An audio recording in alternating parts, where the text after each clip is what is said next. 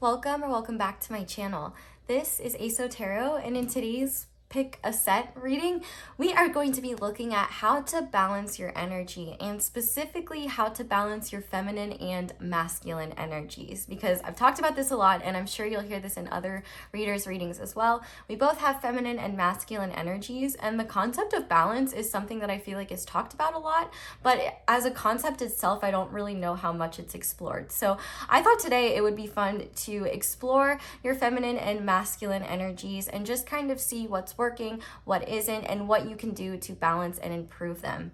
Now, this video is a great example of one that you can always go back to because energy is constantly changing. Of course, it is timeless. But if you find that this resonates and then a little while later, you're out of balance again, feel free to come back to this reading. You might find that you're drawn to a different pile and you need the guidance in that pile instead of the guidance in the pile you had before. But if you guys enjoyed this reading, definitely let me know, because I think this topic is really interesting and I really enjoy it, and I would love to do more of these if that's something you guys are into. But no extended today, we just have the YouTube video. So let's talk about our 4 piles. So to start, we have pile 1, and with pile 1, I have 2 stones for each pile.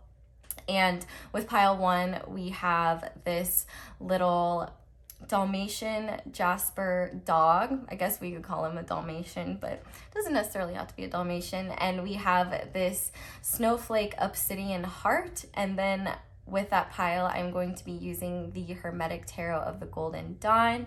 And then for pile 2, we have this little strawberry quartz cubish rectangle and this little tumbled angelite stone.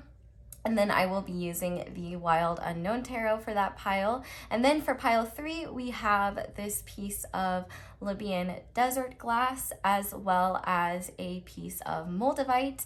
And the tarot cards that I'm going to be using for this pile is the Black Line Tarot. And then finally for pile 4, we have this little flower agate sun, as well as a little labradorite moon. And then the tarot cards that I am using for it are the Intuitive Night Goddess tarot cards. So go ahead and pause the video if you need to decide which pile you feel most drawn to. It's absolutely okay to be drawn to more than one. You might need information in different piles, and like I said, hold on to this video if you find it useful. You may come back and be drawn to a different pile later. So once you picked your pile, you can go ahead and scroll down to the description box or the comment section, where I will have all of the timestamps listed below, and then we will get into your reading.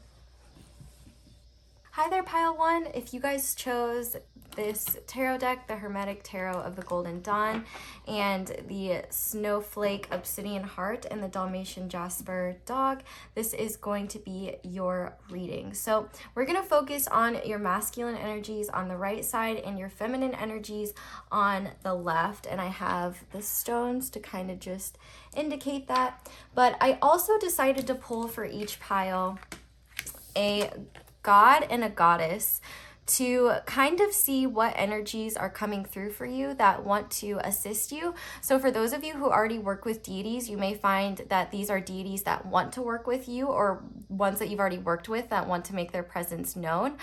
For others, if you don't work with deities and you're not really interested in that, this is something you may want to, well, if you're not interested in it, you don't want to look into it.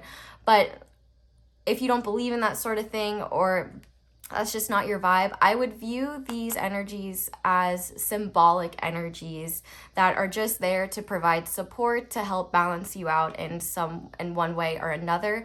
But for those of you who do work with deities, but you don't necessarily resonate with the deities that come through here, if you find that you do resonate with a deity that kind of covers the same topic but is just a different culture or something like that, feel free to replace that deity's energy with the one on the board. Because this is a general reading, obviously I feel like there's a lot more deities that may want to come through than there is the opportunity to have them. So if any specific deities that come to mind that are different from the cards, feel free to note that. And be open to that. So to start, the masculine deity coming through is the green man, and he represents abundance. And then for the feminine energy coming through, feminine deity is Hecate, and she is coming to talk about illumination. So for my witches out there, y'all might already be working with her. She is a pretty popular goddess to work with.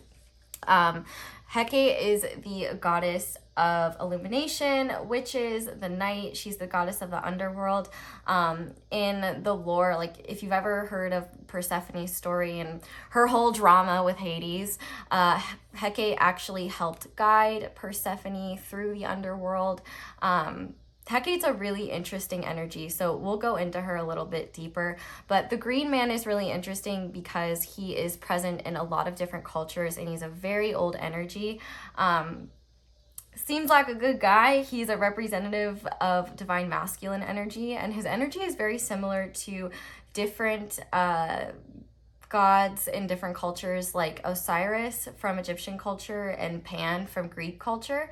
But he's all about abundance and prosperity. He's quite a woodsy guy, as you can see. Whereas Hecate is more of kind of an intense energy, but also one that is very essential. She rules a lot of shadow work and things like that. So if you've been looking to do shadow work, she's an excellent deity to work with.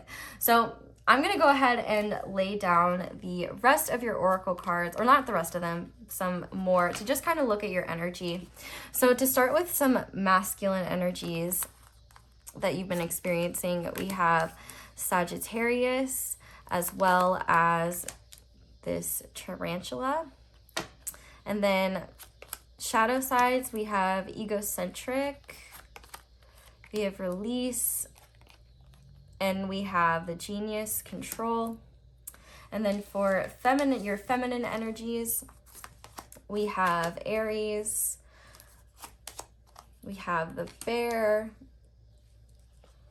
and kind of shadowy sides or aspects of this side that Spirit wants to bring your attention is arrogance, workaholic, and the conformist. So these oracles will be guidance. I'll lay them down in a bit, but let's go ahead and just look at this energy, because if you resonate with this will be your reading, but if you don't, I would check a different pile.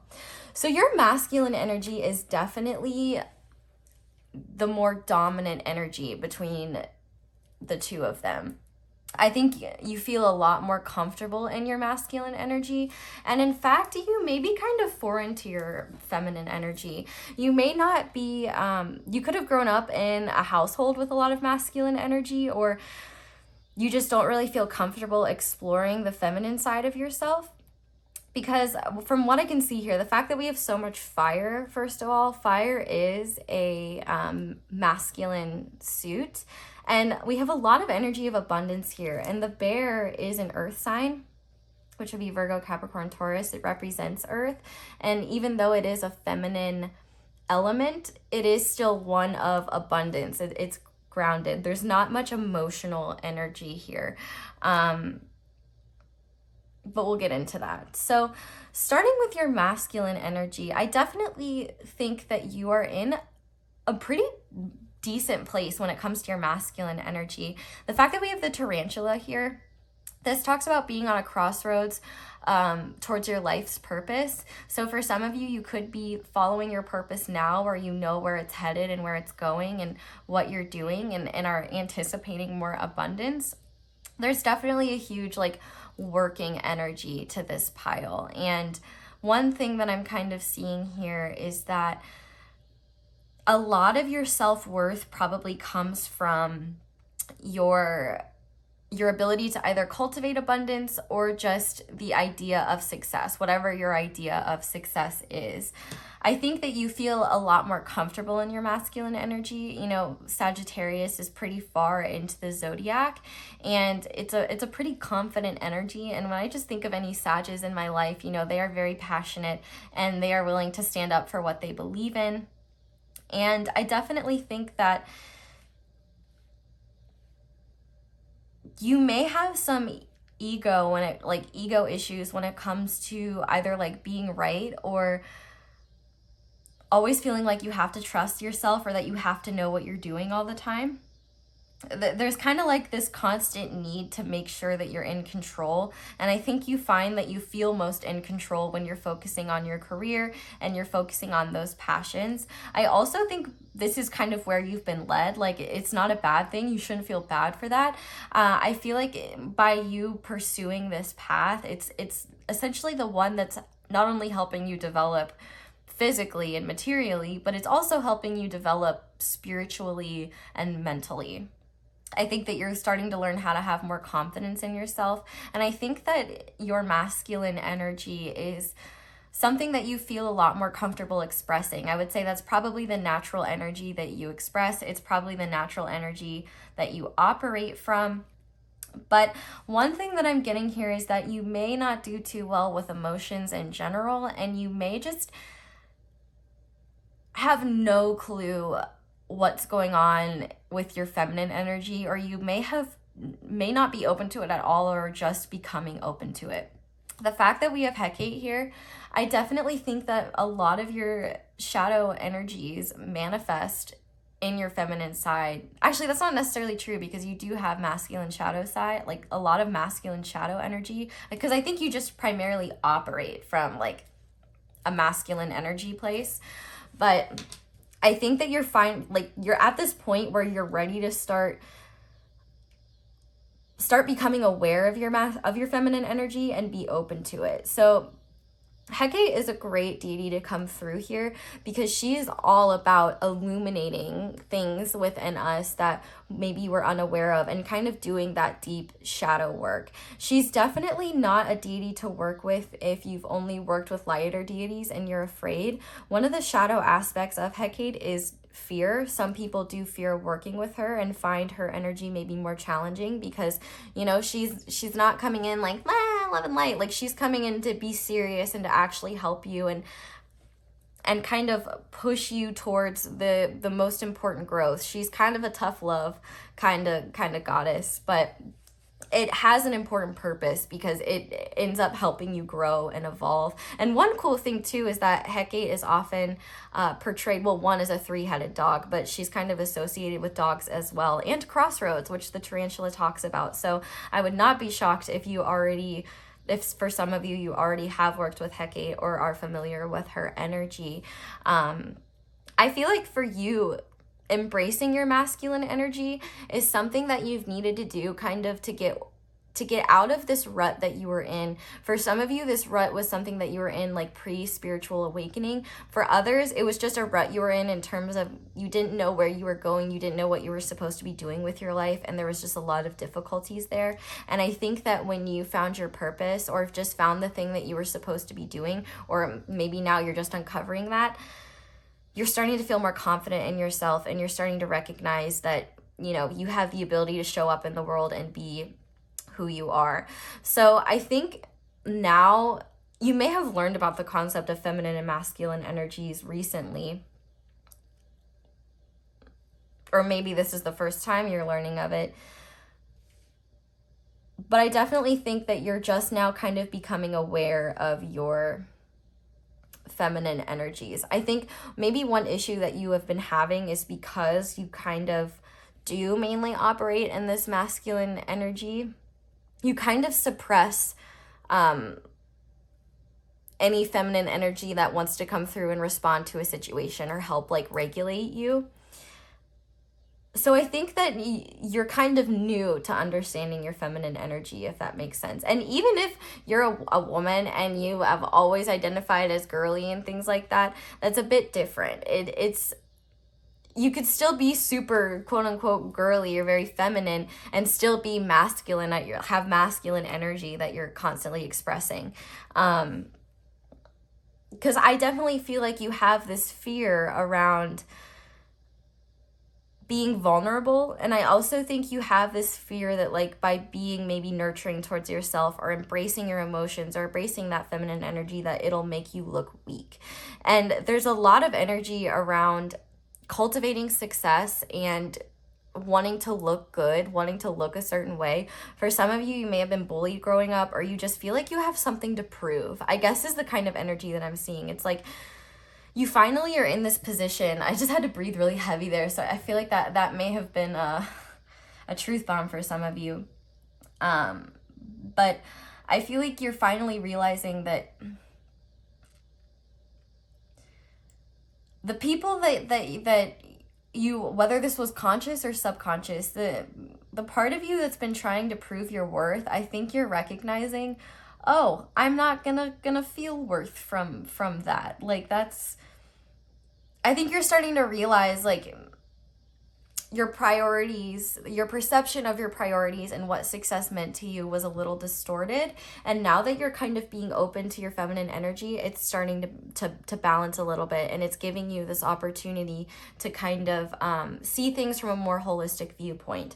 So the fact that your feminine energy is being represented by Aries, you know, this is also a fire sign, a masculine energy. You should be aware that you are approaching your feminine energy from a masculine viewpoint. And so that is something that you're going to want to kind of keep in check, because you may shame yourself if you have like emotional responses, or you may recognize as certain aspects of your feminine energy as like toxic or bad, and they're not. You just view them that way because you're uncomfortable of it. I don't even want to use the word toxic. I think you just see it as bad.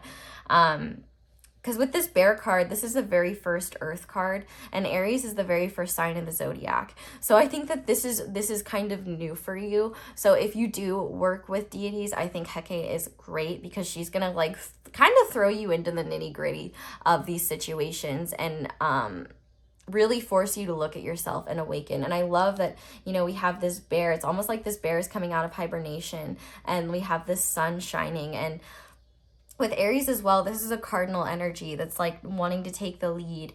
And I do think that a lot of your feminine energy is probably expressed through your inner child. You probably enjoy like being creative or just being silly and playful. I feel like that's maybe the easiest way for your feminine energy to come through, is when you're being kind of like, I wouldn't say necessarily childish, but just being silly and not being afraid to kind of be vulnerable about that part of yourself, that you like to be silly and things like that.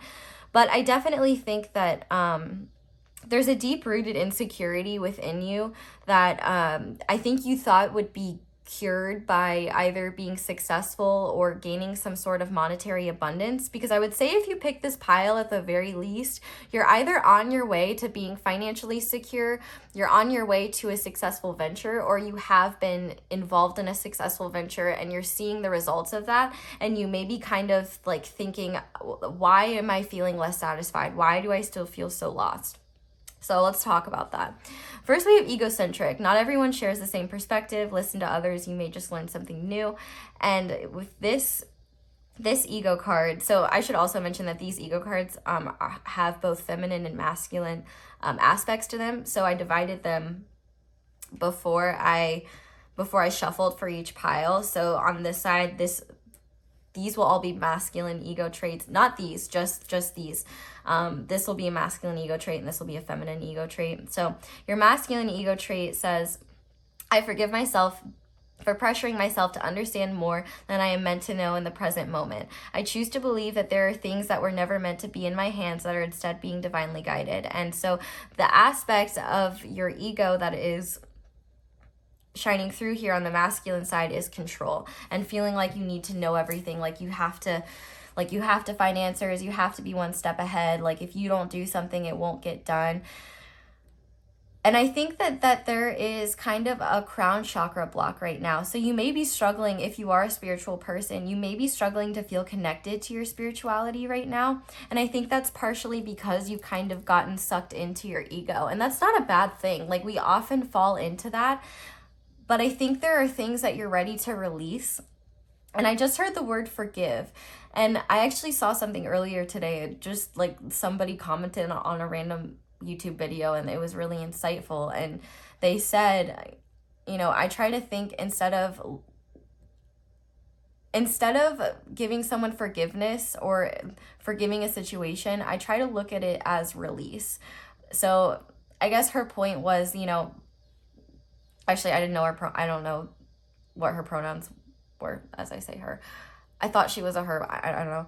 Anyway, essentially what they said was that they like to use the word release because it kind of just, even if the situation isn't resolved, they're kind of pushing that burden away. And they're not excusing what happened or the behavior or anything like that, but they are just kind of releasing it for their own greatest good. And so I do think that there are things in your past that you might be holding on to, like you might be wanting somebody to come forward and apologize to like appease your own ego, or you might just be having a hard time of letting go of certain things in the past. In fact, maybe your desire to go after this abundance has been so focused on wanting to prove your worth, if not to a certain person, to just people in general. Like maybe for some of you, it could be like the people you went to high school with that like bullied you, or like things like that. And I think that one kind of shadow aspect that's manifesting right now is you're motivated by wounds from your past that told you weren't good enough. And so I think your natural response was, once you found this purpose and you started getting this abundance, well, material success is an obvious sign of success. I'm going to keep going towards that, and I'm going to feel valid that way. But you may be finding as you're cultivating this success that you don't feel any better than you once did. And that's because you're still operating from this ego perspective of, well, this success or this abundance represents my value and my worth. And one thing Spirit is kind of saying is like, that's not necessarily true. That's kind of just your belief. And I think one thing you need to know is that you don't have to have everything figured out. You know, obviously part of control, or wanting to have control, is a way to feel safe. And I think for you, you've just been trying to logically figure a lot of things out, or just try to understand why things have happened, or you may just pressure yourself to have things figured out and to fix things for everyone else. But I think one thing that Spirit is trying to get you to realize is that you can't, one thing I'm hearing is that you can't be all things for all people. And two, it's not your job to figure everything out. Some things are meant to be left unknown. And part of the process of releasing this ego desire to be the genius, I'm not saying that you see yourself as a genius at all. This is just kind of a stereotype of this type of ego response. It's just, in order for you to feel safe, you may feel like you need to have all the facts, you need to know what's going on before you move forward, because you have a fear of rejection. So moving in over here with this arrogance, if you're insecure or fear rejection, this behavior surfaces. Work on accepting your true self and give yourself love as you are needing it. So your biggest struggle is that you focus on finding this abundance pretty much anywhere, or not this abundance. You focus on finding validation through others recognizing your own abundance or what you've cultivated for yourself. And you may, as an ego response when you're feeling insecure, be like, whatever, I'm the shit, I'm amazing, even though you don't necessarily believe it. And instead of maybe looking at things critically sometimes, you may just instead brush criticism off. Well, if it's bad faith criticism, you should brush it off. But maybe, good faith criticism that's just like trying to help, you may have a hard time taking that because there's a self-love deficit within you. And that's really shown here with this workaholic card, because I think that a lot of what you have been doing, you may be finding that you're able to tap in to your feminine energy through your creativity and through your passions. Fire is a lot about passion and creativity. And obviously in this workaholic card, there's a painter here. But you may be so focused on working and just cultivating your own abundance that you're not really giving yourself time to rest. You're not really giving yourself time to nurture yourself. And maybe you feel like you've been resting. Obviously bears hibernate. But I feel like even when you're resting, you're not truly resting, because you may be ruminating over things that happened in your past, or you may just have trouble giving your mind a break, or you don't really spend that time like with yourself necessarily.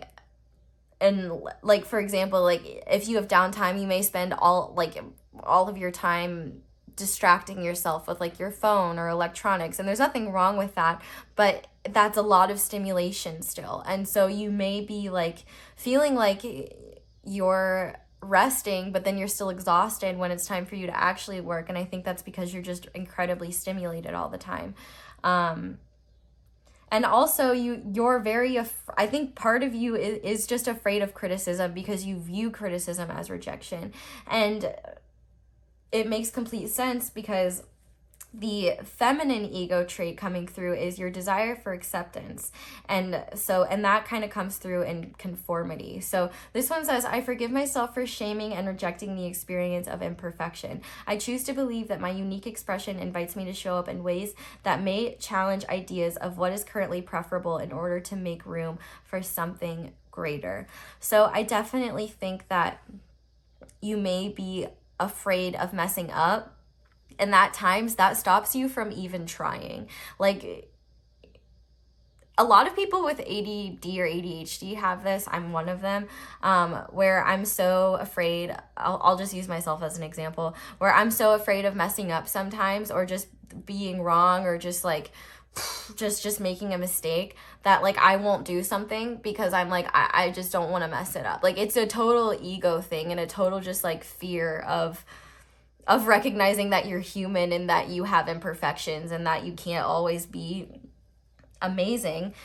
But I do think that this shadow energy of arrogance maybe stops you from fully embracing this feminine aspect of yourself, because one, it may look weak, and two, because you aren't really sure how to nurture yourself. You're only kind of opening up to this feminine energy. You probably have a hard time just like being open to that feminine energy in general. So you don't get really any nurturing, and then it makes criticism or any negative energy sent your way hit you that much harder, because you have nothing to regulate yourself and remind you that you are so loved and so valuable and still so worthy. Like, criticism or even negative comments, bad things said to you, it does not mean it's the truth. It's just somebody's opinion, and it doesn't mean it's right. And so I think one thing that you're kind of needing to realize is that you may have a stubbornness when it comes to being soft. Like, I think you are very uncomfortable with being soft with yourself. And I think one thing you need to realize is that you need to be your own mama bear sometimes. And if you know how to be a mama bear, then like, that's kind of the energy that you want to embrace towards yourself to help open you up to your feminine energy. But I think that your real shadow is your biggest shadow is masculine, because Hecate, like a shadow that Hecate represents is just fear. And like the fear of working through your shadows, the fear of illuminating those things that you would rather keep hidden. But a shadow with the green man is exuberance, and unstoppable exuberance at that. And while it can be pleasurable, it can be hard to kind of rein it in and practice, temperance, I guess, and moderate yourself. But this can also represent, for example, if you're not experiencing a lot of abundance right now, it could represent your fear of prosperity and growth. And that could be something holding you back from truly embracing this path of yours, or truly opening up the doors of abundance. You may be afraid of making the exact changes you need to open up those doors. But also, one shadow aspect that some of you may be facing is that you may be craving too much abundance to the point where it's taking over your life. So the fact that we have workaholic over here, I think the nurturing feminine part of yourself has been trying to say, okay, we need to take a break. Like, we need to take time for us. Like, we need to take time to take care of ourselves. And your masculine shadow is coming through like, no, I need to keep going. I need to keep persisting. I need to keep cultivating this abundance, to the point where you're kind of in this workaholic energy and you're missing out on a lot of aspects of life because you're just focusing on that one area. And while it may be benefiting you in certain ways, it does kind of seem like it's holding you back in a lot of other ways. And I think the most abundance you'll actually be able to cultivate is through your own personal growth.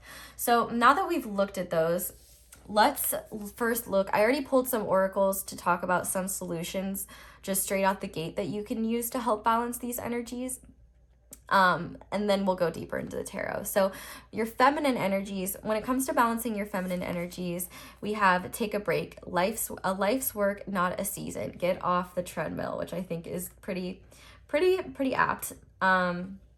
We also have make an altar. So for some of you, if you're like new to spirituality or witchcraft or whatever it may be, I definitely think it could help to make an altar, or just kind of have a sacred space for yourself where you meditate, where you practice gratitude, where you kind of open up to your spiritual side, to your feminine side, because I really do feel like maybe one of your blockages when it comes to being more open to spirit is your fear of your feminine energy, because spirit comes through in so many ways, and a big way it comes through is through your emotional body. And so if you're not really tapped into your emotional body, you're missing out on tons of information that you could be receiving.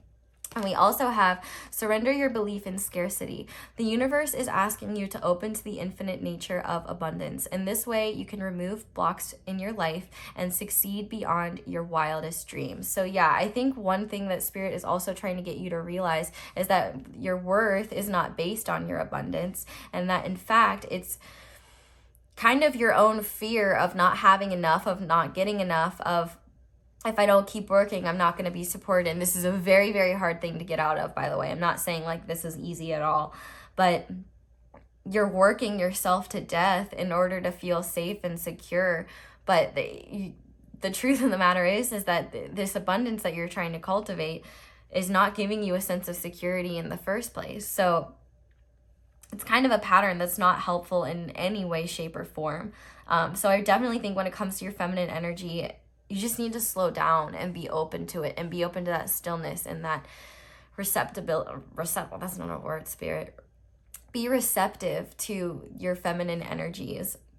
I also just saw this image of like the cosmic bloom. So it's almost like you kind of need to go back into this like kind of like in pregnancy, how, you know, there's a long gestation period. It's almost like you need to take time for yourself every day to be open to that part of yourself, to that feminine side of yourself, and kind of explore it and understand it from a non-judgmental point of view. Instead of looking at it like, I know what's here and I understand my energy, just be open to what comes through, because I think you'll actually be really shocked at how your feminine energy kind of subconsciously sabotages you, or your fear of exploring your feminine energy causes your masculine energy, like the shadow aspects of your masculine energy and your ego, to be more intense. And it like gets you stuck in this cycle where you're kind of just either go all the time, and even if it's not physically go, it's at the very least mentally go.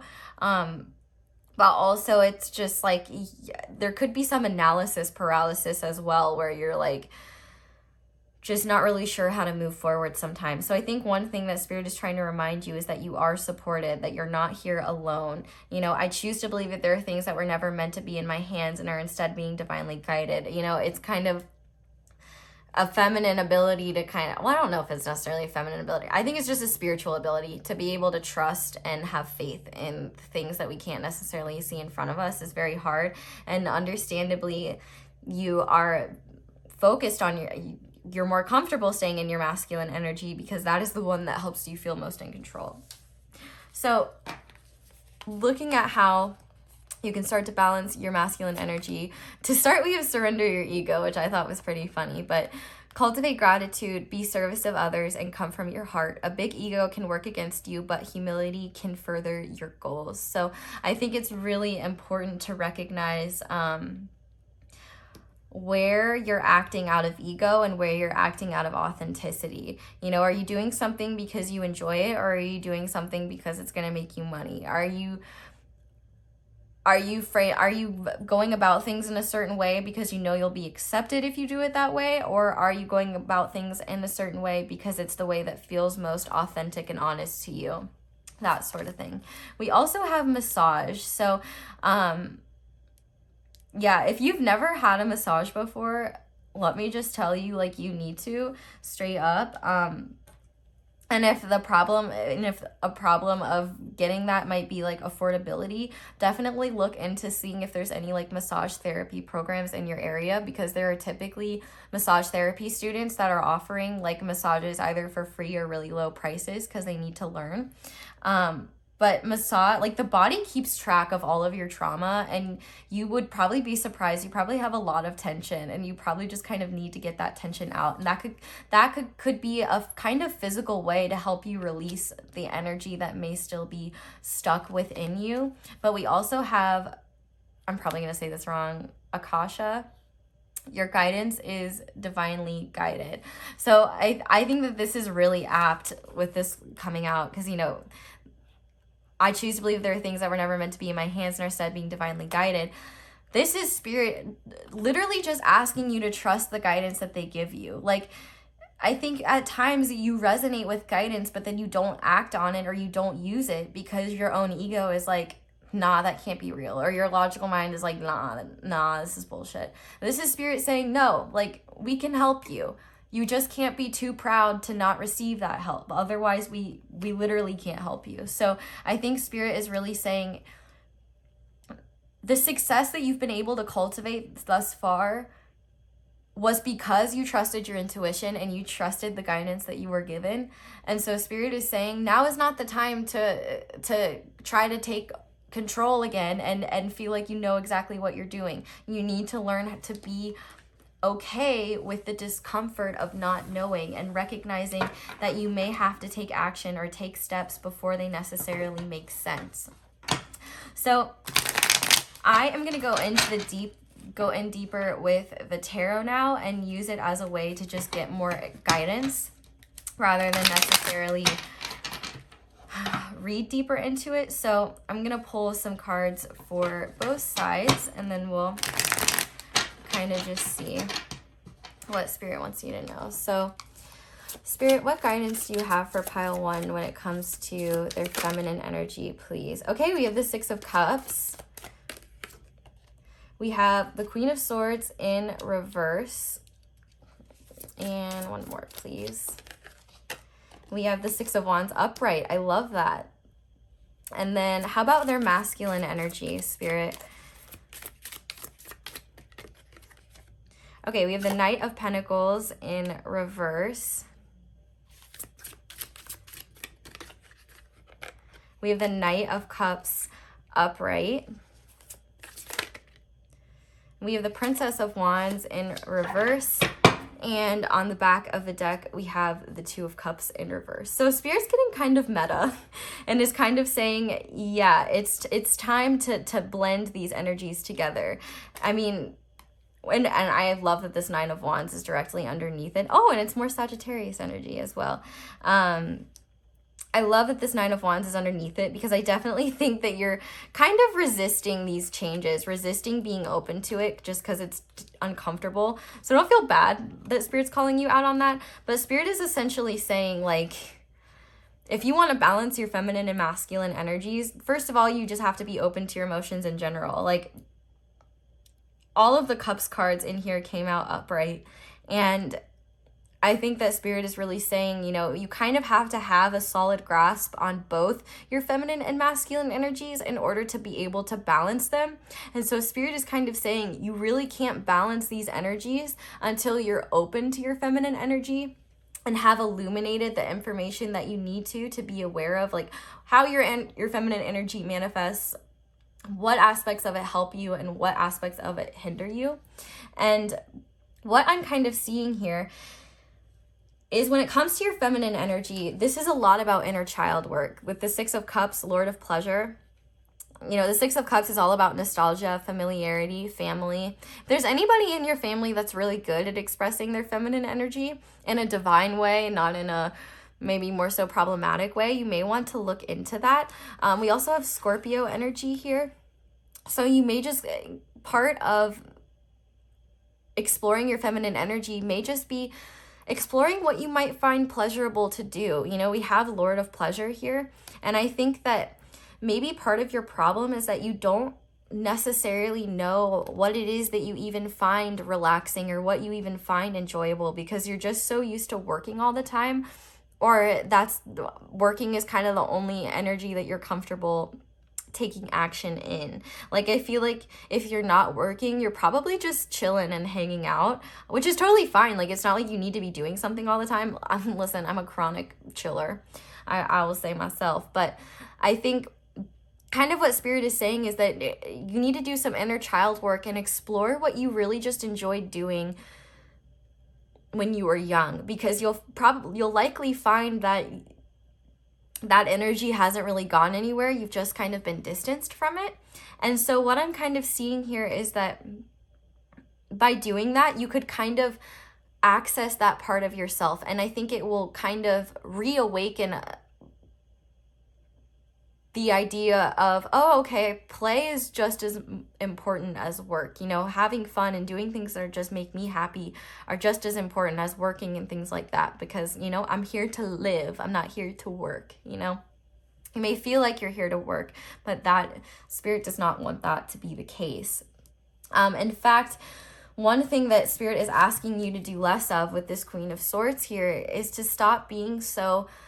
First of all, you need to look at how you talk to yourself, how you say things about yourself. And I'll actually use a personal anecdote here because I can completely relate to this. I was like kind of going back and looking at like things from my old Finsta from like college, way before I like was spiritual or anything like that. And I like the way that I talked about myself.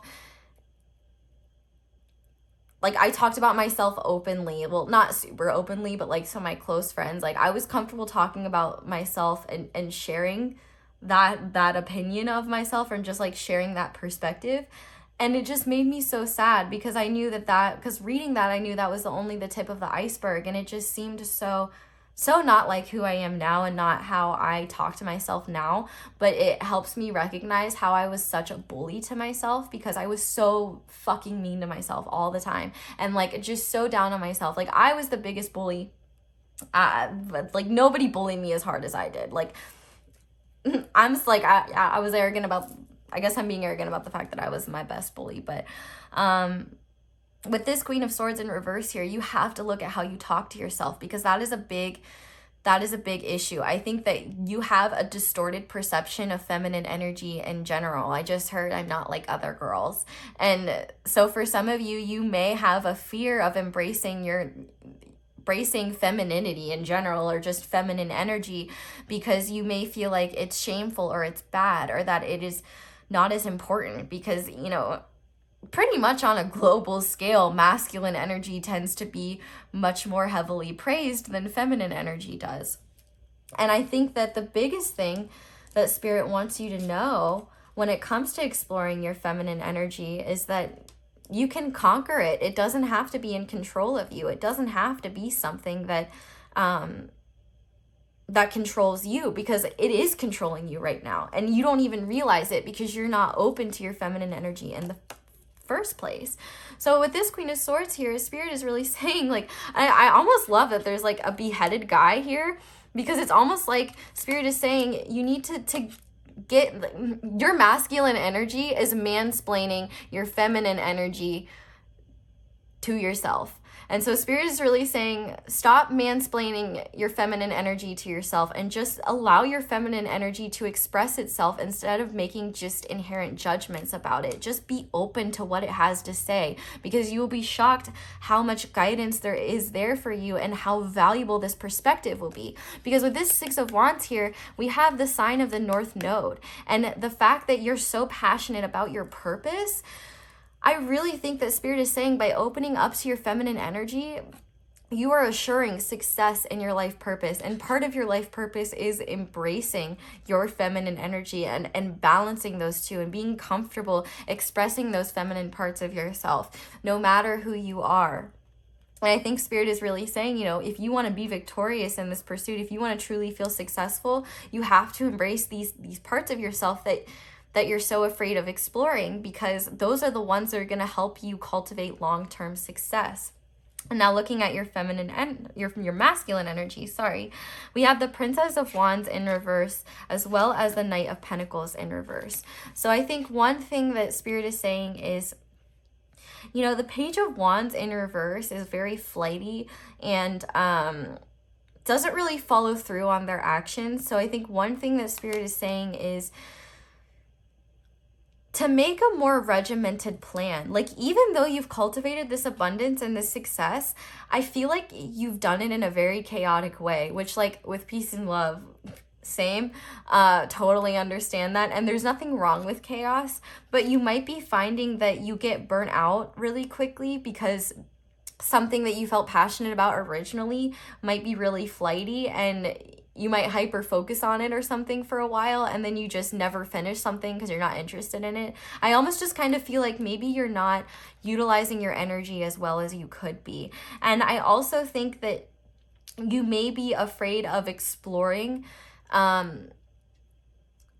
different outlets and different avenues outside of what directly supports you financially. And I think that part of what Spirit wants you to embrace when it comes to your masculine energy is just the concept of being adventurous and like being open to what you haven't discovered yet. Because I feel like one thing you may find is that you get burnt out easily because, one, you're not very good at taking care of your physical needs in a very consistent way. No offense. And if you are, then just disregard that message. But I feel like for a lot of you, you're probably really inconsistent when it comes to like nutrition. Iced coffee is not a meal. Let me repeat that. Iced coffee is not a meal. So somebody's guides really want you to know that. You need food too to feel energy. And with this Knight of Pentacles in reverse, I feel like you could just really benefit from going slow and steady. You know, I feel like maybe you act upon these creative impulses, or you're most inspired to work when you feel actually emotionally involved in what it is that you're creating, and you feel driven and you feel passionate. But you're not always going to feel that way. And so one thing that Spirit is trying to get you to realize is that the one way you could expand your masculine energy and expand and utilize it better is by planning how you're going to like planning your life out, and also giving yourself room to explore things and try new things, and kind of allow your heart to guide where you take your life, like your career, your abundance. I feel like by being open to your emotional body, there are answers that you've been looking for that have been unclear. Like, I'm not sure where I'm supposed to go or what my next step is. And what Spirit is kind of saying is your heart can lead you there. But it's almost like you need to have, with the Six of Cups, a reunion with your heart almost, and recognize what your heart is even telling you. Because I think that for a very long time, the only thing that you have used to tell you what it is that you need to know is the external responses and your own internal perception of right and wrong. I think that what you need to do is kind of just completely eradicate the idea of good and bad and right and wrong, and just allow things to be as they are, and look at your energy from an unbiased perspective, which obviously is very difficult. But I think that you're so afraid of kind of peeking underneath like the curtain of what may be lying underneath the surface, and that is holding you back, because there are things that you need to address that you're not even aware of, like that they exist. And it's almost like you're looking in the same places that you were looking previously, as if there's like answers there that you didn't have before. But Spirit is saying, no, you've gotten far and you've done amazing, but you've kind of sorted out a lot of those aspects, and now you're ready to sort out new aspects. And so it's almost like you're needing to regroup and change your focus when it comes to how you balance this energy. It's like you're needing to just change it. You know, I also see this Knight of Pentacles as being like stuck in the same routine and it's not working anymore, going about things in the same way and not yielding as successful results. And I think a large reason as to why is because you implemented this plan or implemented this way of going about things at the very beginning of your journey, and it's done well for you, but at this point you're probably experiencing stagnation, or you're feeling this internal resistance, like, why do I feel unsettled? Why am I not feeling more at peace? And that's because there's a whole other part of you that, one, is not being seen accurately. The parts of it that you're aware of, you're not looking at accurately. And two, there's so much inside of you that you're not aware of. Not literally, at least I hope not. I'll go to a doctor if that's the case. I'm not qualified to know that.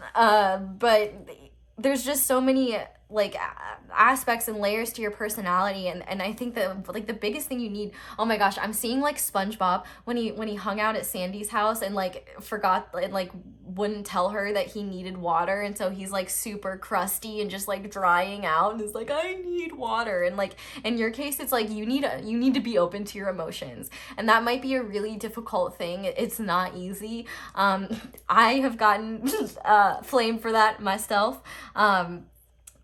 by my guides on things like that. So trust me, you're not the only one. Obviously, exploring your emotional body is difficult, but if you're operating in divine feminine energy and divine masculine energy, then you're both able to recognize that you have the ability to protect yourself as well as love and nurture yourself. So when uncomfortable things happen, or people say things that don't agree with you, or you just are feeling insecure, or you're feeling hurt, you kind of have like both energies to rely on to nurture you. You don't need to rely on just one aspect of yourself. There's so, like, you're a multifaceted being. You're not just a list of traits. Like, there's so many parts of you that are there to be discovered. And there are maybe parts of you that you're ready to discard that don't really assist you anymore. And so Spirit is really saying, you know, it's time to essentially reconfigure everything and take a look at what is not helping propel you forward anymore.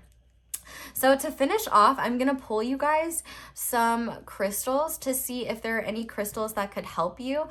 Some may be more feminine or masculine than others, but if you have them, then great, use them. And if not, if I have any, I'll just right here on the table, I'll show you what they look like. But Spirit, are there any crystals that might help pile one when it comes to balancing their energy? Okay, so we had a couple. I'm going to take what's on the back of the deck as well. Okay, so we have malachite, and I'm just going to kind of like make sure you guys can see them. I'm just going to kind of hold them up to the camera so that you guys can pause and read them yourself. So the first one we have is malachite. The second one we have is blue topaz. And look, we have Sagittarius again. That's what it looks like on the back. I don't have blue topaz, but you also have citrine. I'll make sure you can see that. So if you want to read that, you can pause. And finally, we have citrine spirit quartz, which looks like this. So I don't have citrine spirit quartz or blue topaz, but I do have, I should have malachite. And I know I have citrine. So this is citrine. There's lots of different citrine. It's a pretty common stone. Malachite is super common as well. It's, you know, that green stone that, oh, here it is. I was like, where's my malachite? So yeah, and this is citrine. This is citrine, and this is malachite. So if you feel called to any of those stones, they may help you. If you are unfamiliar with crystal healing, the biggest thing I will say is that they are not as hard as you think. And in fact, even just having them in your space can be useful. But also, you know, even if you don't really resonate with stones, you can just kind of take the concepts of them and use that as advice as well. But pile one, I'm gonna leave this reading here. Thank you guys so much for watching. I really hope that this reading was valuable and gave you the information that you were looking for. Definitely comment down below and let me know how it resonates. I would love to hear. I really enjoyed doing this reading, so I hope you guys enjoyed it as much as I did. Thank you so much to everybody who watches my ads. That is the simplest and easiest way to support me. But if you want to support me in other ways, you can check out my merch. You can check out my oh shoot, what is it? My social media. You can like this video, you can comment, you can subscribe, and click that little bell notification if you want to be notified whenever I upload a new reading. But yeah, I hope you all have a wonderful day or night whenever it is that you're watching this, and I hope you'll come back and see me again soon. Bye! Hi there, Pile 2. If you guys chose the Wild Unknown Tarot and the Strawberry Quartz Cubic Rectangle and the little Tumble Angelite Stone, this is going to be your reading. So the masculine, your masculine energy is going to be represented on the right side and by this stone, and your feminine energy is going to be represented on the left side and with the Angelite. So I decided for each pile that I was going to pull a god and a goddess just to see what energies might come through. So for those of you who work with deities, you could already work with these deities, and that could be confirmation of them wanting to help in your life. No matter what, the deities that came through are ones that want to help your life in some way, though not everyone is comfortable working with deities. So if you're not comfortable working with deities, or you just don't believe in that sort of thing, or you're not into that, I would look at these deities as positive energy that wants to support you or guide you, and the deity that they're coming through is just a symbolic energy. And for those of you who do work with deities but don't really resonate with the ones that come through, like maybe culturally or the deity itself, if there's a deity that represents the same thing that you have more resonance with, you can absolutely like replace that deity with the one that comes through in this general reading, because it is general, so not everyone will connect to the same deities, and there are just so many over so many different cultures. So feel free to kind of mix and match that. But for this pile, the god coming out is the Norse god Loki, and the goddess coming out is the Egyptian god Nut. So I'm going to say right now, I took a lot of French growing up, so if I'm channeling and I accidentally call her Nui, that's just like me being absent-minded. I know her name is Nut. And actually in a lot of times it's just spelled N-U-T, and that looks more like nut, but it's Newt, like N-E-W-T. Like, you know, that makes me think of Matilda. When Miss Trunchbull gets the little newt on her, and she's like, it's a snake, and Matilda's like, it's a newt. Or is that Matilda's friend? I can't. Anyway, I'm going to lay out your cards now. So we're just going to look and see kind of the positive. We're looking at your energy as a whole first, and just kind of seeing what you've got going on in both your feminine and your masculine energies, both good and bad. So starting with your masculine energy, we have Taurus, we have the earth sign with the wolf. We also have the masculine ego response around control called the genius. I almost said the Jesus. We also have the sacral chakra with perseverance, and we have narrow-minded. And don't get too upset by the shadow cards. If you don't resonate with the shadow, that's totally fine. That's why I had a bunch of different shadows come through here. But for your feminine energy, we have the Nightingale. We also have Mercury or Mercurius. And if you're Mercurius, what planets Mercury rules, that would be, not what planets, what signs. Mercury is a planet. Mercury rules Virgo and Gemini. We also have boundaries, and we have the feminine ego response for control, and that one is the Fool. So these ego cards are really cool because they're already divided into feminine and masculine expressions. So what's interesting is that there's tons of different topics like control, acceptance, other things, and those kind of represent ego responses. Like the goal of the ego response is to feel in control in this case. So, and there are feminine and masculine ways of expressing that. So I'm glad that these two came out in the same way, because it'll probably make more sense. But one interesting thing I just want to note is that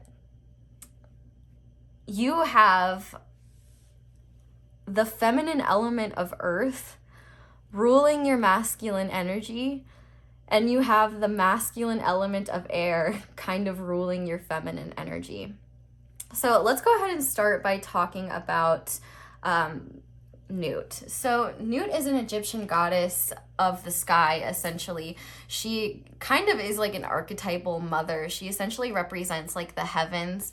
And Egyptians kind of viewed her, a lot of like Egyptian sarcophagi has images of her and things like that on it, because Egyptians believed that you, when you died, you kind of went back to the heavens and you were kind of, you know, brought back to mother.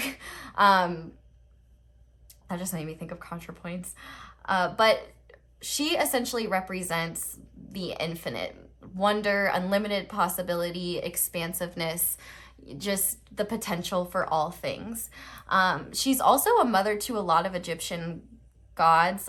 For example, I know she is for Isis, Osiris, Set, and Horus. I'm not sure if she is to any others, but she is kind of like one of the, her brother is an earth god. So she's like kind of a big Egyptian sky god.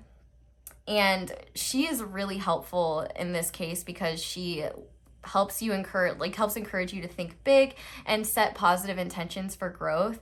And she also brings comfort to those who feel the need to have all the answers all the time. Pay attention to that sentence because we're gonna get into it. But talking about Loki, he is a Norse trickster god, and I'm sure if you've seen like Marvel movies or anything like that, Loki is represented a lot in popular culture. But Loki is all about finding the humor in things and, you know, playing tricks and kind of showing the funny things in life. And also he has a way of helping people take things less seriously, which pay attention to that too. So let's get into it. I think we should start with your masculine energy. Starting with your masculine energy, the biggest thing that I'm seeing here is that there's a lot of restriction when it comes to your masculine energy. It kind of seems like you have the tendency to do what's practical. And when it comes to your actions, especially, I think you act in ways that are the most practical. And I think at times you put a lot of pressure on yourself and you may take yourself too seriously sometimes. And we all do that, so that's nothing to feel ashamed of. It's just because you're putting a lot of pressure on yourself. But I think Loki definitely came through today because there's a need for you to find lightness again. Like your masculine energy just feels really heavy and really regimented and restricted. Now, what's interesting here is like we have motherly and fatherly energies here. So you could be like the mom friend or the dad friend, or you could literally be a parent, and it's hard to get out of that mode. But with this wolf card here, this kind of talks about being a guardian and kind of having fatherly energy. But part of the problem with the wolf energy, at least in this deck of cards, is that they can kind of have a narrow-minded viewpoint of things, and they can kind of have a hard time seeing beyond what works for them or what's right for them. It has a hard time being accepting of all things. This wolf card even has a specific phrase that says, embrace all, exclude none. And I got this vibe for some of you that this may not be something that you're actively very aware of, but you may have inherited from a parental figure or a guardian that has a lot of masculine energy. Because I almost feel like this is a trait that may have been passed down. Like I hear Queen Elizabeth going, duty. Like it's almost like there's some kind of maybe like family expectation to take on burdens or to take care of others that you may have inherited from the people who raised you. That doesn't have to be for everyone, but I almost feel like this is a residual energy and something that you were taught growing up. Like you were taught how to protect and how to provide. And maybe not for all of you how to provide, but at the very least, you have a natural protective instinct no matter what. And I think that maybe a lot of people in your family have done things a certain way, or there's certain expectations when it comes to being involved in your family, and you may also find yourself burdened by that. Like there may be expectations for you to follow things a certain way, or the people in your family always do things in a practical manner, or always do things in a certain way. And you might find, but I almost feel like this energy isn't necessarily natural to you. I think it's something that, like I said, you inherited and you learned, and it's just kind of a part of you now, but it doesn't feel like it's truly authentic to who you are. And I would say, you know, the Taurus energy, that I would say that's more natural. For some of you, you could definitely have Taurus placements, but you absolutely don't have to have the placements that I list here for it to resonate. I think it's more so like the wolf energy that you have inherited, where you may have a hard time thinking outside of maybe a one-track mind or a one-track way of looking at things that you inherited from your family or you learned from your family. And one thing that I think is really interesting is that you may also struggle with all or nothing thinking. Like it's maybe difficult for you to kind of find a middle ground, find a balance. I see why you're here. Hello, happy to have you. And I think that Loki is definitely coming through, because part of what you're not getting to experience and like part of your shadow is not necessarily allowing yourself to have more freedom when it comes to how you act upon things, where you spend your time and energy, and how you allow yourself to like just live life and enjoy yourself. I'm going to kind of come back to shadow aspects in a bit. I want to talk about Newt now because, like I said, Newt talks about bringing like comfort to those who feel the need to have all the answers all the time. And what I find really interesting is that you have this ego card that says, I forgive myself for attempting to draw conclusions based upon the incomplete truths available to me now.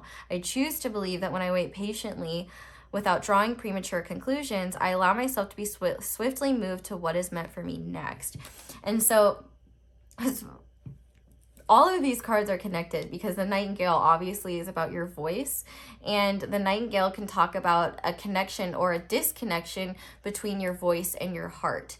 So with perception here representing the heart chakra, I do feel like your perception at times is distorted, either because you may be putting too much pressure on yourself and taking yourself a little too seriously, or feeling like you have to like constantly know everything all the time or be right all the time. And it's not even that it's like a conscious need to be right all the time. It's more so like you're just afraid of people coming for you if you're wrong. It's kind of more of that vibe.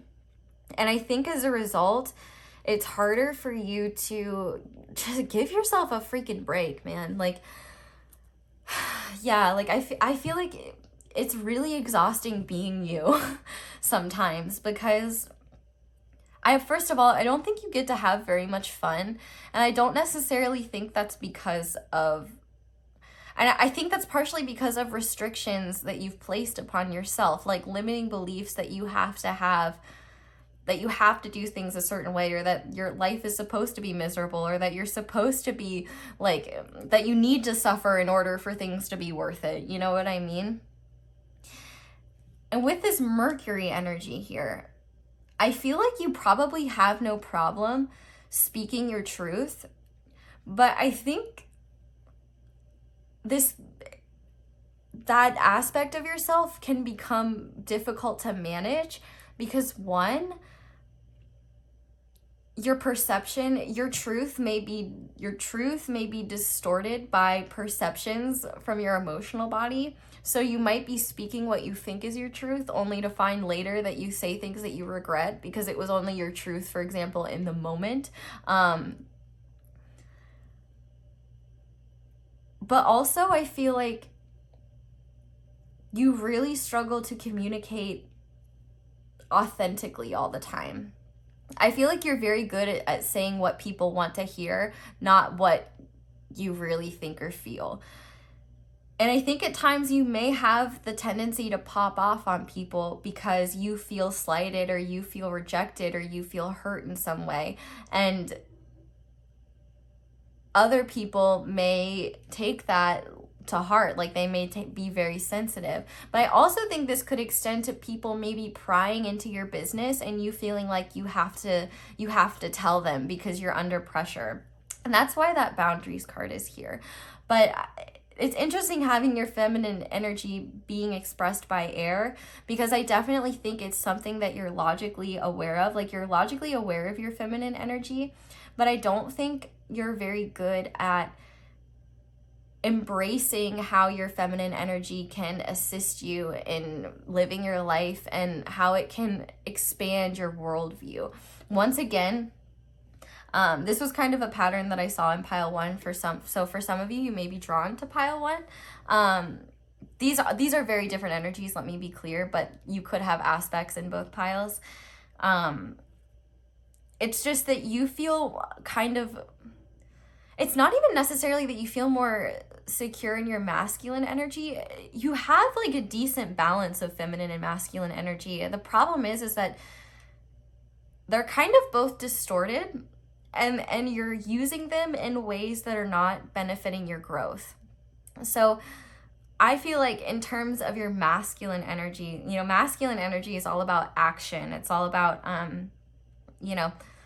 asserting your will and going after what you want and things of that nature.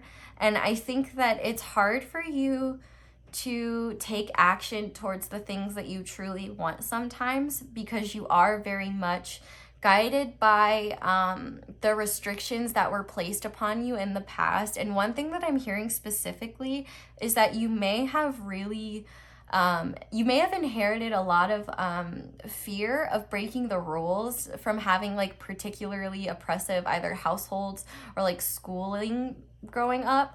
I can relate to that. Like, school felt like prison to me. So I do feel like at times you may kind of be imprisoned by your own mindset, by your own limiting beliefs, because, oh, sorry, I just lost my train of thought there.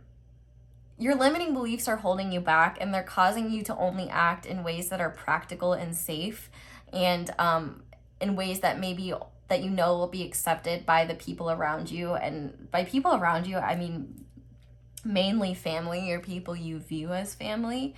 But all of this represents the fact that you have a huge fear of losing control, that you are afraid of relinquishing that control. And I think a lot of what you do in order to feel safe and feel secure is you are good at speaking your needs when you actually know what your needs are, but sometimes you don't know what your needs are. And instead you express what you think you need instead of what you actually need. Because I do think that your heart's desires get mixed with, oh my gosh, you are such a paradox. Pile 2, like with peace and love, you are such a paradox.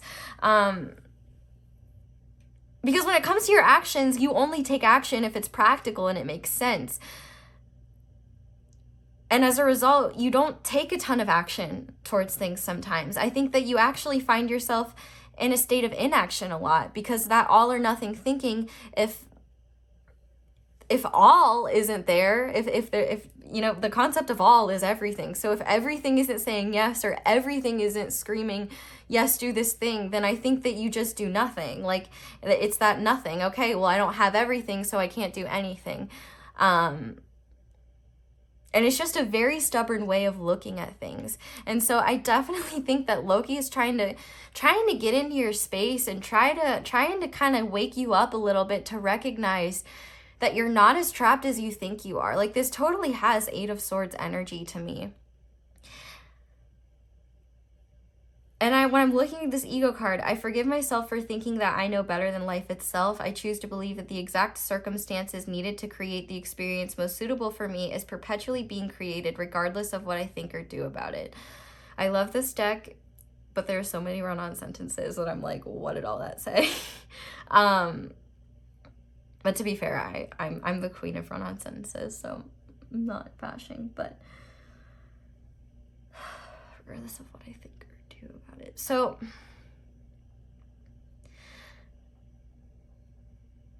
maybe you, like, the people that you inherited this perception from, you really, really respect. And maybe there's a slight fear that if you deviated from that, you would lose that respect. And I don't think that that's for all of you, but you may view the way they've gone about life as the right way because it's the way that they've done it.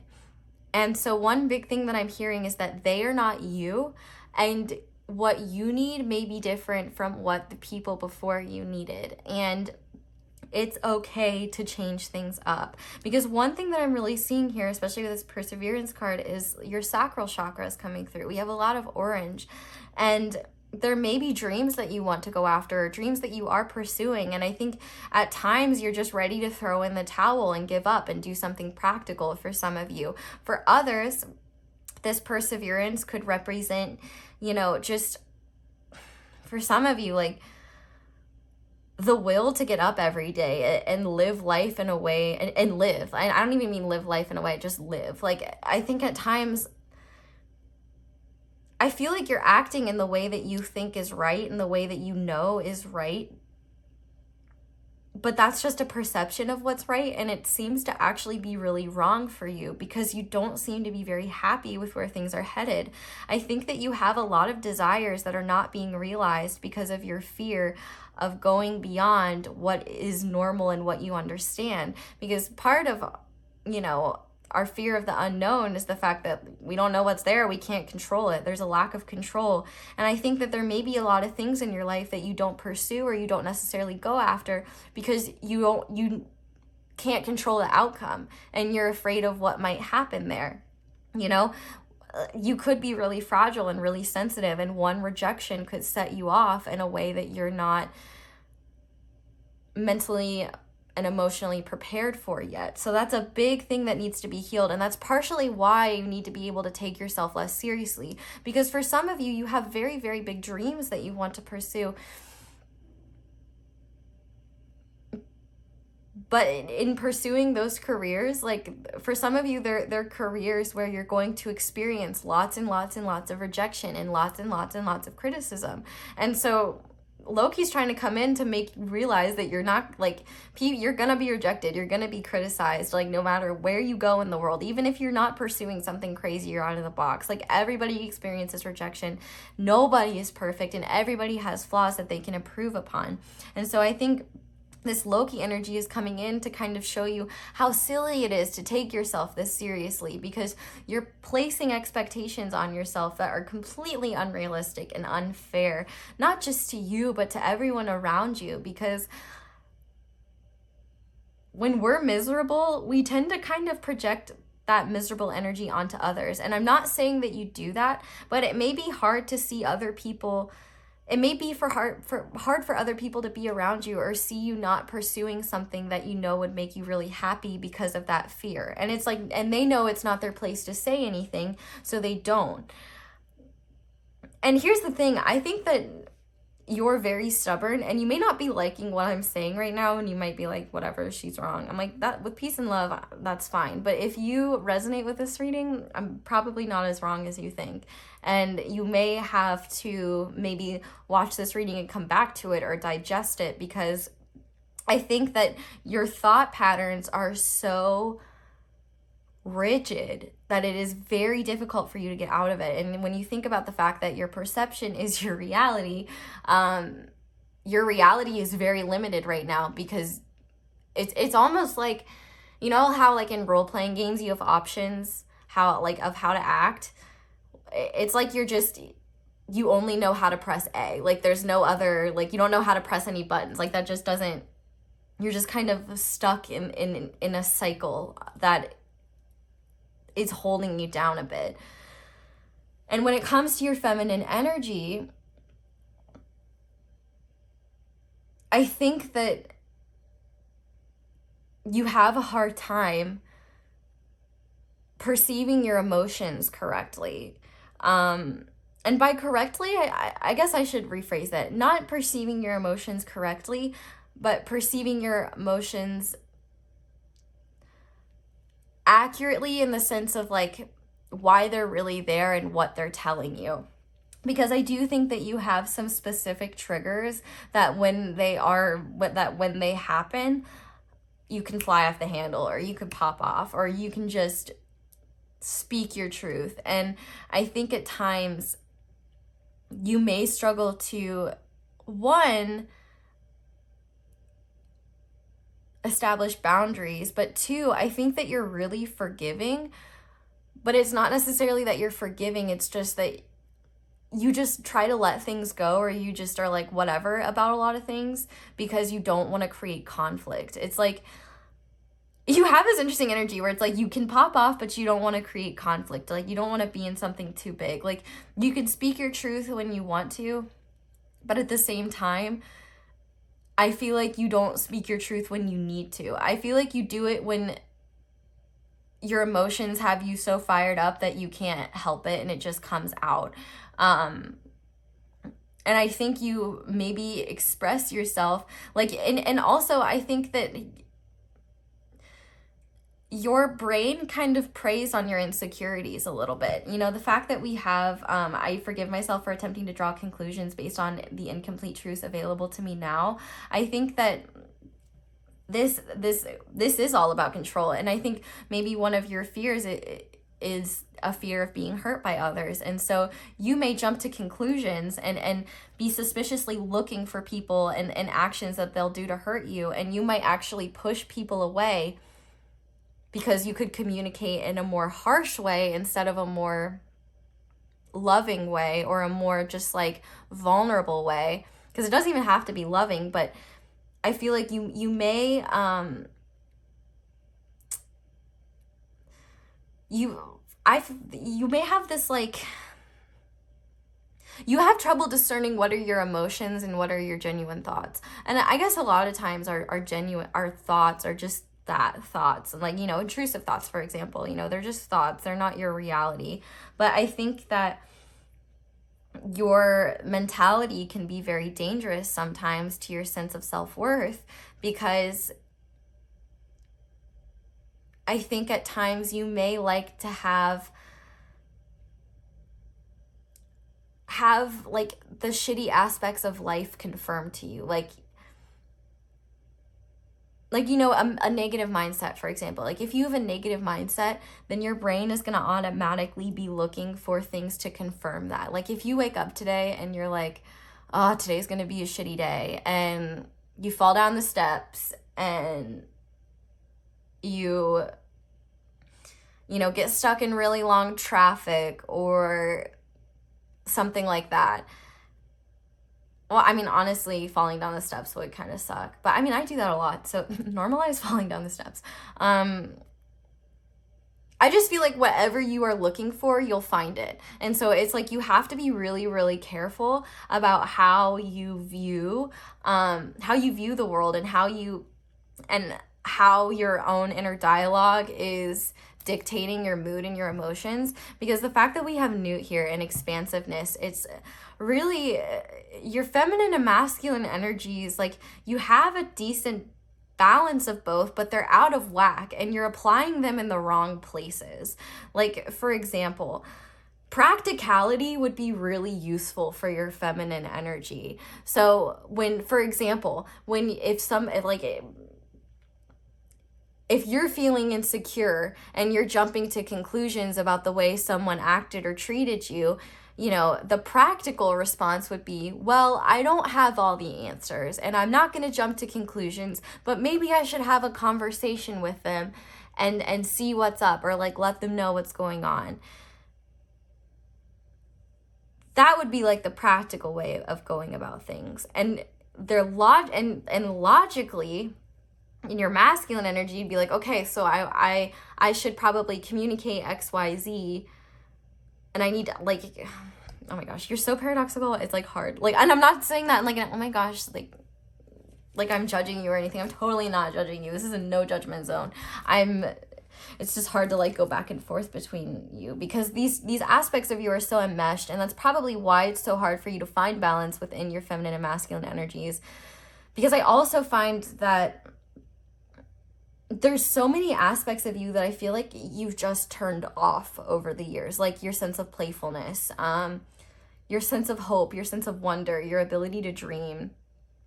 And you might find at times you could mask a lot of your feelings with humor. And so that would be a shadow side of Loki. And I think that you probably do that to yourself, especially when it comes to things that really matter to you. I think are the things that you really tend to laugh off and brush off and pretend like you don't care. In fact, you may have been the type of person to pop off in the past, and I think maybe you realize that's, for some of you, like that just didn't work. And so now, instead of expressing how you feel, you just pretend like you don't feel it, and that just kind of suppresses your energy even more. And kind of, I feel like you have a lot of like pent up energy that just needs to be released. And I think that there's a lot of freedom for you, Pile 2, and just taking yourself and your life a little less seriously. In fact, especially if you're pursuing something creative, like I will say one thing that I am grateful for about like being on YouTube is like, people just say vicious, vile shit all the time. And like, if I took myself super seriously, then like I would never survive. I would not be able to have this job. And like, obviously I'm human, so sometimes like it hurts my feelings, but I also know that like, okay, like congratulations, like you think that. And sometimes like honestly, they're just really, really funny. And that ability to laugh at myself gives me so much freedom, I think, not only to create and be myself, because like obviously I'm the type of reader where I pretend like you're sitting here chit-chatting with me. Like I'm not a circus monkey performer.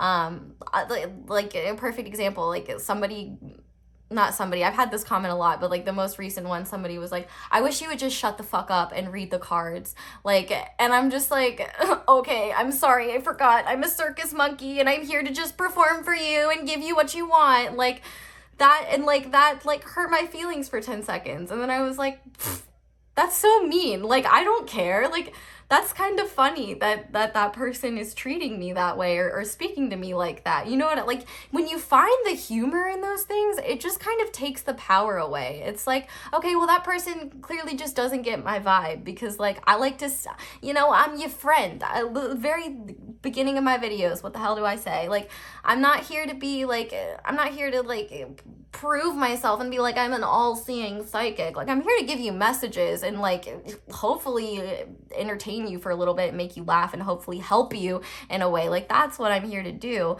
And so when people just constantly criticize you, you just give up because you're like, I can't, like, you can't win. And then it forces you to just laugh at things. And it's very freeing. And, like, obviously that doesn't take, like, the pain away sometimes. And obviously it's easier to deal with in certain times than others. But I think one thing that you need to realize is that you're never going to be able to please everyone. You know, you could be the juiciest peach in the place where peaches grow, and there will be somebody that doesn't like peaches. Please don't roast me for not a tree. Like, I don't know. I'm not from the South. I don't know. Somebody from Georgia, you can confirm where peaches are from. But yeah, like you're just so afraid of what people might say. But once you realize that, like, the people that criticize you and the people that say things to you, they don't even get your vibe. Like, those are the people that typically click on it. Like, for example, in my case, like, those comments, those are typically people that click on my videos for a couple seconds, don't like what they see, leave something negative and move on with their life because they're miserable humans, and they genuinely probably wouldn't have benefited from this guidance anyway because they have deeper issues. Like, let's be real. Not very many people leave negative comments in general. And one thing I do want to say, like, I'm so grateful for how much love y'all give me. But if you're afraid of putting yourself out there, if you're afraid of following your dreams because you're afraid of what people will say to you, you have to understand that, like, what they say does not define you. And, like, yeah, it'll hurt sometimes. Yeah, like, you're gonna get rejected and that shit's gonna suck. But like, it is so much more worthwhile to follow what actually makes you feel happy, because no matter what, you're gonna have people criticizing you, whether you're in a dead-end job and your boss is a dickhead, or you're out in auditions and you know, you're just not getting parts. Like, whatever the case may be, I feel like you've been forcing yourself and you've been acting in ways that are practical that don't benefit you at all, just because that's what was accepted or that's what you were taught. And I think you're well aware of the fact that this way of operating and acting and thinking doesn't give you what you need.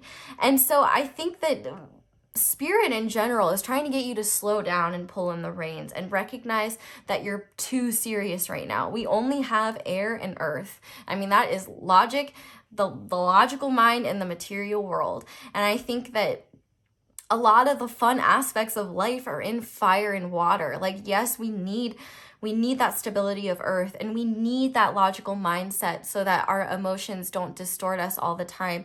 But you may be so afraid of how your emotions distort your perception that you refuse to even touch them now. And so you're just looking at your feminine energy from a logical standpoint, and that's just not the approach you need to have at this time. And I think you're doing it in a protective way.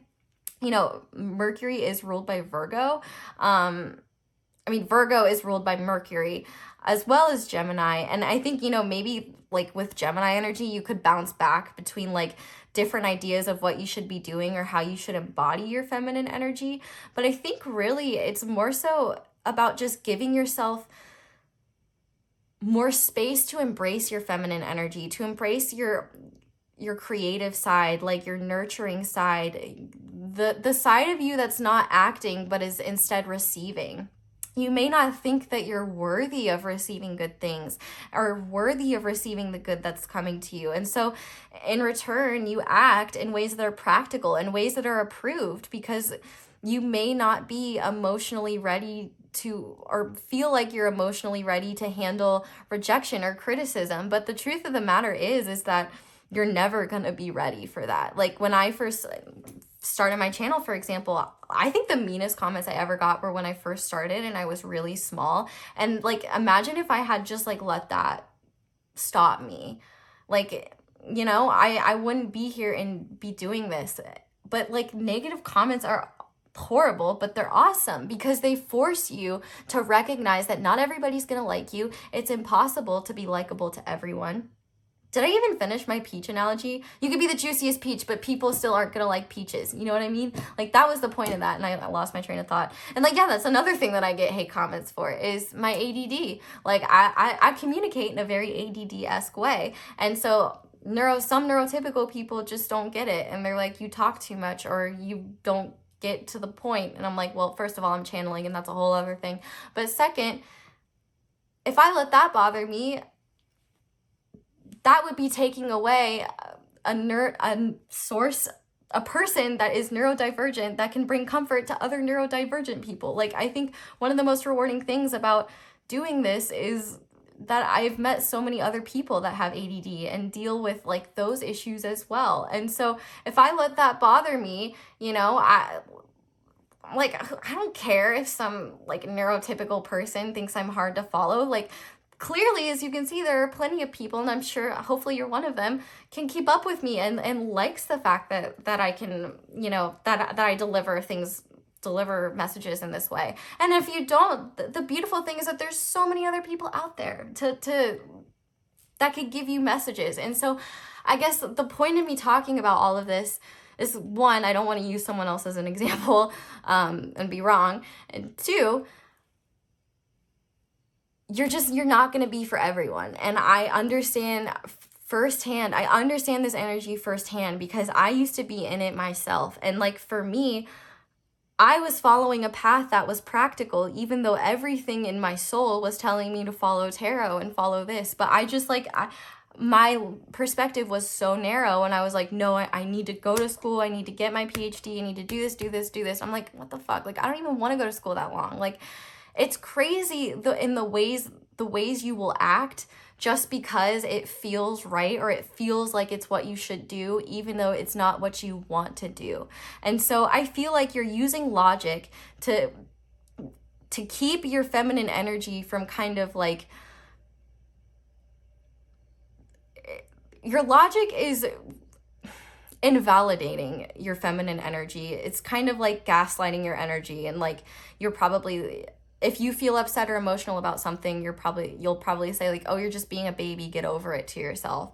Whereas with your masculine energy, you're only acting like, for example, if you have a free day, you're like, well, I need to do the dishes and I need to do laundry.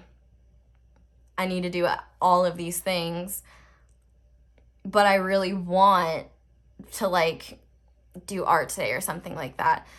Because you have that all or nothing thinking, first of all, you could find a balance and you could do both. You could do some chores and you could do some creative things, but I think you have a hard time doing that. But what you don't realize is like, if you push off the laundry, it'll be there another day. Like, I just feel like you're so responsible and always doing what's right, but never doing what's right for just you. Like, I think that you are always looking out for others, always thinking about others. And in turn, that becomes a reliance on others for validation. And so you're really suppressing your dreams and the belief that you can do more and expand beyond that. But actually, one thing that's interesting, a shadow aspect of Newt, it talks about that believing isn't enough, that you have to act on those beliefs to kind of create the life that you want. And I think that because you are practical and also very critical of yourself, it's hard for you to take action towards your dreams because you kind of get stuck in like this analysis paralysis and this, well, it's not even practical for me to follow this anyway because XYZ.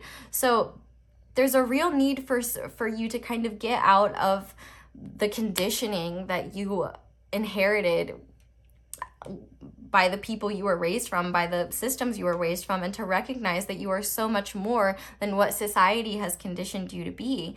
Because there's I think a lot of your feminine energy hasn't even been expressed or realized because you've just been focused on what's practical and what makes sense. Spoiler alert, life doesn't always make sense. And with this boundaries card, develop healthy boundaries to make sure you are emotionally and mentally stable. It's okay to say no. And so I think maybe part of your problem is that people do violate your boundaries a lot because you're afraid to speak up about them, or you're afraid of the rejection that might come by speaking up about your boundaries. And so that's an excellent way of where you betray yourself and you relinquish your control. So it's really interesting that control is a big issue. And I think it's partially because you don't allow your boundaries to you allow your boundaries to be crossed. And I think that you kind of, that energy builds and it kind of becomes a self-sabotaging behavior where you just become angry at yourself. And so it's kind of like you need to kind of reconfigure things and recognize it actually is more logical for you to have boundaries with other people and speak what your boundaries are. Because first of all, takers will take as much as they want. As much as you're willing to give, they'll take and they'll bleed you dry. But second, if somebody responds negatively to a boundary you set, that is the exact reason of why boundaries are so important, because they're probably upset because they're not able to get something that they want from you. So that's why it's so important. Like, that stubborn energy needs to be extended to your feminine energy, because you're so nurturing and so giving to others, but you're not to yourself, because you make yourself believe like, oh, I don't deserve that, or oh, that's not for me. Oh, I'm just, a nobody or whatever. And you talk to yourself like that and you make yourself believe it. And I think that stops you from attracting abundance and attracting what you want, because you maybe at times believe that you can cultivate and attract this abundance, but you only act in ways that are practical. And this new card talks about, believing isn't enough. You have to co-create with spirit. And I'm sure you've heard that before, but co-creating with spirit, the most effective way to do that isn't necessarily the most practical answer. Sure, you can cultivate abundance by having a salary job, but if it's killing your soul, what the hell is it worth, man? Like, you know, the logical point for me, like, for example, before I was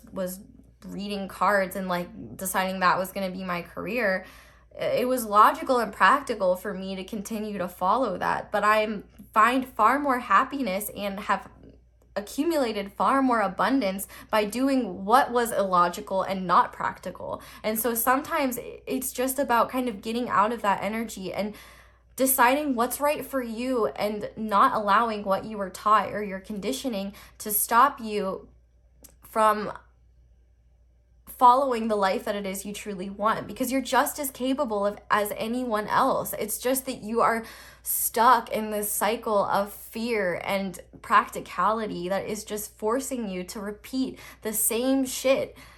It's literally, I feel like your life is same shit, different day, and you're just waiting for these answers, like, when are things going to change? And I hate to break it to you, Pile 2, but things aren't going to change until you do. Things are not going to change until you actively, like, look at yourself and recognize, is being practical what's best for me? Am I truly happy? And am I invalidating my own emotions? My voice is getting shaky, so I'm sorry if I'm making some of you cry. It's not my intention, but some of you may need the emotional release, if I'm being honest. I feel like there's a lot of pent-up emotions within this pile. But I think I've read the energy enough. Whew, that was a lot. It's hard because you guys are so paradoxical, and like, it's cool though, because like this pile is an excellent example of how, you know, you can have both feminine and masculine energies and apply them in ways that are not helpful. And like, yeah, I kind of just explained all that, but we're going to go ahead and get some advice through these oracles, and then we're going to get further advice with the tarot. So to start, advice for to help balance your feminine energies, we have be still. And I think that this stillness is especially extended to your mind, because for some of you, if you have a very active, for some of you, third eye, for others, just imagination, meditation might seem like something really daunting to you. But I'm telling you, sorry, I'm burping. Okay, I think that's it. Meditation is like video games in your head. They're the fucking best. They're the fucking best. Like, I love meditating. I hate the process of slowing myself down to meditate. But if you're a visual person like me who can see like things, it's literally like video games in your head. I don't necessarily think it's like that for everyone if you only think in dialogue. But even then, like, your meditations could be thought out in a story. Like, meditation isn't necessarily just stillness. It's also like exploring your inner depths, and your brain does that through metaphors and symbolism. And I love how similar, you know, it's almost like you're embracing Newt's like sky energy, because she's represented by the cosmos. And so it's almost like you need to slow down and embrace this stillness. And instead of trying to look for the right answers, just be open to whatever answers come to you, and don't shame yourself for them. There's a need to find stillness in your everyday life, because I think that your mind can just run away from you sometimes. And it's important to remember that you are in control of your mind. Your mind is not in control of you. And that's hard. Like, it's hard to control your mind, but that's why mindfulness is so important, because it helps you learn how to be mindful and how to control your mind. Because a lot of people, you know, are just so used to operating in a mindless way that it really feels like you don't have any power over your brain. And of course, you may need help overpowering what issues your brain creates, but at the very least, recognizing that you do have the power to expand beyond your current perceptions is incredibly important for you. We also have surrender defensiveness. Yeah, this is why I was like this is why I was using a lot of like personal examples, because I didn't want you to think I was coming from a place of righteousness. Like, I know this because, first of all, I'm channeling. Like, this isn't like living Madison is only kind of half here right now. This is more so your guides.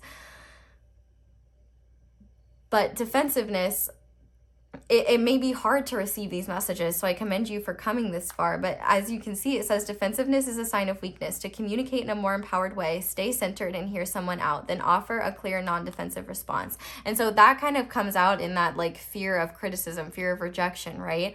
You know, like naturally, like I was saying about comments, like obviously you want to be defensive when people leave you negative things or people send negative things your way, but just recognizing like you can't control it. And like, and when you get centered and you're just like whatever, you just remember and you recognize that it has no bearing on your worth.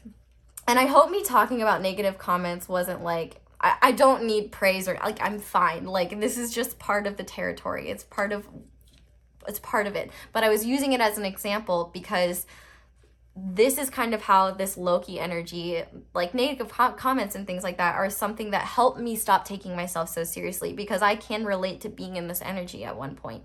And I still struggle at times. I still take myself too seriously sometimes. And I remember I had to sit down and be like, girl, like, you can barely cook. Like, you're skilled in using a microwave. Like, stop pretending like you're so serious. Like, like you can, you know, it's not about putting yourself down. It's just about recognizing that you're just as human as anyone else, and it's unfair to place yourself, to have like unrealistic expectations upon yourself, and that you don't need to defend yourself all the time. And I think that that is a protective mechanism that you have. And I think that you're very good at fighting with your words. You may know how to cut people really deep with your words. Like I even see like there's a katana here. Like I feel like you can either use your ability to communicate for good or for bad. And I think that in a lot of ways, there's a lot of bad ways that you communicate to yourself and to others that kind of, that are not that doesn't mean that you're bad. It just means that like they're not the best way of getting out what you want to say, and they're not the best way of going about things in terms of coming to a resolution, for example. But we also have unbound, releasing soul patterns, contracts, and past lives. So yeah, you're essentially in the process of, because I definitely think a lot of this energy is like, has been accumulating over lives. Like I feel like this isn't the first lifetime of yours where you've had this perspective. And I think what's different is Spirit really wants you to use this life as the one where you break this cycle and break this pattern. And speaking of past lives, it's actually a great example. If you're watching a past life reading and you're like, this sounds like my present life, it's like, yeah, no shit. Like that's kind of the point of past life readings. Like, yeah, it's fun to hear about where you were, what you were doing and things like that. But it's more so about like the bullshit that your soul accumulates over time. Like, you know, it's cool to hear about being like a king or something, but past lives are not sunshines and rainbows. And I think there's a lot of shit that your soul has accumulated over time, especially if you resonate with being an older soul, that has really just weighed on you. And I think you would be shocked at how much pent-up energy I just feel like there's a weight that you're carrying that you don't even realize is there, that maybe other people can see, but they can't necessarily show you because they don't know what it is and you don't know what it is. So it's like a weight, an invisible weight is on you, and the only way you're able to see it is by exploring it in whatever way that feels most natural to you. And that might take time, but I think one thing that you need to realize is that you need to be easier on yourself. And that I just heard, for some of you may need to hear this, the hardest part is getting started. And I think really it's just about, for you, I think that it's really scary to make these changes, but your soul is ready for it. And I feel like that's why you've been called to this reading. And I also think that if you haven't looked into your past lives, you should. I have like 2 different readings on them, but you can also look beyond that as well, because I think that you would be a lot easier on yourself if you realize that this wasn't your first rodeo dealing with this kind of energy, and that this has been a big karmic problem for you that you're trying to change. But let's look at your masculine energy now and see what advice Spirit has. So we also, surrender your fear of change. The universe is reminding you that you are cared for always. Whether you're afraid of change in your job, health, or a relationship, or if you fear aging or death, repeat the affirmation, I have faith that all is well. We also have break the chain, ancestral patterns, healing, rewriting the future. So yeah, that's exactly what I mean by like this is definitely an inherited thing, and in balancing your feminine and masculine energy, you're also doing major soul work, not just for you, but for the generations ahead. I think, you know, especially if you haven't had a family yet, and that's something you want, I think that spirit is asking you to really look at, like, how do you want your future or current children to see you? Like, do you want to make them feel the way that your parents made you feel? Or like, how do you want to support them? Like, what type of parenting do you wish that you had that you didn't get? And like, what do you feel like you could provide to your children? Like, what do you think that you could do to like benefit them? And like, how can you change the game? Like, this is all about changing deep rooted habits and patterns that are not only a soul thing, but also a family thing, a generational thing. It's literally so ingrained in you. And so I really don't want you to feel any shame about this reading. Like, if anything, I found this reading very fascinating, and I find you and your energy to be very fascinating, because I don't know how long this reading has been going, but I feel like it's been going for a really long time. And I just think that's how interesting you are to dissect, because there's aspects of you that are blatantly obvious, and there are aspects of you that are so deeply hidden that it's hard, even as an energy reader, to find where that energy comes from or what that energy is trying to say or do. We also have Connect with Fire. Now I'm hearing that Blackpink song.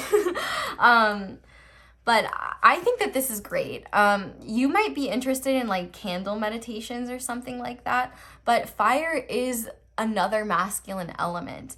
And I think that connecting with that passion, connecting with that unruly energy, that playful, fun energy, could be really helpful for you. You know, the fact that like a lot of your ego responses are based around you feeling in control and feeling secure, you know, the unpredictability of fire, obviously connect with fire in a safe way, but like, you know, I think that just understanding the element of fire, and this is a very specific message for my tarot readers out there. I think Spirit really wants you to do more work or more research into specifically the Wands suit of the tarot. I think that there's a lot more there for you to understand.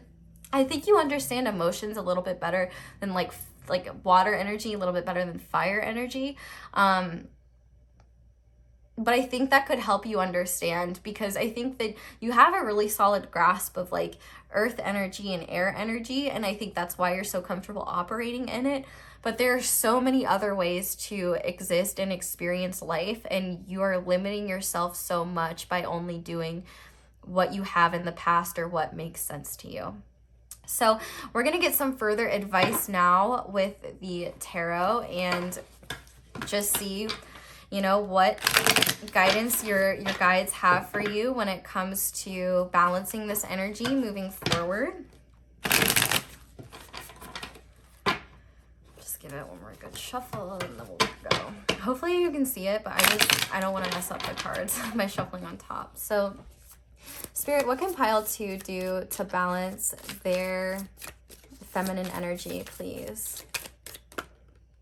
Okay, so we have the Queen of Cups in reverse. What else, Spirit? What else can pile 2 do? We have the Ace of Swords upright. Yep, change your perception. Okay, yeah, we have the six. Is that the 7 of Wands? Okay, so we have the Page of Swords in reverse, clarified by the 7 of Wands upright. So this is that defensiveness energy right there. I'll just say right off the bat. But what about their masculine energy, Spirit?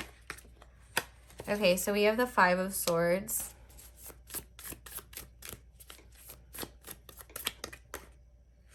We have the Page of Wands in reverse.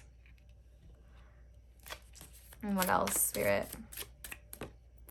And we have the King of Pentacles in reverse. So then on the back of the deck, we have the 7 of Cups upright. So the 7 of Cups upright makes sense because I'm taking the back of the deck in this reading to be like what you need to do when it comes to like both energies. And I think this is just perfect. Like the Seven of Cups obviously represents confusion and illusion. And I think the biggest thing stopping you from balancing your feminine and masculine energy and moving forward is all of the illusions that you've inherited. And so a kind of you're going to have a hard time. Oh my gosh, I'm hearing that South Park and there's this one episode of South Park where they go snow skiing, and they talk about how, and the instructor is showing the kids like, you know, how you pizza and how you French fry, and he's like, you know, if you pizza when you're supposed to French fry, you're gonna have a hard time. And so it's kind of interesting because it's almost like you are pizzaing when you're supposed to be French frying, and you're French frying when you're supposed to be pizzaing, which by pizza and French fries, I just mean like pizza represents the skis like being pushed together. I'm pretty sure, I haven't skied in a really long time, so I can't even remember. I think it's supposed to help like slow you down. And French fries, like they're just the skis being parallel, and I think they're supposed to help you like gain speed and move forward. Somebody that does it could probably confirm that. But it's almost like you're applying your solutions to your issues, like you're almost applying them in ways that aren't helpful. It's like you're trying to solve your feminine energy with a masculine approach, and you're trying to solve your masculine energy with a feminine approach. And I think that's why you end up being so paradoxical.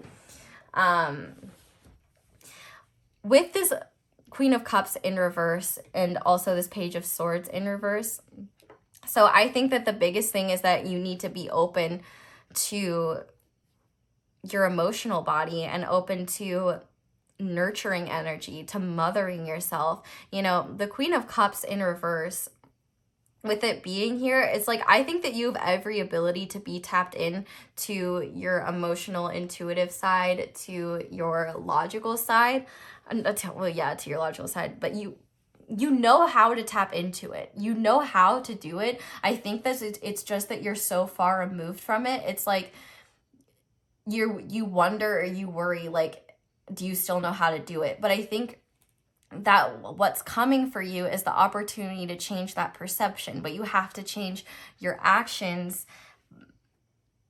You have to change how you're approaching this energy, I guess. Because there is a defensiveness here. That Seven of Wands to me really represents defensiveness, and this Page of Swords in reverse it's almost like you're kind of afraid to study that part of yourself because there could be really deep wounds there, especially when it comes to like rejection and or abandonment. And I think what Spirit wants you to understand is that there's a lot of benefits to your perception that you have now. It's just that you're kind of too far on one side, if that makes sense. Like, yeah, you're great at being logical and grounded and doing those sorts of things. And people who, you know, are a lot more, you know, la-di-da, like off in their own little world all the time, not really grounded. Like, yeah, you have the upper hand over them, but it's hard to take inspired action when you don't know what action is even going to make you happy, if that makes sense. And so I think that there's a need for you to recognize that you are defensive about your feminine energy and that you are afraid of what your feminine energy might have to say to you or what might be buried there. And I think what Spirit is trying to get you to realize is go into it with an open mind and just be willing to explore. It's like with this stillness, it's like you don't even have to figure anything out. You just, and that's what Newt's all about, right? You've been trying to find all these answers for things, and I think it's not that you need to find answers, it's just that you need to be still and see what you're trying to say to yourself. What is your soul trying to tell you? What is your heart trying to tell you? Like, yeah, with peace and love, like, we know what your brain's trying to tell you. It's trying to tell you everything all the time. It's a little overwhelming. And that might be something that you're ready to kind of just taper off a little bit. I think that you might have an immature way of viewing your emotions. And I don't mean that you're immature with your emotions, but you might just view them as like they have no value, they bring no benefit, and that's just not the case. Because One thing that I'm also seeing is that you are heavily doubting your intuitive abilities. And if you've been trying to tap into your psychic energy and your psychic abilities, your inability to connect with your emotional body at the moment is a big reason why you're struggling with that. And so I think with this Queen of Cups in reverse, with these cards here, I think Spirit is saying that you will find clarity by approaching your feminine energy through a nurturing, compassionate perspective, through literally a mother's perspective. You know, this mothering energy here is really important and really needed for you. Now, what's really interesting as well, when we move over to your masculine energy, is we have the Page of Wands in reverse and the Knight of Pentacles in reverse. So for a lot of you, I definitely think that this is related to a family member, or maybe multiple, or just a family system in general that has been their way of going about things, but it just doesn't work for you.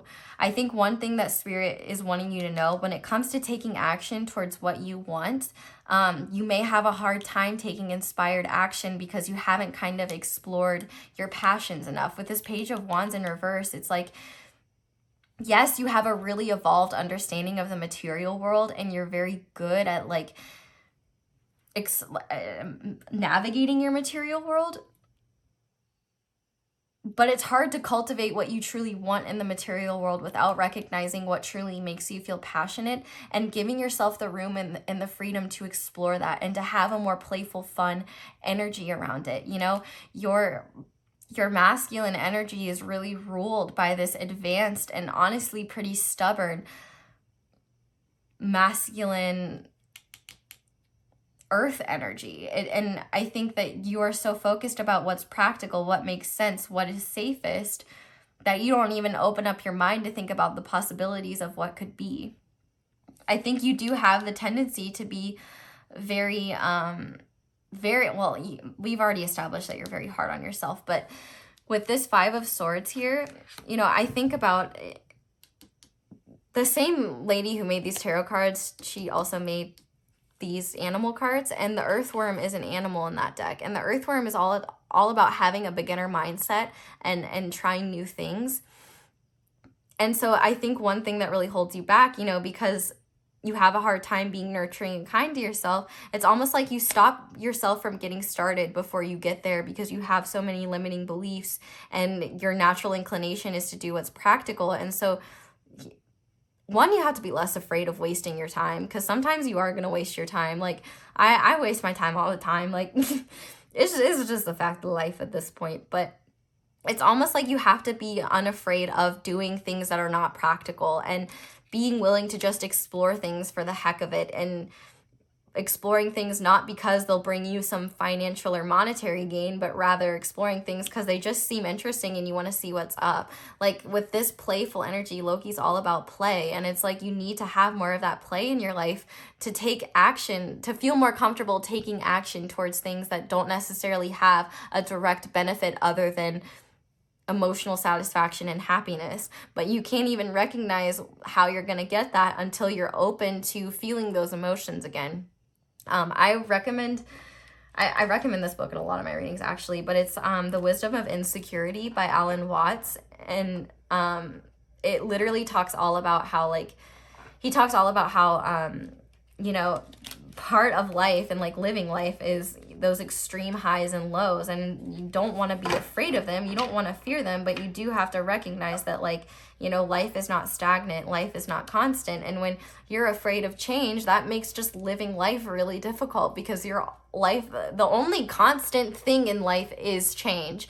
So it's almost like you need to let go of that resistance and let go of that fear of the unknown, and rather feeling like you have to know what's coming next or what you need to do, just be open to answers, not only from yourself, but from spiritual guidance, or just guidance from other sources other than what you've always gone to.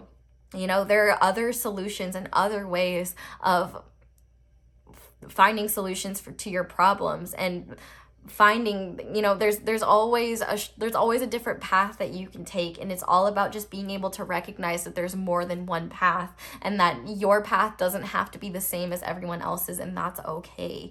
But But I think overall, it's just about leaning into that confusion and not being afraid to analyze yourself. You know, I think that you have a fear of facing yourself because you're afraid of what you might see. But I think what you'll realize is the more you explore yourself, the more you will feel in control. Because right now you're trying to control your external environment in hopes that you can keep your internal self-controlled.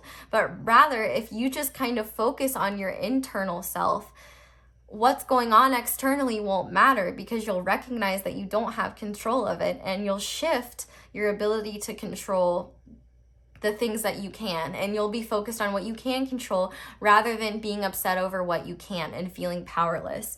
So I think it's all about recognizing where this control is helpful and where it's hurtful, and where you can apply it in useful ways and not so useful ways. So I think that's all I have for advice. I'm just going to go ahead and finish off by pulling you guys a few crystal cards. If you already do crystal healing, you might want to check out these crystals. But if you've never done crystal healing before, you know, it's really easy. And even if you find that it doesn't work, like, the biggest risk you take with trying to heal with crystals is you just got some pretty rocks. Like, that's what I tell everyone. But I mean, crystals can literally just do their job by sitting in the same room as you, by wearing them. They're not as difficult as we see them to be sometimes. Okay. So we have to start. Where should we start? Okay. I'm gonna show you the stones, and then I'm gonna hold them up to the camera, and then you can pause and read what they say, because they're kind of long. So the first one is black tourmaline, and here it is. Oh yeah, Jesus Christ, we've been going for 1 hour and 10 minutes. Definitely a bit longer. Spirit had a lot to say to y'all. We also have this jade, and here is the jade card. Then we also have watermelon, tourmaline. I probably say tourmaline wrong, so sorry about that. But we have 2 of those. So this is the watermelon one. And finally, we have rhodonite, which actually that is one of the crystals that I do have. This is rhodonite right here. And this is the rhodonite card. Oh, sorry, my finger was covering that. Hopefully my finger, just in case, I'll go through these one more time and just kind of hold them up to the camera really quickly in case my finger was covering something up. Because, you know, your girl is not perfect, and I totally see myself doing that. And yeah, and there's jade. I don't have any black tourmaline on my desk, but it's a black stone. It's pretty self-explanatory. And I don't have watermelon, but I do have rhodonite, and that's what it looks like. So, woo! Pile 2. I hope this was helpful. I give you props for getting through all of it, because this was definitely a tough love reading, so I'm really proud of you for getting through it. I hope you guys enjoyed this reading. Definitely let me know down below in the comments how it resonated, and if you want to see more like this. Thank you guys so much for watching my ads. That is the simplest and easiest way to support me. But if you want to support me in other ways, you can like this video, you can comment down below for engagement, you can subscribe to my channel and click that little bell notification to be notified whenever I upload a new reading. You can check out my merch, which I will have linked down below as well. But yeah, I think that's all I have. I hope you guys enjoyed this reading. I hope it helped. But that's going to be all for me. So thank you guys so much for being here. And I hope you all have a wonderful day or night whenever you are watching this. And I hope you'll come back and see me again soon. Bye. Hi there, Pile 3. If you guys chose the Moldavite and the Libyan Desert Glass, this is going to be your reading. So I'm going to move the tarot over later. We are actually moving it over to use later. We're going to be using it for advice. But to start, I pulled each pile a god and a goddess. that wanted to come through and communicate and make their presence known for each pile. So for those of you who do work with deities and are spiritual, these could be deities that either want to work with you or are showing you confirmation that they are already working with you if you do work with these deities. If you do work with deities but you find you don't connect to these specific deities, but you connect to others that kind of rule over the same topic or idea, you can absolutely replace them with whatever makes you feel most comfortable. But if you're not really interested in the idea of working with deities and you don't really believe in that sort of thing, or it just makes you uncomfortable, just think of them as like positive energy coming your way for a specific purpose that's just symbolically represented by these two deities. So to start, the god being represented here in your pile coming through is Osiris, and the goddess coming through is Persephone. So I'm going to kind of talk about them for a second while I continue laying out your oracle cards. But I think it's really cool that this combination came out together because, you know, Osiris is all about rebirth and renewal, and resurrection, whereas Persephone is all about, you know, just cycles. If you know the story of Persephone, she spends 6 months in the underworld and then 6 months in the regular world because of a messy entanglement with Hades. I'm not going to kind of go into it all here, but both of these deities talk about, you know, cycles of change, you know, life and death and rebirth and all of those sorts of things. So even though they're from different cultures, they're definitely still connected in that way, which I think is really cool. But as you can see right now, the oracle cards that I am laying out are the energy that we're going to roll with first. I have guidance that I'll pull next, and then we'll pull further guidance with the tarot, and we'll finish off with further advice. But I'm gonna be completely real with you, pile 3. Spirit, I'm like almost convinced that Spirit was trolling me a little bit with your pile, because I had to take a 2-day break in between filming the first 2 piles and starting yours, because when I tried to start yours, I immediately, like 2 days ago, I immediately felt exhausted and like really burnt out. And I was like, okay, well, clearly shouldn't be filming right now.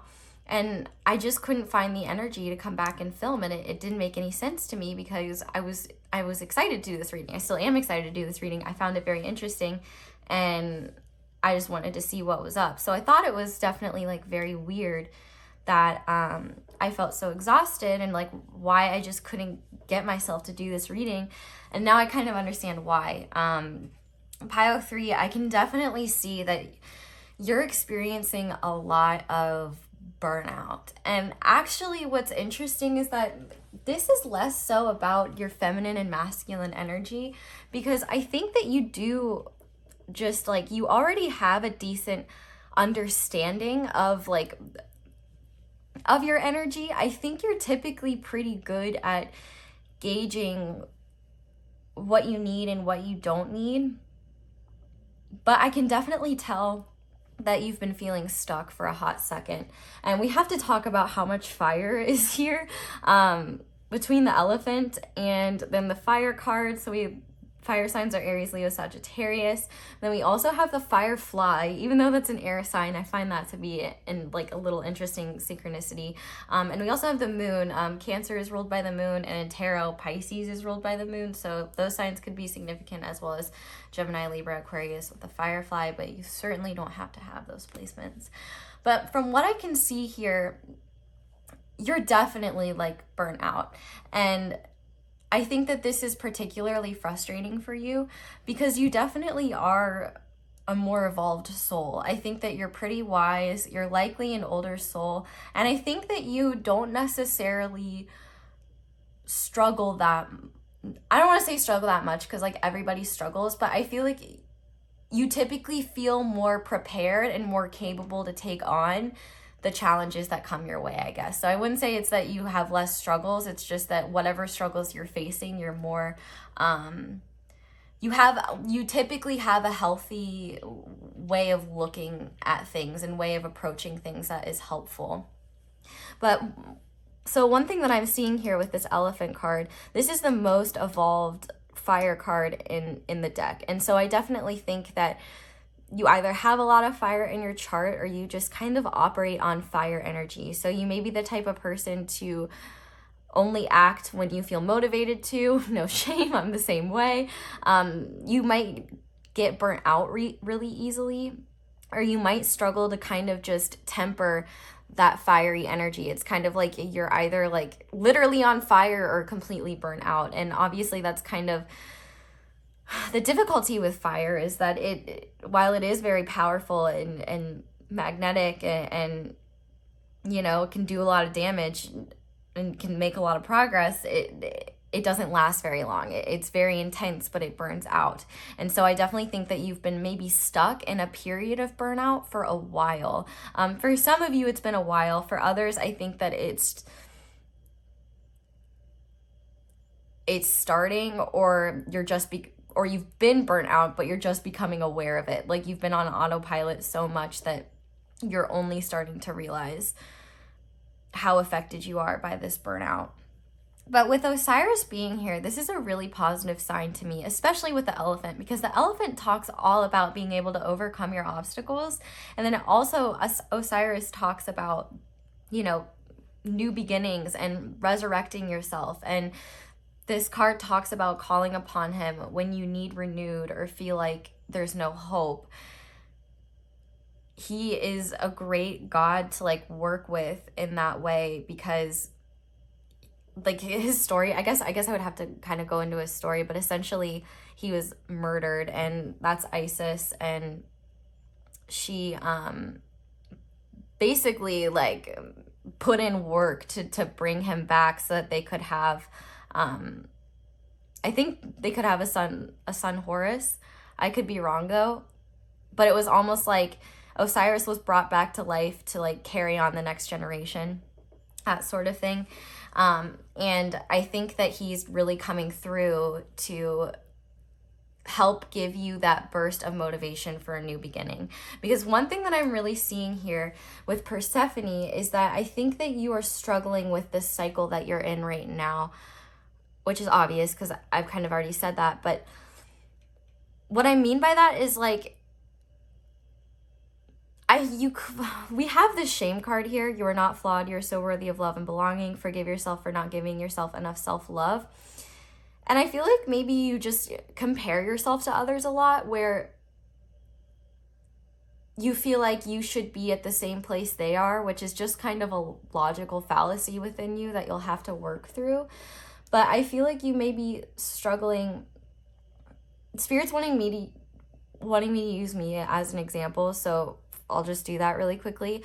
Like I was expecting for me to have a lot of energy during Leo season, because you know it's the sun. It's supposed to be a very invigorating, energizing season, and I've been super freaking tired, and I was like feeling bad about myself. I was like, well, why am I not getting all this sun energy? Like, why isn't the lion like hanging out with me and giving me energy? Like, what the hell, Aslan? Like, that's not nice. But it was kind of a fallacy of mine to think in the first place that just because it was Leo season that I would have more energy, because there's so much that goes into that, you know what I mean? There's so many outside factors, and I guess I'm getting this specific message that if you like are to get maybe like too carried away with collective energies, if your energy doesn't match with the collective energy, you might at times feel like there's something wrong with you, or that like you're not on the right path, or you're on the wrong cycle. And I feel like Spirit is calling me to say to you, and I guess to myself, that you know, collective energy is just one type of energy, and you don't have to be in tune with it. We all have our own cycles and our own rhythms. And I think, is there like a Katy Perry song about rhythm or something? Because I'm like hearing that. I don't listen to her very often, so I don't know what it is, but something about rhythm. I think there's a need for you to recognize that your rhythm is different than others, but not to worry, because renewal is coming. It's almost like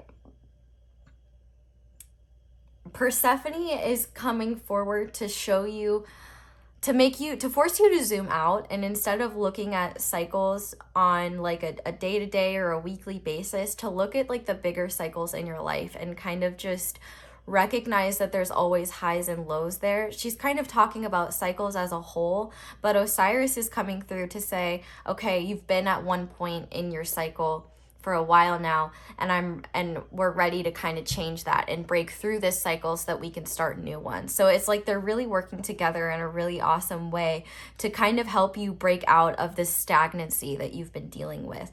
Because one thing that I'm seeing here with Luna, this is moon energy, and I think that you are very intuitive and likely connected to spirit in some way. So if you don't already do any type of like energy protection, I think that you should really look into that, or at the very least like getting like protective crystals. Like for example, this is black moonstone, and it's a good psychic protection stone, for example.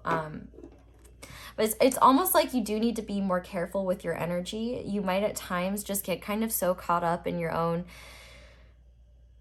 fears and your own worries, and just kind of getting caught up in your head that you don't really recognize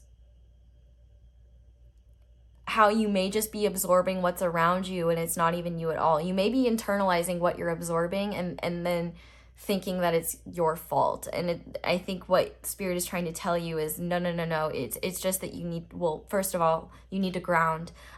Both cards here, we have root chakra, the root chakra coming through. And so I definitely think that you are struggling to kind of be present in your body and act in the ways that you want to take action, because you typically don't struggle with that. And I don't mean like, because I feel like right now, like this cycle that you've kind of been in, it's kind of awkward for you because it's not one that you've experienced before to this degree, is kind of the vibe that I'm getting. Like, I think that this is kind of a more major burnout that you weren't really anticipating, because I think that you have made so much progress and you have come so far that it almost feels like you're back to square one. But I feel like Spirit is really trying to reassure you that you're not. And in fact, this is just kind of all part of how these cycles work, and that, you know, you have to stop looking at life as like there's this end game, like there's this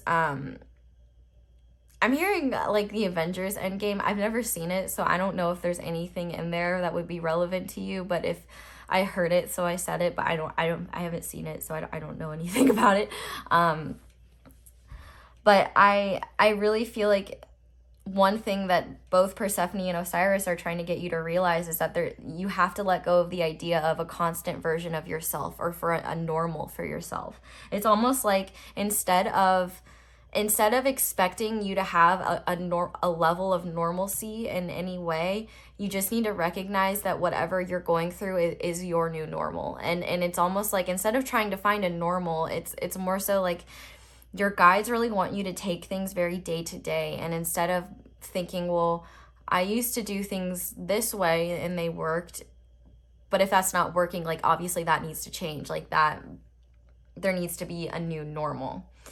And I think one thing that you may be struggling with is you may be feeling intuitively called to things, but you're maybe afraid to go after them because it might not be supported, or nobody else is doing it. It's almost like you're kind of out of sync with everyone else right now. And I think that there's a very deliberate reason for that. And it's because the universe wants to get you out of the habit of depending on external validation for what you're feeling energetically. They want you to feel more confident in trusting whatever you're feeling and acting accordingly based on that. So, you know, like with this insecurity card, I feel like at times you may struggle to just validate your own needs. Like you might be really exhausted, but you're like, oh, everyone else has gotten 8 hours of sleep, so like I should be fine, even though you maybe like haven't slept at all. You know what I mean? It's almost just like illogical, but it makes sense to you because you're just being really hard on yourself. And I think part of the reason why you're being so hard on yourself is because you're not grounded. Because if you were grounded, you would be able to be more present in your body and kind of feel the signs that your body is trying to tell you. Because from what I can see here, you're incredibly intuitive, and it's your intuition and your connection to spirit that's gotten you this far in the first place. But somewhere in this cycle, you've gotten caught up in looking externally for your guidance rather than internally, because it was your internal guidance that got you to this point in the first place. And let me be clear, this point isn't a bad thing.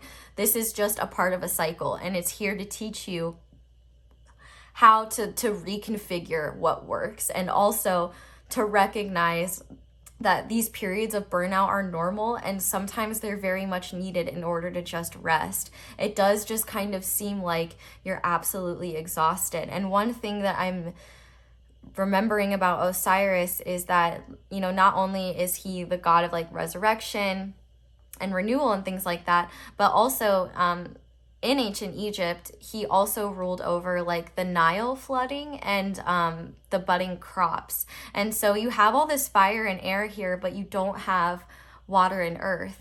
And so, I mean, maybe a little bit of water with the moon, but other than that, there's none. And so it's almost like there's a need for you to get more in touch with your emotional body and with the physical world in order to help kind of balance you out. I definitely think self-care as a whole is going to be really important.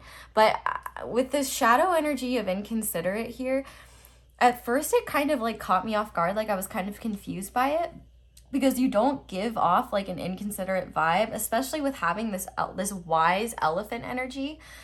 But I think that what Spirit is highlighting is that you're pretty inconsiderate to yourself. And by that, I mean, like, you don't speak to yourself very nicely. You don't act with kindness towards yourself. You probably push yourself harder than you're maybe capable of sometimes. And obviously that's normal. But if you're not able to be like grounded and check that energy, then when it goes unchecked for a long time, it can really do a number on your mental health and your ability to like just exist. And I mean, it even says here, I forgive myself for judging the experience of emotions I would rather not be mine. I choose to believe that when I honor each and every one of my emotional expressions, I discover a deeper wisdom not accessible through reason alone. Yeah, it's almost like you're trying to figure out why you're so burnt out, because maybe you are taking care of yourself, and maybe you are, which with peace and love, I don't know if all of you are necessarily taking as good care of yourself as you could be.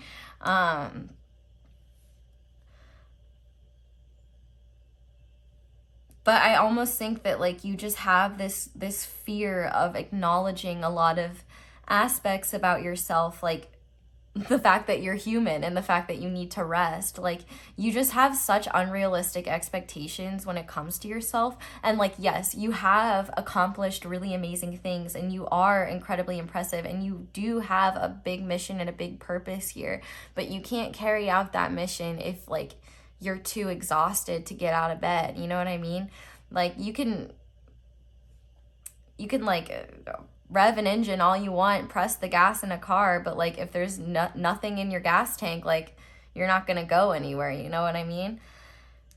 And so I think what Osiris and Persephone are trying to do is they're trying to get you to zoom out and recognize that this period of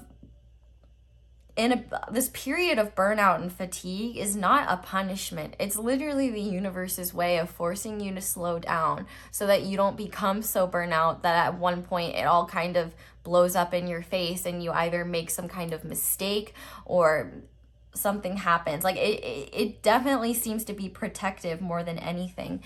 But we should also mention here that there are no feminine elements here. The elements are air and fire, and those are both masculine elements. So I definitely feel like this pile is way more comfortable in their masculine energy, no matter like what your gender is or anything like that. It's just, you know, that's the energy you feel more comfortable in. And I think part of you grounding is learning how to become more comfortable nurturing yourself and being open to your feminine energy. I feel like you are very afraid of like kind of your subconscious emotions. It's like they you know that they're there, and you are able to tap into them when you need guidance.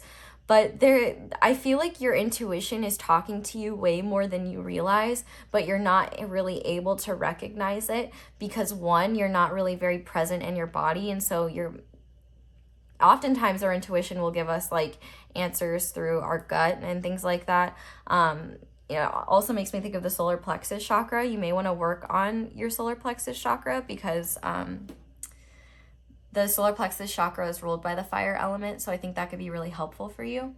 But because what I'm seeing here is that it's not that you don't want to be productive. It's not that you don't want to be progressing. You do. And I think that's why you're so frustrated, is because you have like these bursts of inspiration, for example, with this firefly, but then you don't have the physical energy to carry those ideas out, or you push them off and then you forget about them, or you love the ideas, but you're afraid of maybe exploring what steps it would take to implement them and carry them out. And so I feel like when it comes to balancing your energy, it's a lot less about like specifically fixing like your feminine or your masculine energy. It's just more so that like your energy in general is kind of shot, if I'm gonna be honest. And there's just a need to ground, because I do think that you have the ability to tap into your feminine energy very well when you are in alignment.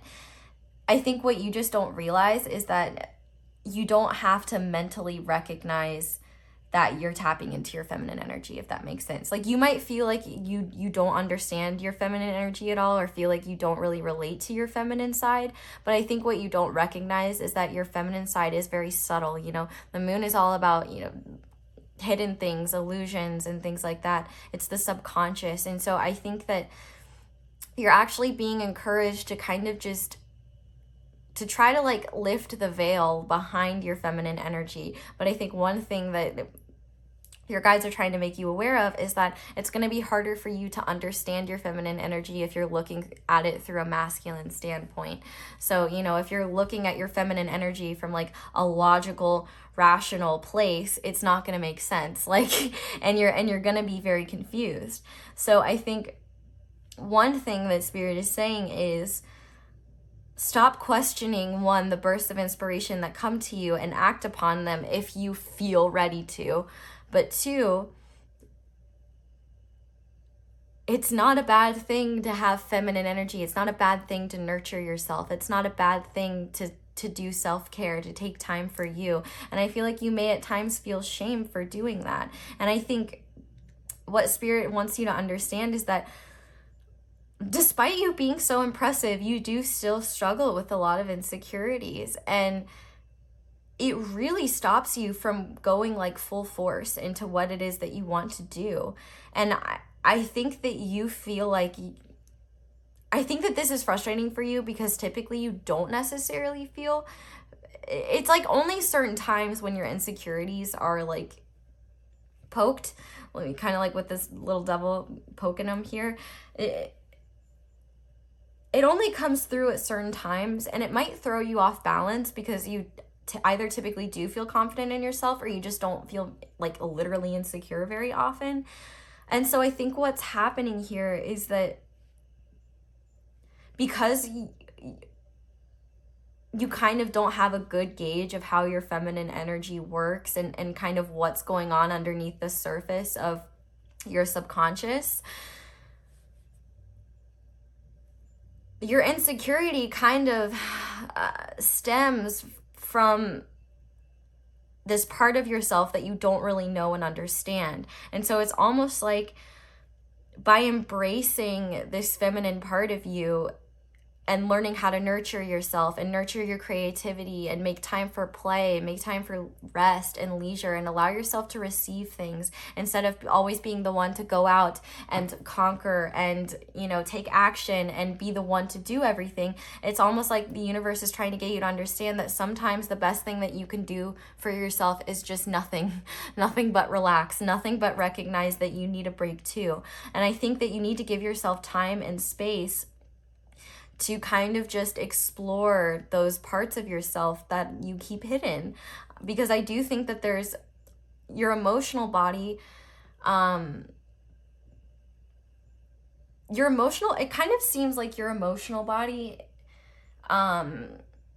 you only understand it from a fire perspective. And so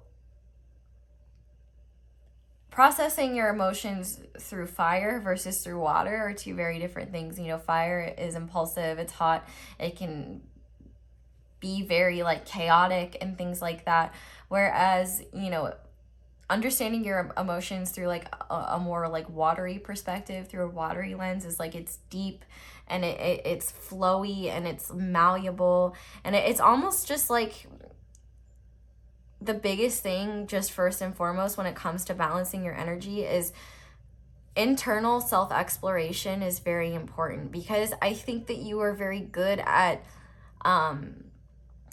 making progress and cultivating success in your external environment. But what you're not realizing is that your internal systems are kind of shot right now, or not kind of shot, but well, they're kind of shot because you're burnt out, but like your own like subconscious and internal things going on, your internal energies, I think you're very out of touch with them because you probably only look at them from a mental perspective or try to look at them from a logical perspective. And so when it doesn't like, so when you look at it from that way, it won't make sense sometimes why you're feeling certain ways. And so it's almost like part of your grounding is kind of discovering what's inside. And I think it's really cool that we have like the sun and the moon, because, you know, obviously the sun represents masculine energy and the moon represents feminine energy. And I think like what you'd realize is there's so much love brewing underneath the surface that you have access to tap into. And I also think that you have a desire to connect more deeply, especially if you're spiritual, to like the spiritual energy around you. And part of the reason why you're struggling to do that, like completely regarding the fact that you're burnout and exhausted, is because, you know, it's a lot easier to understand spirit and the spiritual world through our subtle senses, through our subconscious, you know, our intuitive body and things like that. And so I think you almost feel insecure because because like on paper, it seems like you've been doing everything right. You've been doing things by the book, and like by other people's standards, they would look at you as successful or doing really well for yourself. But you don't feel that way, and then that exhausts you. And so you feel like you have to keep just doing more and more and more, and keep producing things, or keep working, or keep going, to the point where like there's no validation there, and you're exhausted, and you're not really reaping many benefits from this cycle other than feeling like you're doing the right thing. And I think what spirit is trying to get you to understand is that if you would kind of go within and recognize where these desires to act even come from, why you have certain tendencies to act in certain ways, or why certain things make you feel a certain way, or why people make you feel a certain way, it's all about your own internal discovery. And instead of shaming it or judging it, just accepting it and being open to it. Because we also have, I forgive myself for feeling as though the only path available to me is the one that has been paved by those before me. And when I take a risk to pursue what feels possible in my heart, I expand the realm of possibility for the collective. And see, that's what's really beautiful. And I think that's one thing that you're missing, is we have like all this heart imagery here, and I think it's really cool.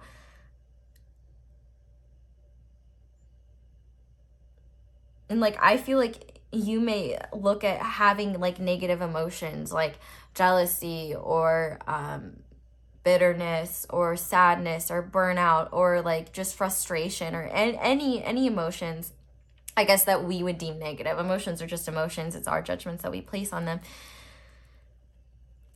I think you may put pressure on yourself and make yourself think like you're not allowed to feel certain things, or that like you shouldn't feel those things anymore. You've healed, or things like that. And one thing that you need to recognize just first and foremost is that healing is not linear, and healing is a never-ending process. Like you know, life doesn't stop being life, and like there's shit that we're healing all the time, and life continues, and our wounds either reopen or they create new ones, and we're constantly having to heal them.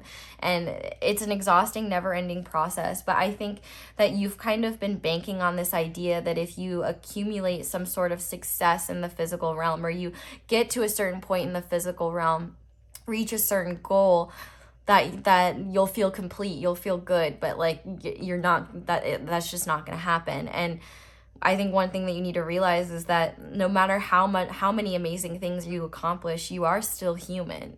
You are in a meat sack body, and you got to deal with your meat sack body. Like, yes, you are a spiritual being, and you could do so many amazing things, and you have done amazing things, but like, you're still only human, and you are still limited by your biology, and you can't completely ignore the biological aspects of life and the physical aspects of life and only focus on the spiritual, because then you're kind of missing the entire point of the spiritual nature of life, is, you know, to bring the spiritual to the physical, and to connect the physical to the spiritual, and to recognize how we are all one and we are all connected.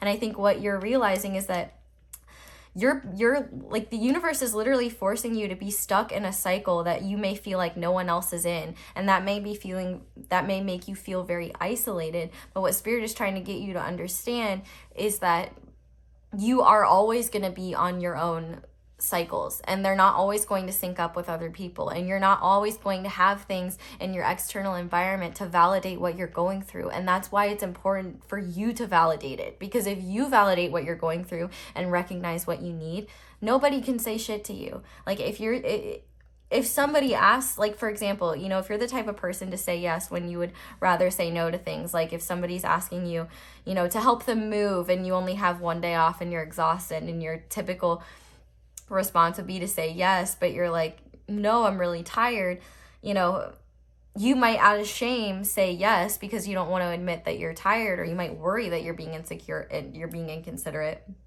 by not helping them. But that's an act of self-betrayal right there, because if that was your only day off and you're spending it doing hard physical labor for somebody else, and then you have to go back and continue just living life again, like, you're running on empty. Like, you can't function like this.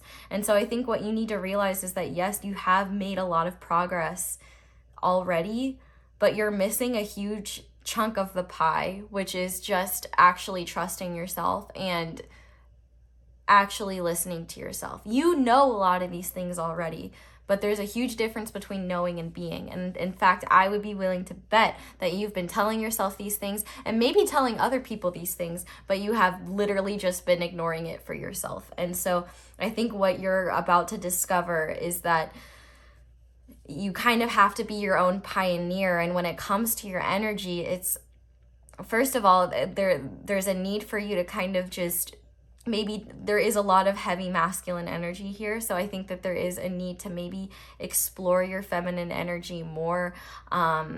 We'll kind of see ways to do that in a second. But I definitely think that, you know, while masculine energy, yang energy has its purpose, you're exhausted and you need to be in yin energy, feminine energy, to kind of rest and nurture yourself and allow yourself to attract and receive, rather than constantly being the one to give to others, because like, you're really, really tired and you need a break and you need to rest. Like, there's no other way around it than that. But I did also get one specific message.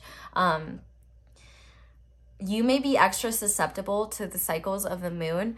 So if you have never kept track of moon cycles before, I would do that, especially like on full moons and new moons, and see how you feel during those days. But not only that, not just the moon phases, you should also be paying attention to what sign the moon is in, because the moon goes through each sign like every 2 days or things like that. And I think that you are extra susceptible to whatever energy the moon is in. So for example, if the moon is in Aries, then you might feel extra motivated and extra confident and ready to go after what it is that you want. But if the moon is an example, don't know, why can't I like remember signs? This is kind of sad. And then the moon's in Pisces, for example, you might be kind of spacey for a little while, or you might just be really in tune with your psychic senses during that time, or you might be really spiritual but not really in the mood to do work in the physical, but you kind of just want to kind of go within and like explore your own spiritual depths. It's almost like the universe is asking you to kind of keep track of your own cycles. And I think that's why Persephone is coming through so big here, is because you are going through cycles that I think you don't even realize you have, because you're just taking the energy day by day and you're not actively keeping track of that energy. So I feel like it would be helpful if you had like a mood tracker, or you just like kind of kept track of what's going on and like kept track of where the moon is as well. I think it would help you maybe recognize where there are patterns, and it can kind of help you see. It's literally like you need to gather data.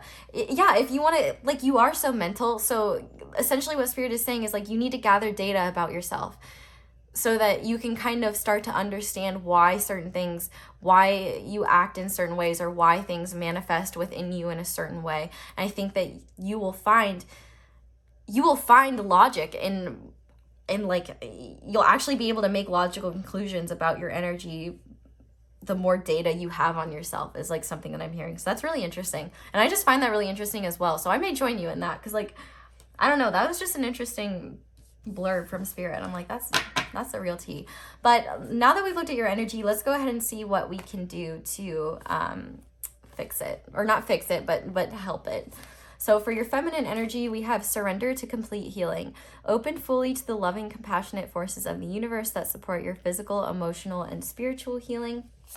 We also have make a meal, and we have dance with life. Do something to change your energy. So I heard something in my head that made me like roll my eyes, but I like seeing this come out. It's obviously on the feminine side. It's like, okay, like, you know, some people make those shitty jokes like women belong in the kitchen, and like, even though you're not a woman, you could be a woman, you could not be a woman. I don't know who you are. You just here watching a general read. I don't know. I just thought it was kind of silly that came through. So I don't know, maybe I was just validating that I wasn't, if you thought of that joke, even though it's not very funny. Anyway, I don't know what that tangent was about. With this make a meal card, there's actually a very specific message attached to it. For some of you, there is, or not for some of you, I would say probably for most of you, I'm sure you have some kind of meal that's special to you. Whether it's one that your ancestors have made, it's like a family recipe, or it's a dish that's like culturally significant to you. Whatever it is, it's a meal that's close to your heart in some way, that likely brings you comfort, and that likely makes you feel like you're at home, or makes you feel comforted.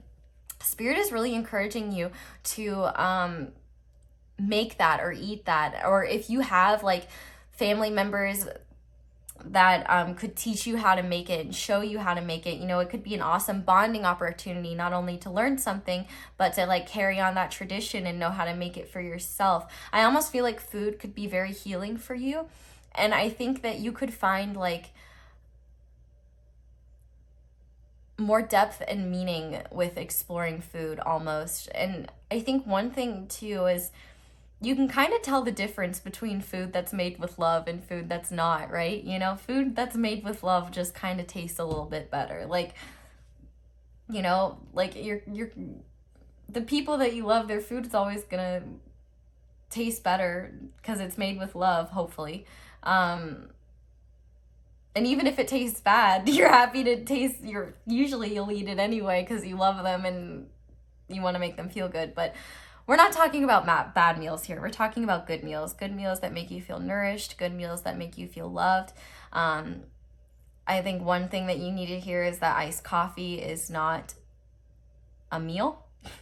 You need to eat food. That is important. And I think that Spirit's also kind of encouraging you to be more creative with making food and things like that. But I think the biggest thing is that there could be just a connection to food that either connects you to like a culture of yours or just your family. And I think that it could be something that could help you get in touch with your roots, get in touch with your feminine side, and kind of just, it's literally a physical way of like ingesting love. Like if something is made with love and it's made with good ingredients, like there's nothing bad about that. And I think that, yeah, you kind of are resisting a level of your own healing because there is a resistance to this more feminine part of yourself, you know? Open fully to the loving, compassionate forces of the universe that support your physical, emotional, and spiritual healing. And I think that's really the biggest problem here. And I think it's so interesting that we have this like sky god and then this like little devil, you know? The true energy of the universe is loving and compassionate, and that, and the best way to feel that is to like, you know, be open to it. And I think here you can kind of see like your arms are crossed, they're closed, and there's all these like little, you know, low vibrational things coming through that are kind of affecting you, and you know, making you feel insecure. And so I think one thing that Spirit is saying is you really can't avoid going within. You really can't have true healing without going within. You might like to think that you can get away with it and that you can still be on the top of your game and be amazing, but like you really can't truly, you can't fully self-actualize yourself if you don't know what's going on internally. And in fact, there's so much love that wants to support you, and so much spiritual energy that wants to support you. I think it's just a matter of being open to it. And with Dance with Life, I think that this is a really good card to come out, because like if you're somebody, for example, who's really impatient when it comes to things like meditation, this Dance with Life card, you can like actively meditate. Like dancing to songs that make you happy can be a great way of getting energy out. And I think that Spirit is just asking you to maybe kind of look at your habits and your patterns and see where maybe they're not really benefiting you that much anymore, where they may be burning you out. And then in terms of healing your masculine energy, we yeah, what did I say? To prevent burnout, slow down, honor your need for quiet time and peaceful sleep to rejuvenate your body, mind, and spirit. Surrender to rest and sleep. Yes, you need that. We also have energy work and mirror who or what is triggering you. Yeah, so I definitely think that your external circumstances are triggering you right now to force you to go within. The universe is kind of reflecting what's going on with you, and you may be feeling some sort of frustration because like maybe it seems like everyone else is doing just fine, but you feel like you're struggling.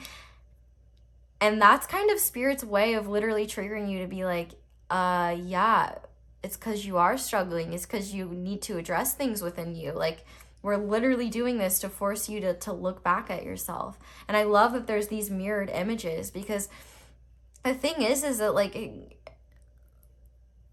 I think that you are very good at balancing your energy. I think that you just maybe don't really understand feminine energy in the first place. Maybe you're just kind of used to operating in masculine energy, and you might be more uncomfortable like exploring and understanding that feminine energy. But I think through, oh, that's kind of genius, Spirit. So with this energy work card, because you are so good at taking action and kind of expressing your will externally, energy work is the way of externally taking action externally to help fix what's going on internally. So Spirit is recommending you either look into Reiki or like sound healing or something like that, because it's almost like if you kind of understood, like for example, the chakra systems better, if you understood how energy works and how subtle it is and how it kind of operates, I think that you'll feel less confusion when it comes to these highs and lows that you experience. Because, you know, for example, if you're like, well, I'm all out of ideas, I'm not feeling very creative, I'm not feeling very inspired, and I'm I don't really have a desire to do things. Well, your sacral chakra, which is right here, is all about creativity, desire, passion, you know, and that might be a sign like, oh, I'm having issues with all these things. Maybe my sacral chakra is underactive. Or, for example, you know, you could have an overactive third eye where maybe you're just constantly taking in information all the time and your mind is really busy, but you're not really focusing on things, and you're kind of just lost in your own sauce, where you're like just kind of stuck in la la land, you know what I mean? That could be a sign if you're having trouble grounding and like being present and recognizing that you're still a soul in a body.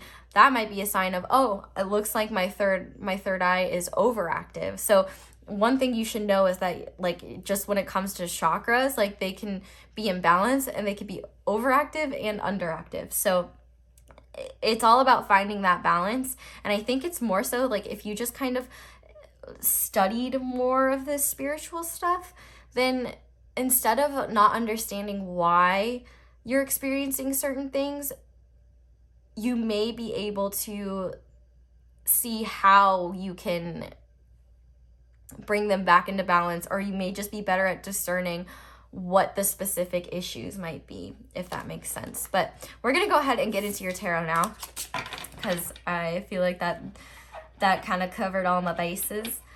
But yeah, all of these readings have been so interesting so far. And I think too, like, I think that you just need to recognize that you are doing really great. But yeah, I don't know if you've ever heard this phrase, but, you know, the definition of insanity is doing the same thing over and over again and expecting different results. And so if you haven't done anything to like really change up your routine or change how you take care of yourself, it might be just time to do that.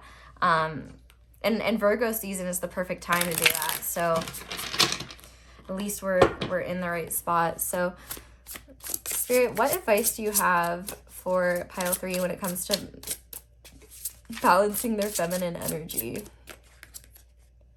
Okay, so we have the 5 of Pentacles in reverse and the 6 of Wands upright. Can I get another card, please, Spirit? Oh, okay, thank you. We also have the 7 of Wands upright. And then how about pile 3's masculine energy, please? Okay, yeah, we have the King of Cups. Be the Wheel of Fortune in reverse.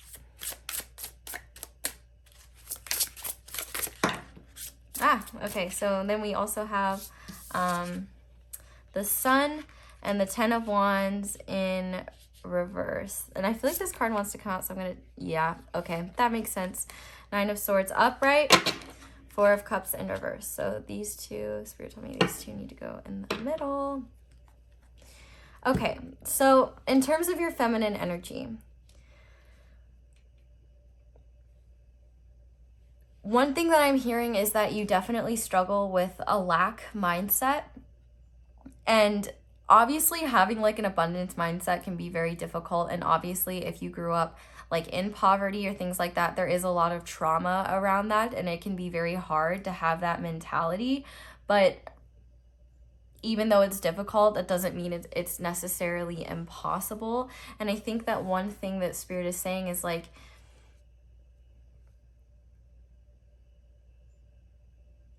oh my God, yeah, you're literally like almost like an uprooted tree. Like there really is a need to ground here. But also I think it's just like, there's internal parts of you that are just like, that really need to be acknowledged and addressed by you, that haven't been for so long, that they're kind of manifesting themselves in sort of problematic ways for you now. Like they're almost manifesting into insecurities or like jealousies around other people. And this isn't to shame you. This may not resonate for everyone, but I think that maybe if there's anyone that you like admire or are jealous of, there may be an aspect of you where you may need to explore what they're doing, because maybe your soul wants to explore that as well, and that just might be your body's way of manifesting that information to you. But I also think with this 5 of Pentacles in reverse, it's also recognizing that you're not alone, that you're not out in the cold, but I do feel like there are parts of you that feel kind of left out in the cold, and that you almost feel afraid to like approach because you don't know, it's foreign to you. You don't necessarily understand it. It doesn't come natural to you. And I think what you need to realize is that these parts of you that are lying beneath the surface are not there to ruin your life or like overwhelm you or stop you from succeeding. They're there to actually to help you not only understand yourself more, but help you kind of move with the flow of life easier. But I think you need to recognize that that these parts of yourself do not control you, that you can control them, and that they're not there like out to get you, but in fact they're literally here to you're essentially like, I guess what Spirit is trying to phrase to me is that I think that you are very afraid of facing these things, and there's almost like a defensiveness to you about addressing certain parts of what's going on with you internally. But I think what you need to understand, and what Spirit is really saying with the Six of Wands, is that it's not as big of a battle as you feel like it is, and I think it's more of your own internal defensiveness, like afraid of kind of seeing what might be there. Is just scary, and you might feel like it's a bigger challenge than it's worth. But I think what Spirit is saying with the Six of Wands is that you will feel so much more confident in yourself when you actually go within and start discovering what these more subtle parts of you, what your subconscious, self is trying to make you aware of, what they're trying to let you know.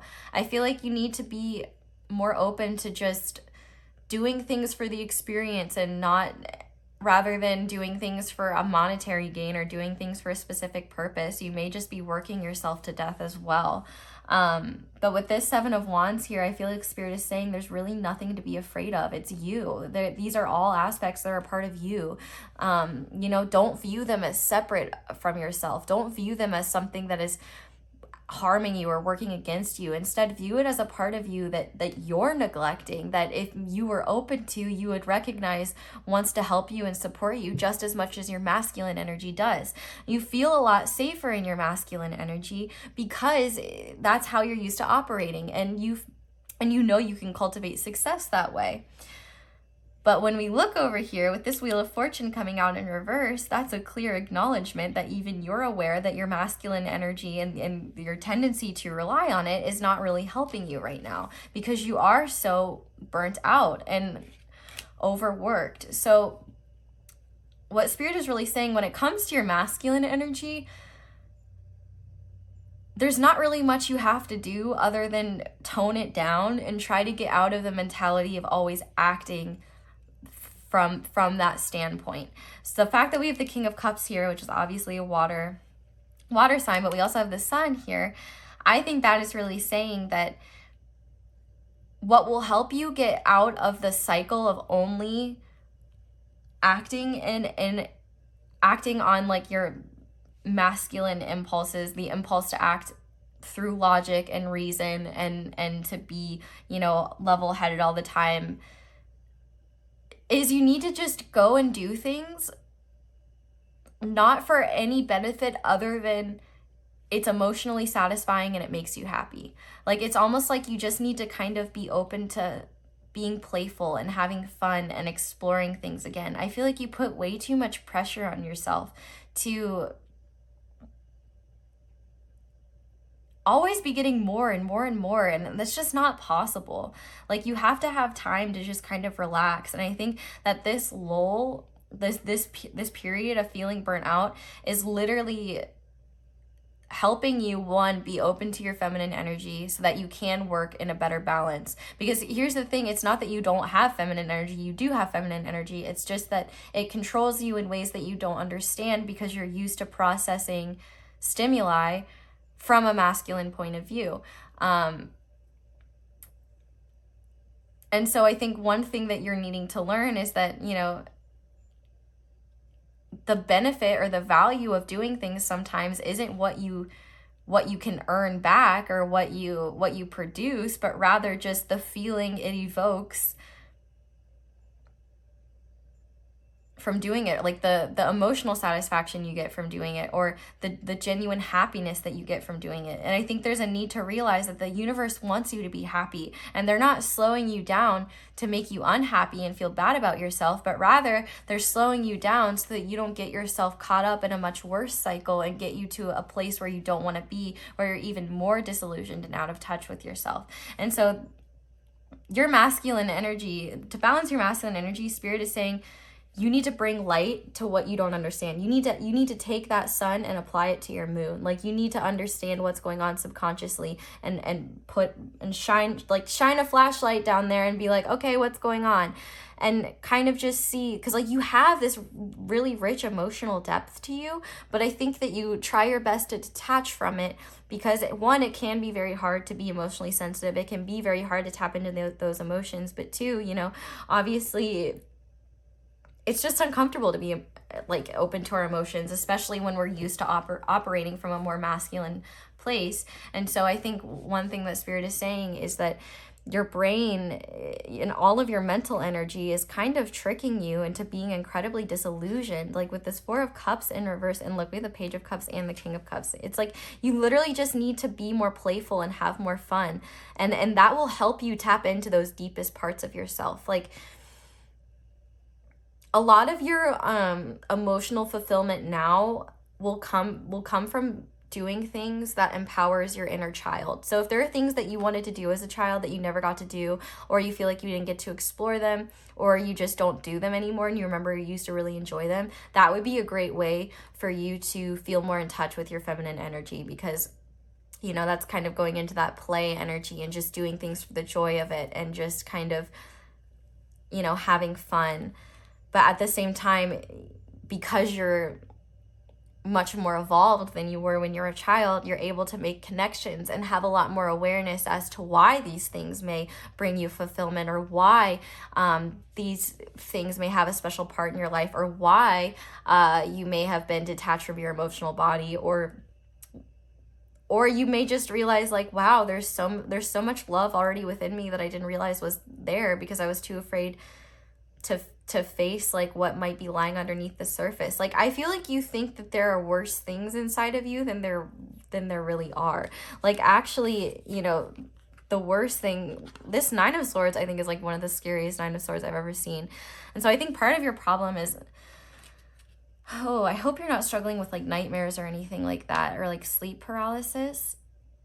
I would look into getting help if that's an issue with that, because honestly, if you can't get sleep, if you can't get rest, then like really none of what I'm telling you matters. Because like if you can't even like sleep and function, like you got to focus on your basic needs before you really do anything else. But with this 9 of Swords here, I think that your mental body is really tricking you into thinking things are much worse than they actually are. And I'm honestly kind of like, it's insane how similar these cards are to me. And I think that one, you might need to do some more I just heard cord cutting and energy protection. So I would be very careful about like who you share your accomplishments with. I hate to say that, but I do feel like somebody could be sending you the evil eye, or if not somebody, people. I feel like there is maybe negative energy being sent your way in one way or another that is attributing to this insecurity. And because you don't have that solid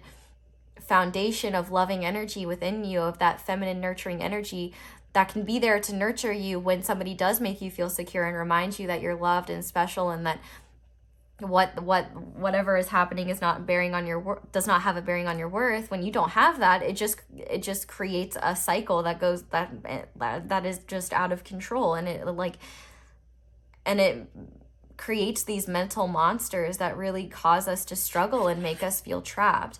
And so I think that's grounding is going to be huge, especially for those who really struggle with their mental energy. I really would look into exercising or something like that to just kind of get a lot of that energy out. But with this 4 of Cups in reverse, like the universe knows you're tired of this stagnation, and they don't want to keep you stagnated as a punishment. They're literally doing this to force you to stop neglecting yourself and start nurturing yourself so that you can continue to make waves and continue to be successful, because they want this wheel to be upright.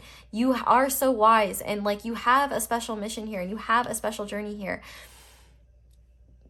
But you have to understand that, like, you can't just run on empty and be a baller at the same time. Like, you have to, you know, give yourself time and energy to relax and to sleep. And I think that also you need to understand your energy better. You need to understand,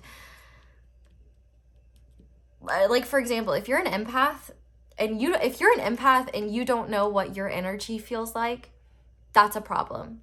Point blank. Like, you cannot function in the world as an empath if you do not know what your natural energy feels like.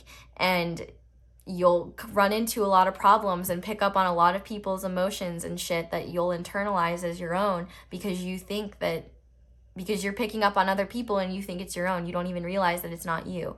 And one thing that I will say is, if you find yourself randomly taking on certain emotions, the best thing you can do is ask yourself, is this mine? Like, is this coming from me? And likely it's not. Because if it comes out of nowhere and you've been feeling fine, then it's likely not something that's you. But because you haven't really explored your own internal depths, your own internal energy, you have no idea that it's not yours in the first place. So that is a perfect example of where you can use your logic to your benefit and be like, this feeling seems out of place, seems like out of sorts. I've been in tune with my energy today and I've been feeling pretty good. And, you know, and you can just say, okay, return that energy to sender, and you'd be surprised at how quickly it actually helps. But I'm going to go ahead and finish off this reading by getting you some crystal cards to just kind of see like what crystals might help you. And just straight out the gate, we have hematite coming out. I'm going to hold these up to the camera in a second, or like when I'm done, so that you guys can read these. But I'm just going to shuffle them first. Hematite is an excellent grounding stone, so I'm not shocked that that came through. Ooh, we also have jade, which came out in another pile as well. If you felt drawn to another pile, you may have some info there, but yeah, all the piles have been unique, but I have seen smaller similarities. So on the back of the deck, we have rhodonite, which I think rhodonite came out in another pile too. So if you felt called to any piles, you might want to. But we also have rainbow aura quartz and cat's eye. So I'm going to hold these up to the camera so you can read them. This one is rainbow aura quartz. And then we have cat's eye. And then we have rhodonite, jade, and hematite. But oh my goodness, pile 3, I think I'm gonna leave this reading here. Thank you guys so much for watching. Definitely let me know down in the comments how this resonates. I would love to hear. Thank you so much to everybody who watches my ads. That is the simplest and easiest way to support me. And as you can tell, this is obviously not an extended, so yeah, I really appreciate that. If you want to support me in other ways, you can follow me on my other social medias. You can check out my merch. You can like this video. You can subscribe. You can comment on this video for engagement. You can click that little notification bell to be notified whenever I upload a new reading. But yeah, I think I'm going to leave this here. Thank you guys so much for watching. I really hope that this reading helped you. Yeah, I hope you all have a wonderful day or night whenever it is that you're watching this. And I hope you'll come back and see me again soon. Bye!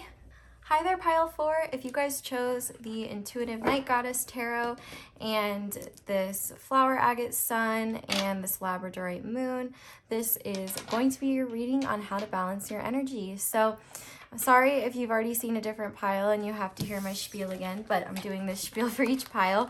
So I decided to pull a god and a goddess for each pile to see what deities just wanted to come through and communicate with everyone.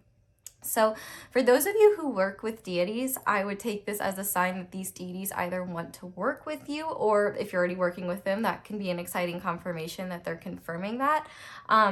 But for others, you may find that if you work with deities, you may not connect with these specific deities. So if you have deities that you feel more connected to that kind of rule over the same energy in these cards, feel free to replace them with that if that floats your boat. And then for those of you who don't really believe in the concept of working with deities or don't believe in that in general, I would just look at this as positive, loving energy from the universe coming to you in the form of this symbolic god / goddess. So the god that's coming through for you guys, pile 4, is the Greek god Apollo. And the goddess coming through for you guys is the Irish goddess Bridget. So these are, I find both of their stories to be really interesting, and Bridget especially is really powerful. I'm going to kind of talk about it as I lay out your oracle cards. But Bridget is obviously, as the card says, it's all about healing. And what's interesting, though, is that, you know, her story and the way that like they talk about her and her healing, it's really brutally honest. It talks about grief. Like the story goes that her son was killed in battle, and it created this shadow within her where she was just so overcome by the grief of losing her son that it turned into this like dark hatred and anger of others. Or no, I guess not dark anger and hatred, period. But rather than suppressing her grief, she expressed it, and she allowed herself to grieve. And I guess like the story goes that like her cries and her wails were so loud that it actually united like the Irish, all of the Irish tribes together. Like that pure expression of emotion like was powerful enough to bring all of these people together. And so one of the big things for her is all about, you know, healing through grieving and healing all of that pain and not letting it fester and not allowing it to get the best of us. So I think she's just really, really cool. And obviously you probably know a lot more about Apollo. I feel like most of us do, but Apollo is he's the god of quite a few things. On this card, it talks about inquiry, but he essentially is a healer. He's a god of music, prophecies, and oracles. If you've ever heard of the Oracle of Delphi, it was said that they channeled Apollo, and he works a lot with channeling. So I wouldn't be surprised if this pile has intuitive abilities or psychic abilities. You could be tarot readers or things like that. Shout out to my fellow tarot readers. Happy that you're doing you. Link your channels and stuff down below. Support each other if you have channels or things like that. But if you've been thinking about it, maybe that's your sign too. Anyway, let's look at this spread as a whole, because essentially what I just put down is your energy so far. The rest of the cards are essentially going to be going deeper into advice and how you can actually change this. But pile 4, if I'm being honest, I feel like the last 3 piles could use your help. And that is because this is the only pile that has predominantly feminine energy in it.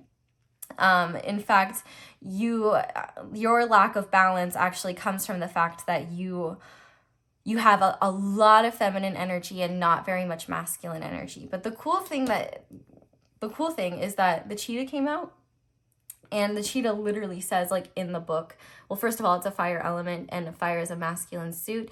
Everything else in here is earth and water.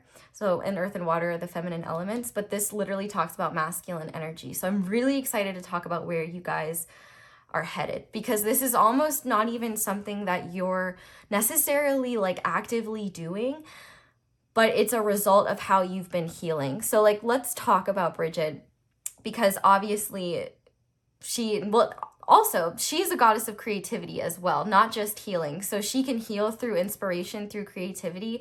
I would say a confirmation, if this is your pile, if you've been using your creative endeavors as a way to heal yourself, as a way to process grief or pain or happiness or excitement, whatever it may be, that could be a sign that Bridget has been watching over you, or that like you've already been channeling her energy anyway, which is why she may want to make her presence known. But she also talks about, you know, healing over emotional journeys. And I think that you have been on a quite a journey.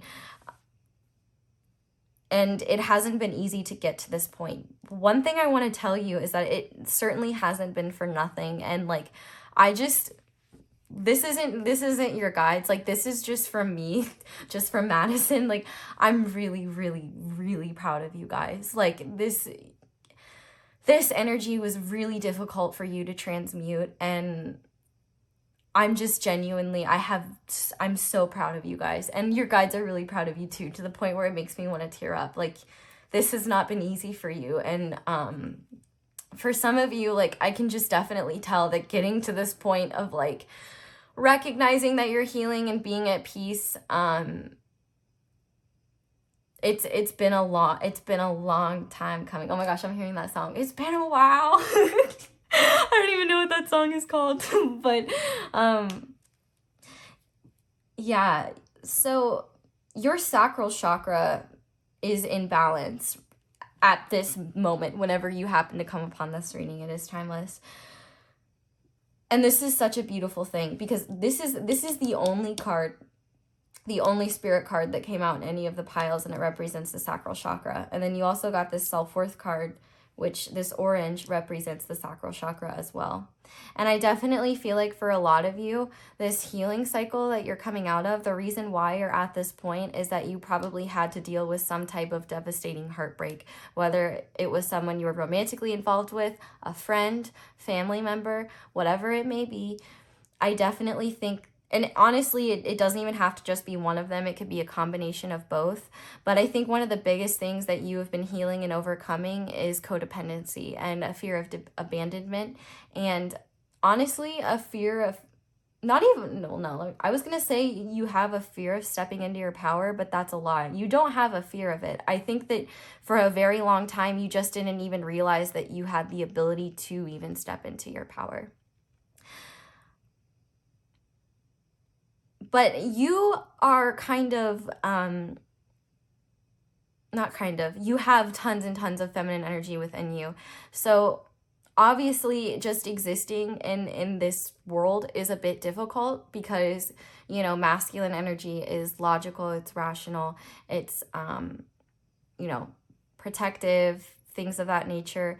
But you're intuitive, you're emotional, you're a little bit illogical, and that's okay, because it works in your favor. And that's kind of the point. Like, the world needs people like you, because if everybody thought things the same way, I mean, that would be pretty damn boring, wouldn't it? And it probably wouldn't be very good for growth or for progress or anything like that. And you're a great balancer to everybody who does have a lot of masculine energy, because and that's why I want to be clear, like, energies, like, doesn't matter what gender you are, what parts you're working with, like, it's all about your energy. Like, you could be incredibly, like, for example, you could be a woman and be incredibly feminine and have tons and have mainly masculine energy. You know, it's literally all about the energy. And I feel like you probably do the very difficult thing of you probably attract people with a lot of masculine energy, even if they're not outwardly masculine. It's just that their approach to life is very masculine. And that probably becomes very it does become very difficult for the both of you, because you don't really know how to meet halfway. And so I think it's likely, if a lot of your heartbreak has come from like relationships and stuff, it's partially, I mean, I'm simplifying like complex situations, but one of the reasons why, for example, if you've been struggling in love, or you did struggle in love at one point, I know there are going to be plenty of you that already are in relationships and things like that. it's because like you've just had this difficulty getting your viewpoint and your perspective across to people with a lot of predominant masculine energy. And I feel like that has maybe made you a little bit disillusioned by masculine energy. You know, I literally just heard in my head, men are trash, which obviously there's a difference between men and masculine energy, but I think Spirit was just wanting to joke. But, because we don't believe that. We don't believe that anyone is trash. Well, maybe a few unnamed individuals. We don't need to say any names, right? You just think of them. Anyway,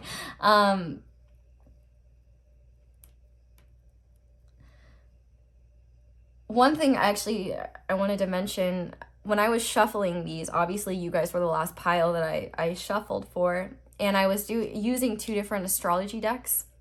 One for your masculine energy, one for your feminine energy. And like without thinking, I shuffled this Pisces card. I already pulled Taurus for the feminine energy, and I was shuffling for the masculine energy, and I pulled Pisces, and I was like, well, wait, shit, like that wasn't the astrology deck I was supposed to use.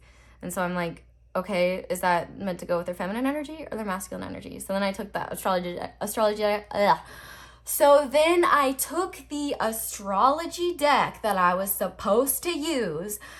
Sorry, I'm bad at enunciating. I took the deck I was supposed to use and shuffled, and the moon came out. So I was like, okay, so yeah, those are connected, and we can just leave that. So you got a bonus card, congratulations. But I think that it also kind of emphasizes how dominant your feminine energy really is, and the fact that you're only being able... I'm getting too far ahead of myself. So you've been coming out of this healing cycle that's been taking a long time. You're learning how to get over codependency. You're learning how to recognize that your sensitivity is a strength, not a weakness. You're recognizing that your ability to be compassionate, your ability to create, your ability to just live in the moment and not always be thinking about, you know, productivity and working yourself to the bone is a benefit, and it's a good thing. And you have been on track in doing that. Like, in terms of balancing your feminine and masculine energy, you would have no hope in balancing masculine energy at all, because your feminine energy is just so much to handle. Like, it's so... And feminine energy is a lot more difficult to kind of get under control, because it is so subtle. It is so elusive at times, and it can be hard to overcome that. So, and it's the same way for people with masculine energy, you know, to come at things with a very rational and logical perspective and have more of like a, you know, detached ego perspective. And I'm not saying ego in like a bad way, but like the sun in like masculine energy does represent the ego, and there is the term male ego for a reason, with peace and love.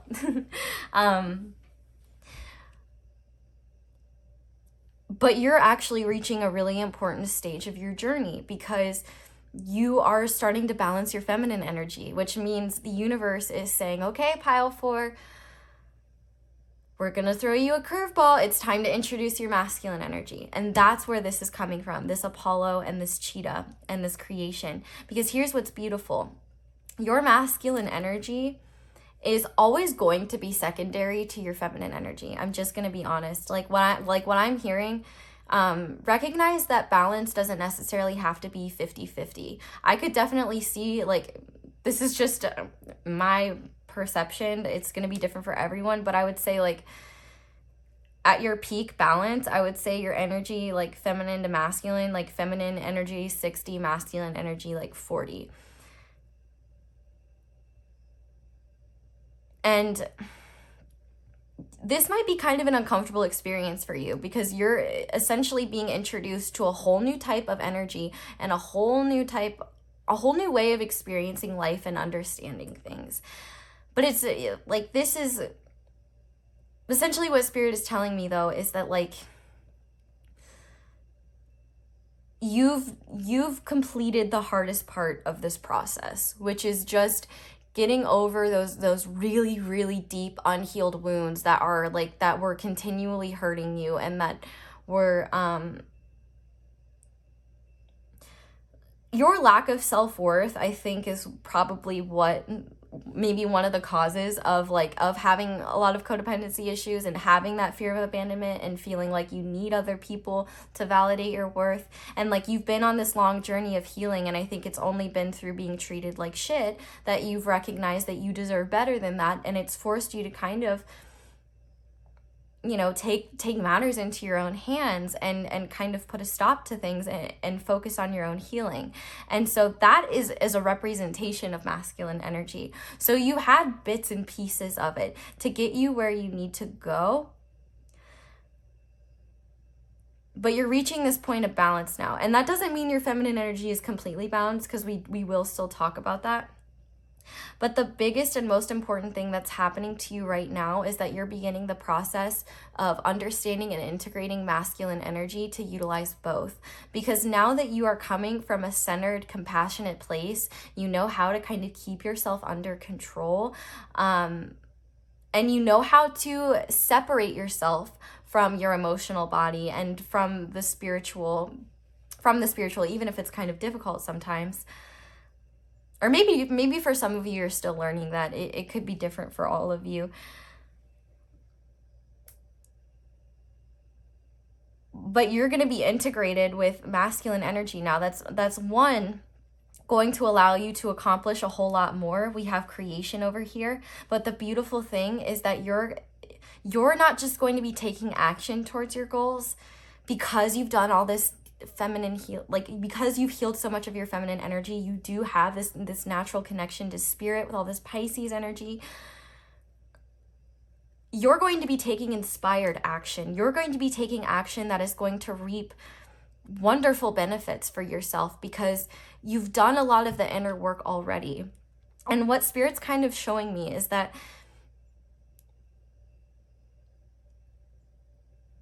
I don't know if there's less people with feminine energy in the world, but I think that people with more feminine energy are sometimes looked down upon, which I think is just really not right. But I think that's just only because, you know, society gravitates towards masculine energy, and that's just how a lot of it is expressed, and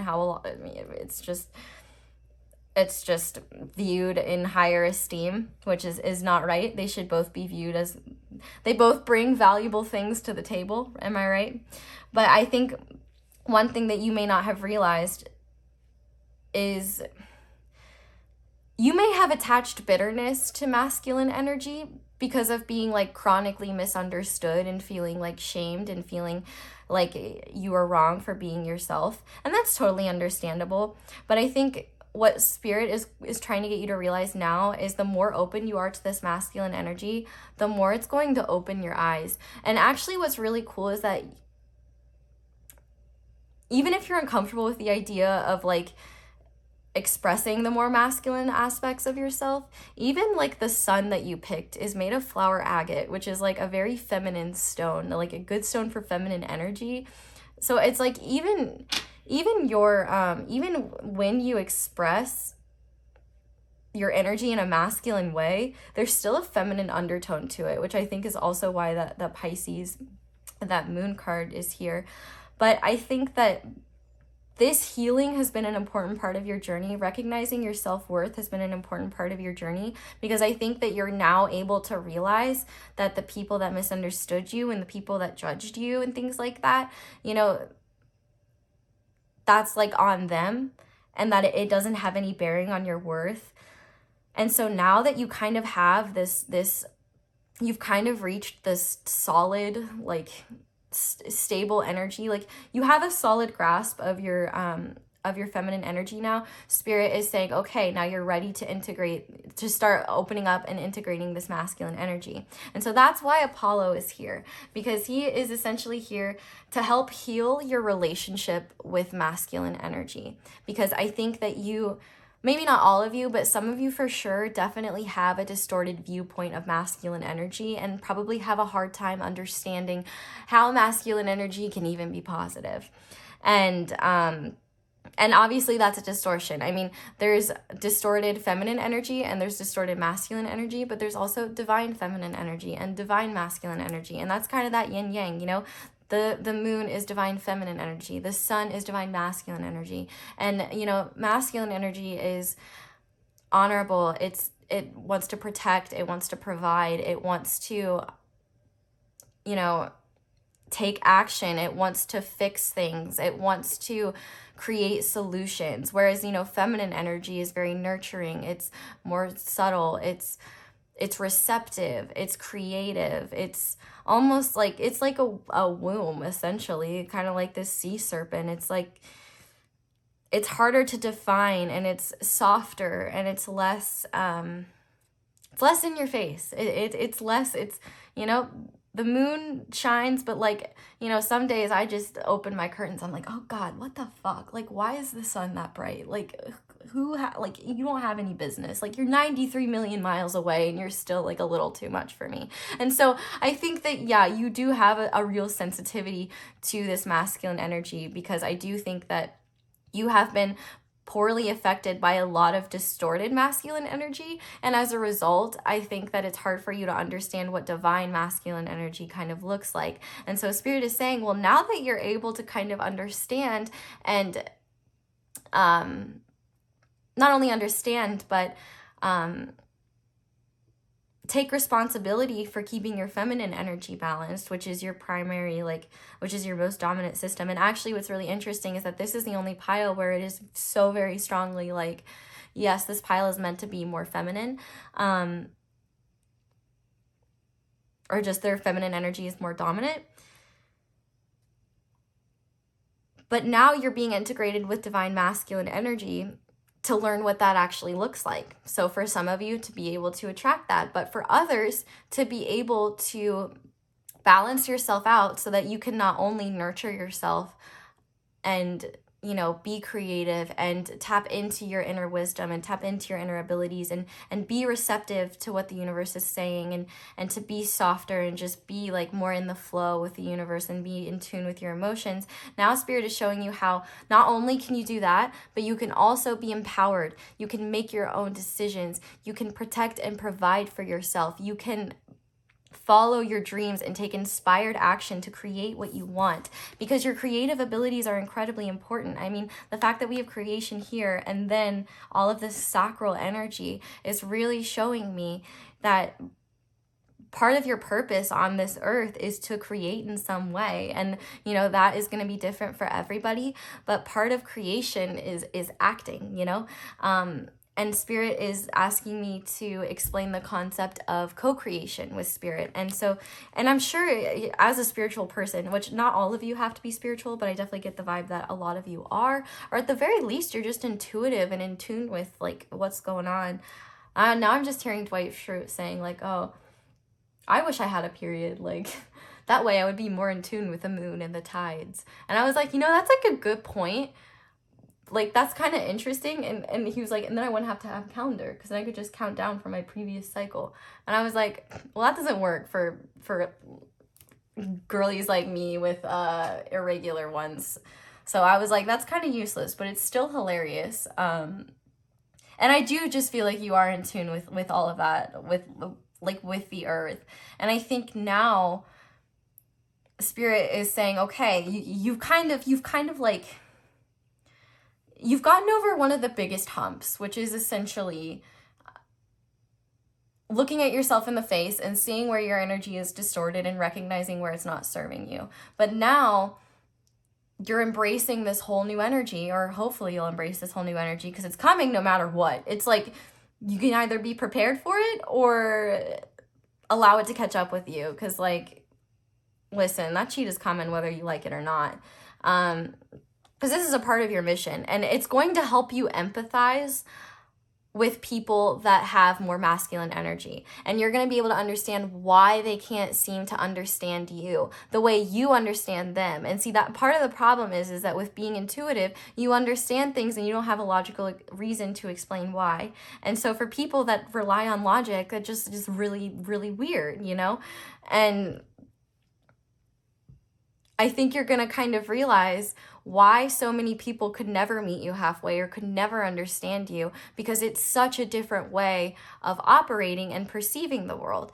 And there are people with better balances and things like that, that just have, you know, they express their masculine energy in certain ways, and they express their feminine energy in others. But like, there are people like you where there is just a predominance of one or the other, but which I would think like we're just like born with one or the other, but it's probably ideal that we kind of understand the other side. But at the very least, I don't know if that's for all of us. I just know that if you pick this pile, that's for you. And like, part of your like life's mission in this life is to master both sides of that, and you kind of like be the avatar and like master the 4 elements, and kind of like understand how your will and how all of these elements can coexist and work together, you know? Like, there's a need for you to look at everything as one, and to recognize how we are all integrated, and how you represent one end. You represent somebody on the more extreme end of like the spectrum. If there was like a spectrum of feminine and masculine energy, and like the middle was like perfect balance, this was like masculine and this was feminine, you would be like over here. And kind of part of your mission is to kind of come to the middle, but also be able to kind of swing on the other side and see what that's like as well. Because I think trying to understand feminine energy, truthfully, is probably more difficult than trying to understand masculine energy. So I think that you kind of, you have like an upper hand in that way. Because like I was saying, the last 3 piles, well, I guess maybe not pile 2. Pile 2 was really interesting, but at least 1 and 3, like, they were much more predominantly masculine than they were feminine.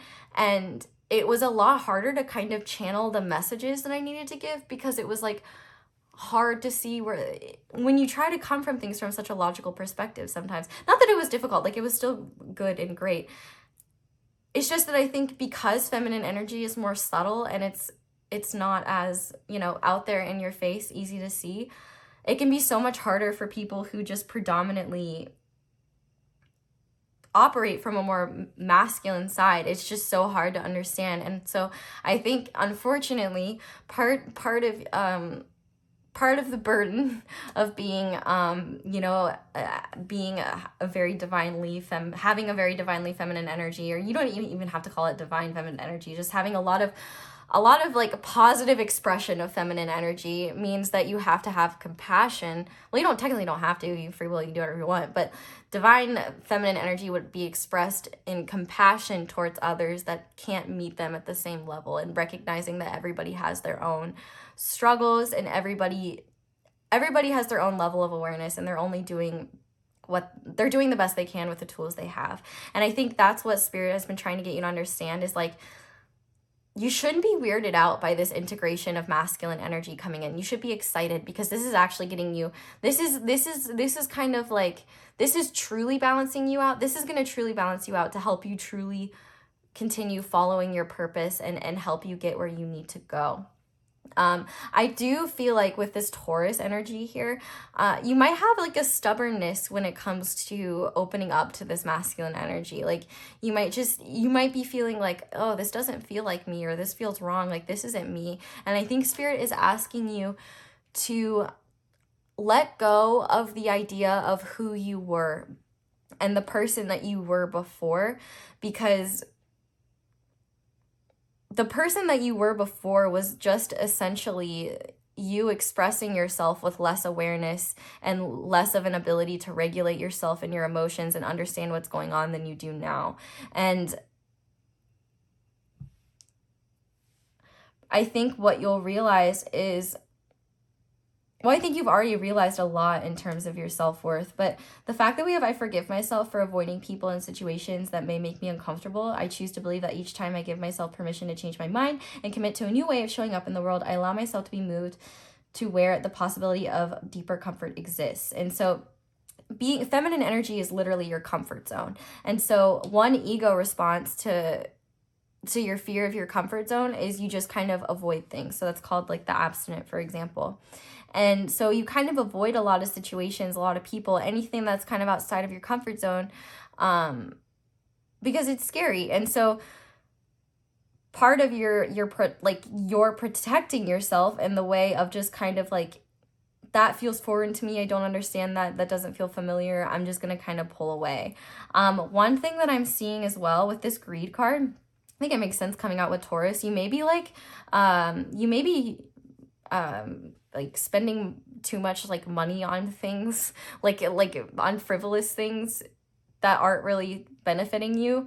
That could just be a specific message for some people. Like, listen, spend your paycheck how you want, but I think one thing that Spirit is saying is that you may be using like shopping or really anything when it comes to like material goods as a way to like maybe fill a hole. And I think that would be specifically for those of you who maybe are like not romantically involved with anyone right now and are just maybe feeling kind of lonely, but at the same time are working on healing that codependency.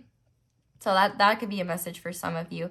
But a big part of your mission now, and like, you know, this is I love that the sea serpent is represented as like this kind of infinite circle, because one thing that if you haven't realized it already, is that healing never ends. And the universe, like when you finally gain your footing, like the universe is gonna throw you something else, like, because that's just kind of how it works.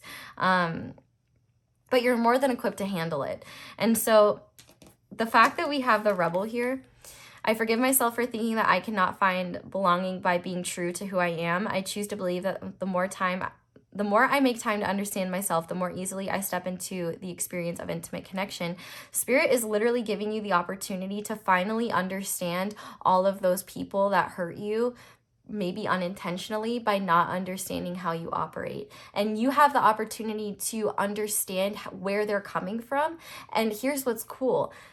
Once you're able to do that, then if they can't meet you halfway, you can meet them halfway and say, listen, I know how you perceive XYZ, but I'm different. I work this way and I perceive it this way, and my intention of expressing this was to do this, and I can see how you perceived it being something else. And it's kind of like you can just clear up a lot of misunderstandings and miscommunications that you have with people that kind of operate with like the virtually opposite energy, and be able to find harmony and synthesis with them. And like, that's why this uncompromising, think about being fair and working in harmony with another person. I think that if you've been single, part of the reason why Spirit has been doing that is because they have been wanting you to kind of embrace this masculine energy for yourself and recognize that you don't need a partner to come in and save you with masculine energy. You're not meant to just be like a little ooh-woo feminine energy doll. Like, you have power too, and you have the ability to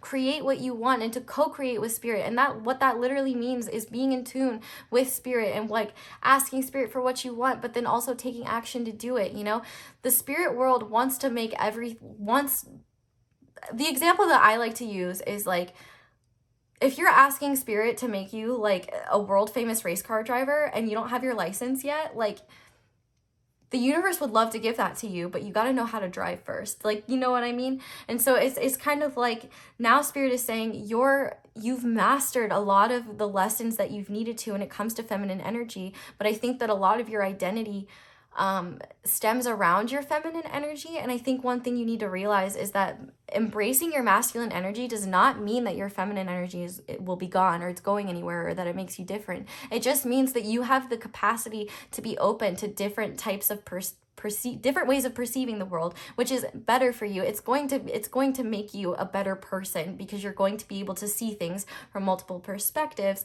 But also, you know, it's going to help teach you how to protect and honor yourself, how to provide for yourself, and to recognize, not that you don't know how to do that already, but it's more so just having confidence in your ability to do that yourself, and recognizing that a partner or anybody else that maybe has a lot of masculine energy, like, yes, they can bring a lot to the table, but you don't need them to survive. You don't need that dominance of energy to be successful. Like, the biggest lesson here is that you truly don't need anybody but yourself. And that's kind of a fallacy, because humans are social creatures, and like, obviously, like, we need to ask for help sometimes, and hyper independence can even be a trauma response. And that's why readings like this are so difficult at a collective level, because you don't really want to say generalized things. You want to give like useful advice, but at the same time you get yourself into think holes. But essentially, Spirit is saying it's not that you need to be hyper independent and not rely upon anyone.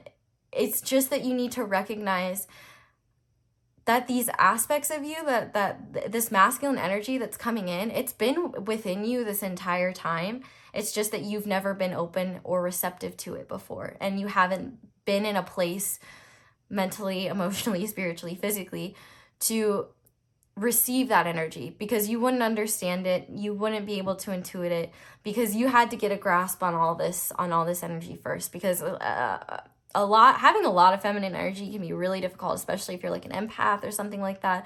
You're picking up on a lot of shit and it can just be a lot. So I think one thing that Spirit is saying is that I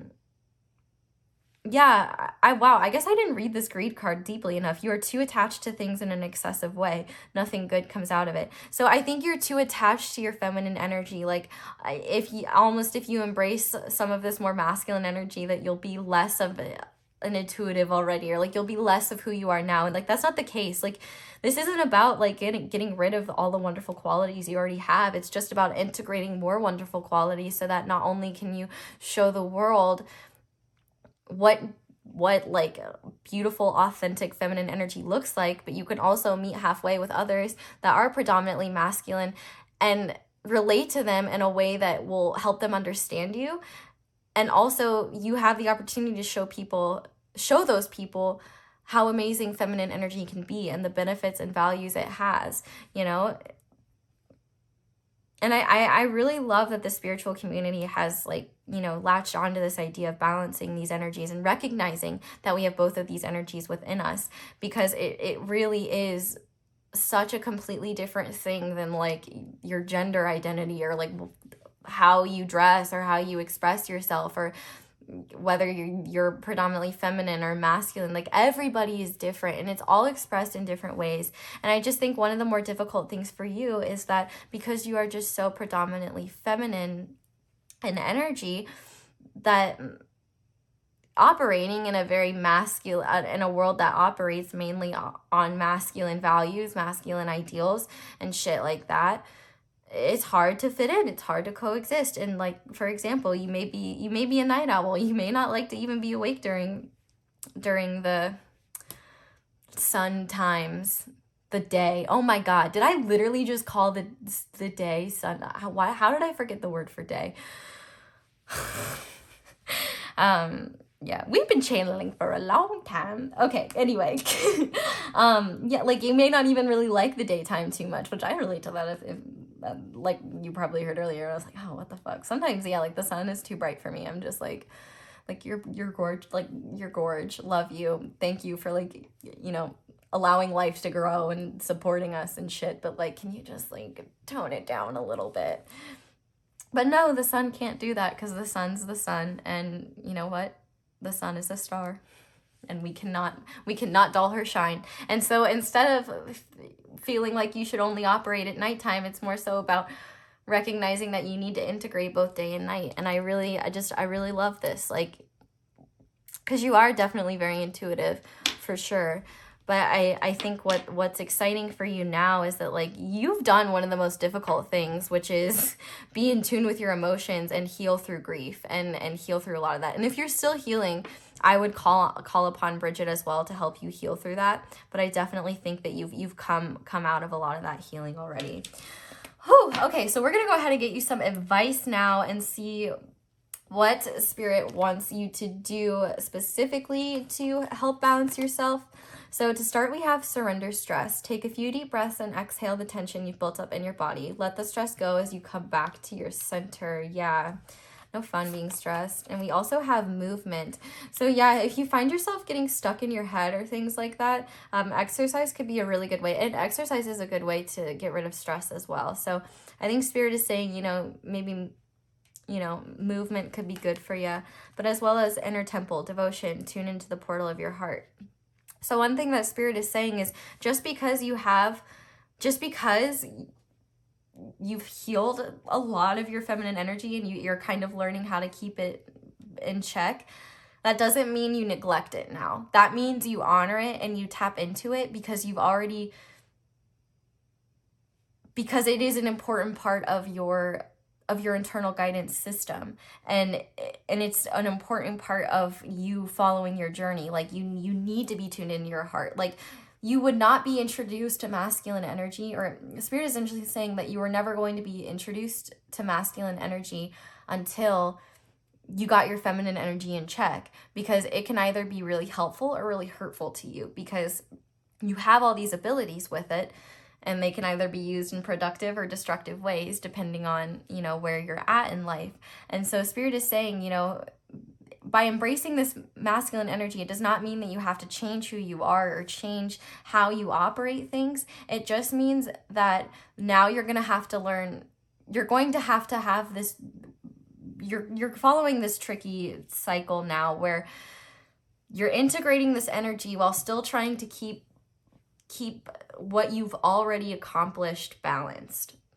And obviously balance fluctuates. It never stays the same. But one thing that Spirit is saying is to not worry so much about how this new integration of energy is going to affect your feminine energy, because your feminine energy is an integral part of you, and you're not going to lose it. Like you've done that healing. Like you're not going to lose a lot of these things. And I think it's more so maybe for some of you, especially if you're like an intuitive or a psychic or something like that, you know, maybe you're afraid that you'll lose some of your abilities if you're not always like on the ball.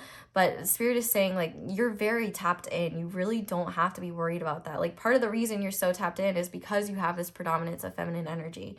And so essentially what Spirit is saying is, you know, you could move your body a little bit more to kind of get out some of that stressful energy, but really all you need to do when in terms of keeping your feminine energy in check, at least right now, is just stay listening to your heart, stay listening to what feels right to you, and honoring what your feminine energy says. But let's go ahead and look at what your masculine energy, what you should do there. So we have make a vision board.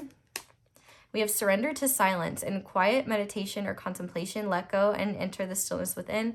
Silence can heal and replenish you. And we have the age of light. You've been training for this for lifetimes. Yeah, so I think if you're feeling lost in any way, or like you're not sure, instead of trying to figure out and understand masculine energy, I think one thing that Spirit is saying is allow it to come to you.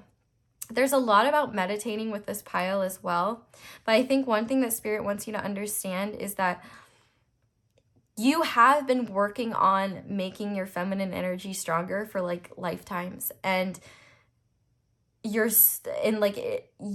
ability to use it, especially for like, you know, for the benefit and the good of others, is a really beautiful thing.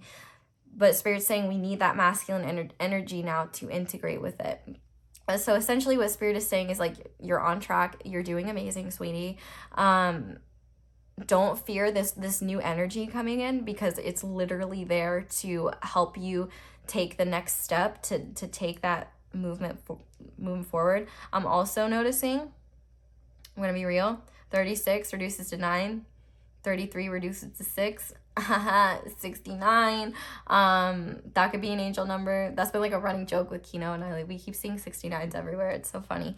But I definitely think that making a vision board could help you visually like see, you know, what your goals are. And actually, I made a vision board. I have a vision board. And what I found was like, it wasn't tangible objects I wanted. It was more so that I just needed like motivation and like positive inspiration and like things to strive for. So you may find like, if you come upon this masculine energy and you want to create and you want to start acting on it and understanding it, but you don't know how or where to start, I think Spirit is just saying, surrender to the idea of having no fucking clue and just like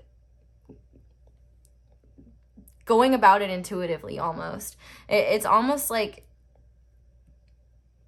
you actually do need to be intuitive when it comes to this masculine energy. So I think what Spirit is saying is like, when you don't know what to do with it, when you don't understand what's happening, just surrender to the silence and allow the masculine energy to explain itself and its purpose to you. And I know that sounds like really, really loopy, but like for a lot of you, you probably already understand that process anyway. But for others, even if you can't access it in meditation, ask for the universe to show it to you, whether it's through like a TV show with someone with really, you know, divinely masculine energy, or if it's running into a person, or them showing you the image of somebody that you know that's like a really stand-up person with a lot of masculine energy. Like, it's almost like Spirit is asking you to stop searching for answers and let the answers come to you, and let this energy come to you, because it seems like that's what it wants to do anyway. And it's kind of interesting because we have this movement, but also this silence. And so it's like, you kind of need to move out of the idea of just solely operating in this feminine energy, and allow the masculine energy to come in and kind of guide you where you want to go, where it wants to go, and how it wants to aid you and like help you move forward. It's almost like, it's like allow the masculine energy to like take control of this situation and say, okay, I want to be expressed in this way. And because you're so intuitive, you'll be able to say, okay, I can do that. And maybe your first step is by taking action just towards like making a vision board so you can see the general direction, because I think that you're putting a lot of unnecessary burdens on yourself, and I think that you may just be clinging a little bit too hard to the former and more wounded version of yourself. And I think one thing that Spirit is trying to get you to realize is that you are so much more than that, and like, you're still growing into the person that you're meant to be. And so holding on to a past version of yourself like just does not assist your growth in any way. Like, the important parts of yourself are still there, and you're never gonna lose them. Like, the only thing you lost, or like the problematic parts of yourself that maybe created more chaos and conflict and disharmony in your life. Okay, so now I am going to shuffle your tarot cards, and we're just gonna kind of go deeper into advice and see what Spirit wants to say, you know, what advice they have for you. Give it one more good shuffle. Shuffling these cards kind of hurts my fingers, but it's okay. Spirit, how can pile 4 balance their feminine energy? Okay, Page of Wands in reverse. That's interesting. This Page of Wands, like the Page of Wands has come out in multiple different piles, but for different reasons, and I've had different interpretations every time. Justice. That makes sense. Okay, one more, please, Spirit. And we have the 8 of Wands. Okay, interesting. All masculine, Aaron's swords. All masculine energy on the feminine side. So how? Okay, what about pile 4's masculine energy? How can they embrace that? Okay, we have the 10 of Wands. We have the 6 of Swords in reverse.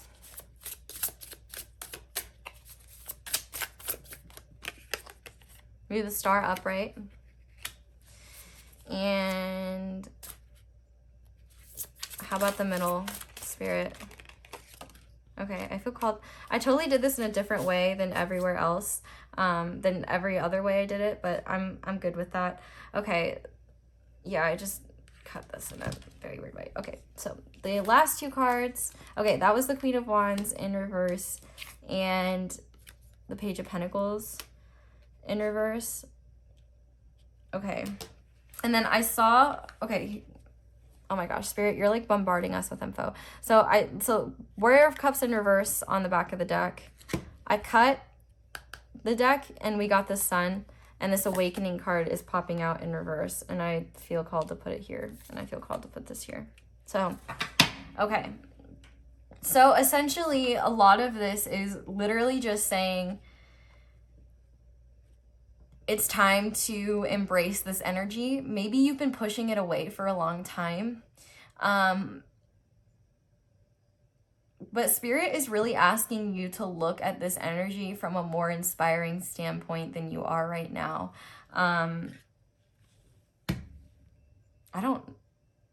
Where did this come? I was just holding on to this, but I think it's apt. Yeah, because you really are like the Queen of Cups, like point blank period. That is like what you're used to. But like, yeah, you're meant to be the magician or the witch. So like I said, the huge part of your journey is mastering the elements. And So Spirit is saying, you know, you've reached one part of the journey. Oh yeah, the Queen of Cups is like, no, you show them this. This is definitely the most chaotic. Here's something just really interesting. Like, I find that just the energies of the pile dictate how I literally go about doing everything, and it's so insane and chaotic. But like, this whole spread I totally just pulled intuitively. Well, some of it, you know, obviously you saw others fall out, but like in the other 3 piles, I went about it in a very structured way and like did the same thing each time. And then with this one, I just like allowed my intuition to follow me. And so I think that this is an excellent example of how you need to trust what your intuition is telling you, because like the way I did this doesn't really make much sense, but it makes sense to me and it makes sense to my intuition, and I see what Spirit is trying to say. And so I think one message that you need to hear is don't allow your connection with Spirit to be tainted by the physical realm. And by that, I mean, remember that this is not something that comes naturally or easy to everybody. Most people kind of seem to be the other way around. Not most people, but other people that are not like you. Obviously, there are people on the other side. And I think one thing that Spirit is saying is that, like, you're not here to, the Spirit is saying we're not telling you to completely, like, get rid of how you've operated in the world and now just be logical. No. We're just saying that it could help you integrate. Because let's talk about your masculine energy first, actually. Because you're literally, you've mastered the moon, now it's time to master the sun, essentially. And one of the biggest things that you've been carrying is a lot of burdens from your past that are not burdens from your past. I think there's just maybe some things that you need to recognize were never your fault in the first place. And it's almost by like exploring your masculine energy, it's actually what is going to help you move forward and integrate it better. And it's going to help you actually let go of a lot of burdens that you've been carrying that maybe you don't even realize have been there.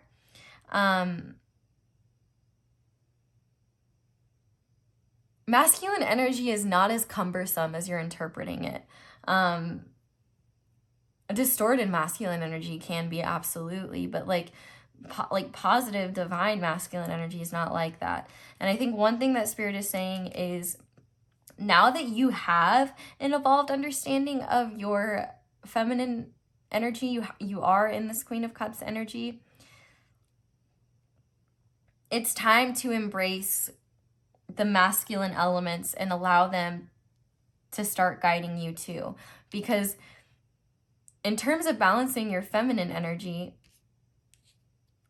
once you understand and have integrated this masculine energy a little bit more and found balance between the two, there's like a massive awakening coming.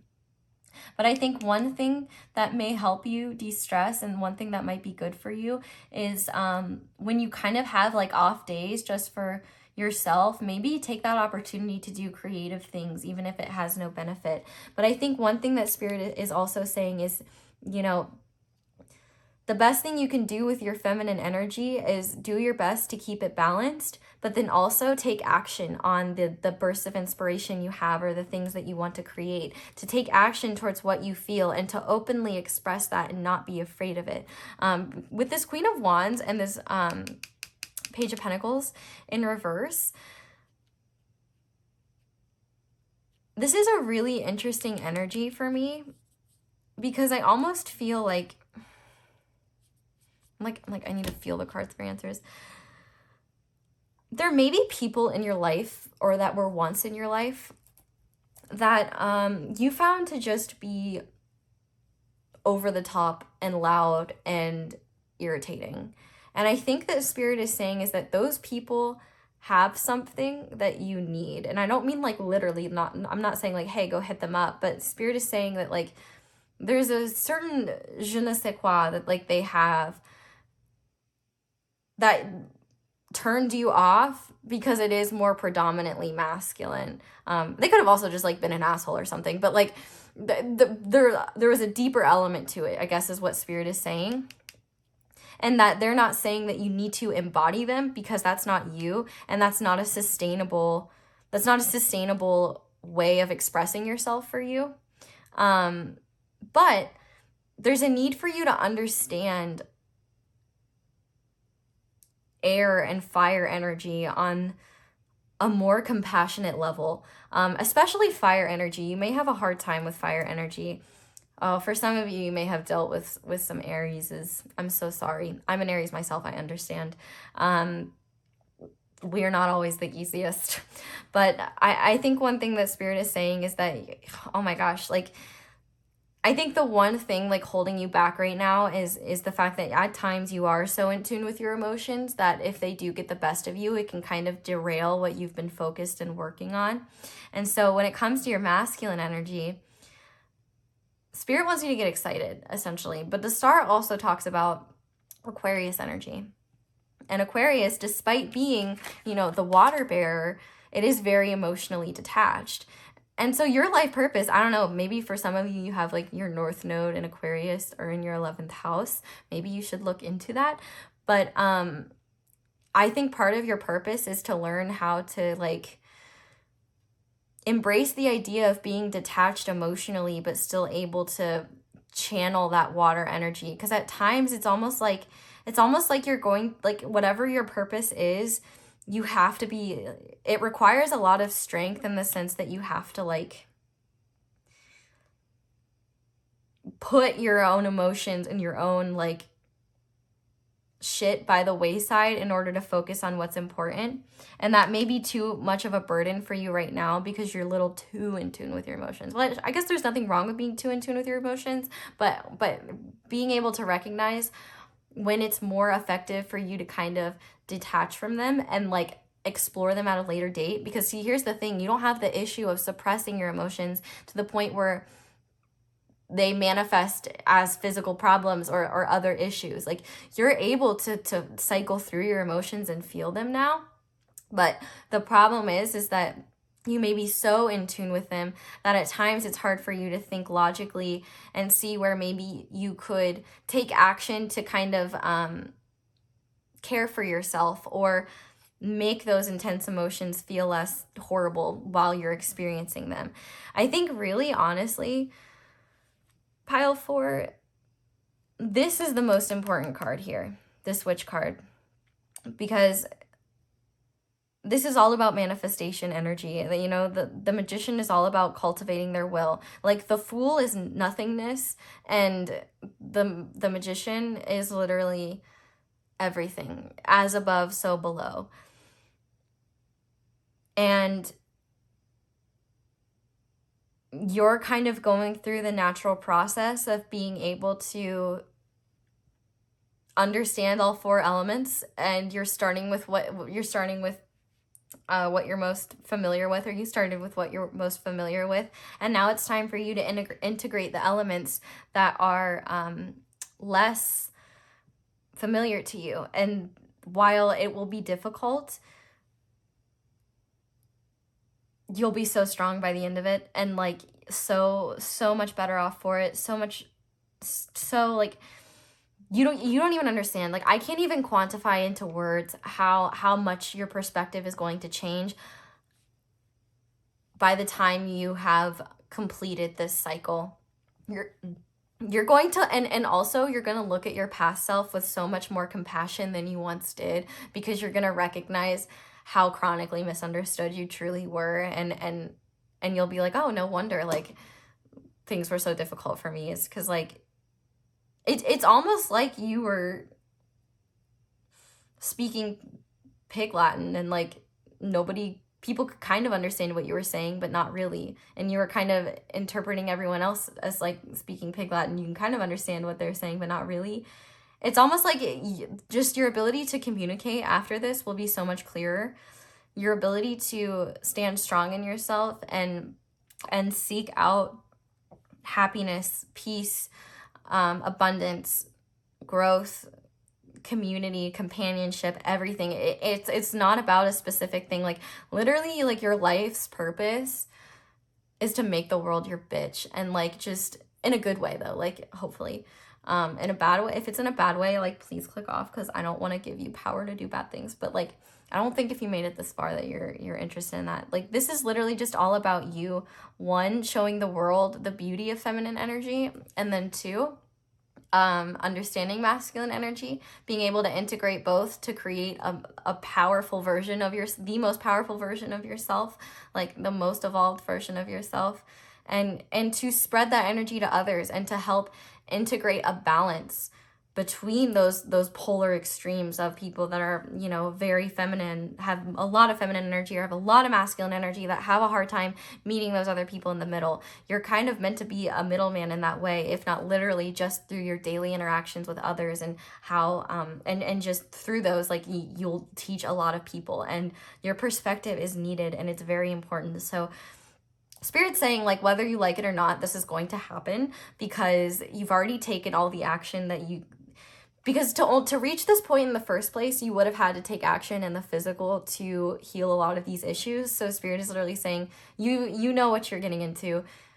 You thought you could get off this roller coaster ride. Like, no, the challenges just keep on coming. And truthfully, you can, like, quit whenever you want, or take a break, or walk away from, like, your spiritual stuff and just from evolving. But, like, you evolve just by being human, and it doesn't have to be a super conscious thing. So, like, really, you can't mess this up, but Spirit is essentially saying you're doing great, and now it's time to understand and integrate a new energy, so that you can be compassionate towards those people and help find a middle ground, and also help make you just a stronger, like, instead of, like, you're essentially the literal version of, like, an all-around gymnast. Like, right now you're really good at, like, bars and beam, but Spirit wants you to be an all-arounder. Like, they want you to, you know, be good at floor and vault too, you know what I mean?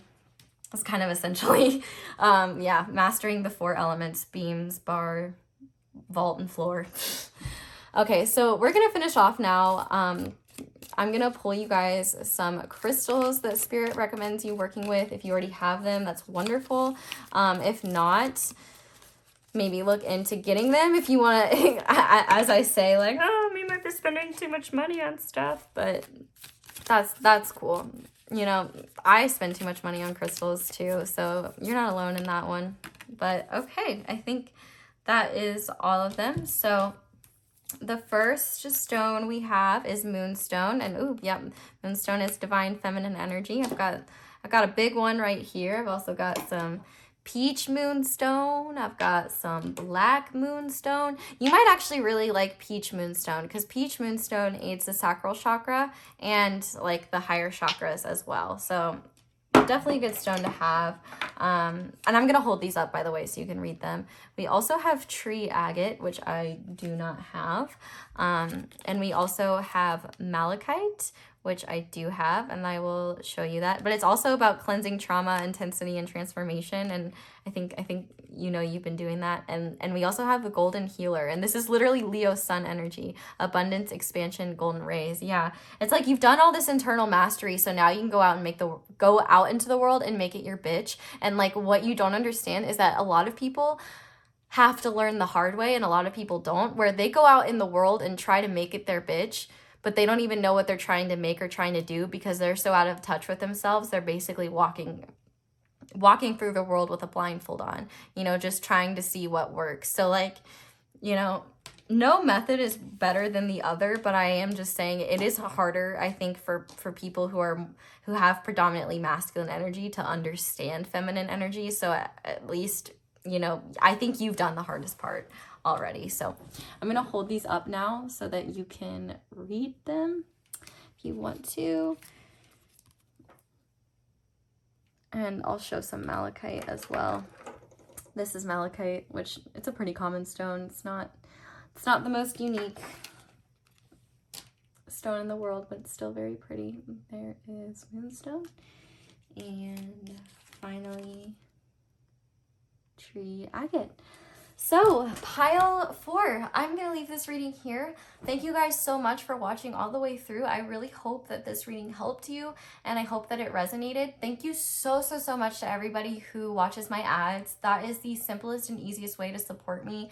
And obviously, with putting in these doing these long readings, like they take some work. So I really appreciate, you know, giving your energy back to me and helping support me. It's just super meaningful. But if you want to support me in other ways, you can like this video, you can comment down below, let me know how it resonates or just for engagement. You can subscribe if you haven't already, click that little bell notification. You can follow me on my other socials or check out my merch. But I think that is all I have to say. So thank you guys so much for letting me read your cards. I hope that this helped. Definitely let me know if this is something you guys want to see more of. But yeah, I hope you all have a wonderful day or night whenever it is that you're watching this. And I hope you'll come back and see me again soon. Bye.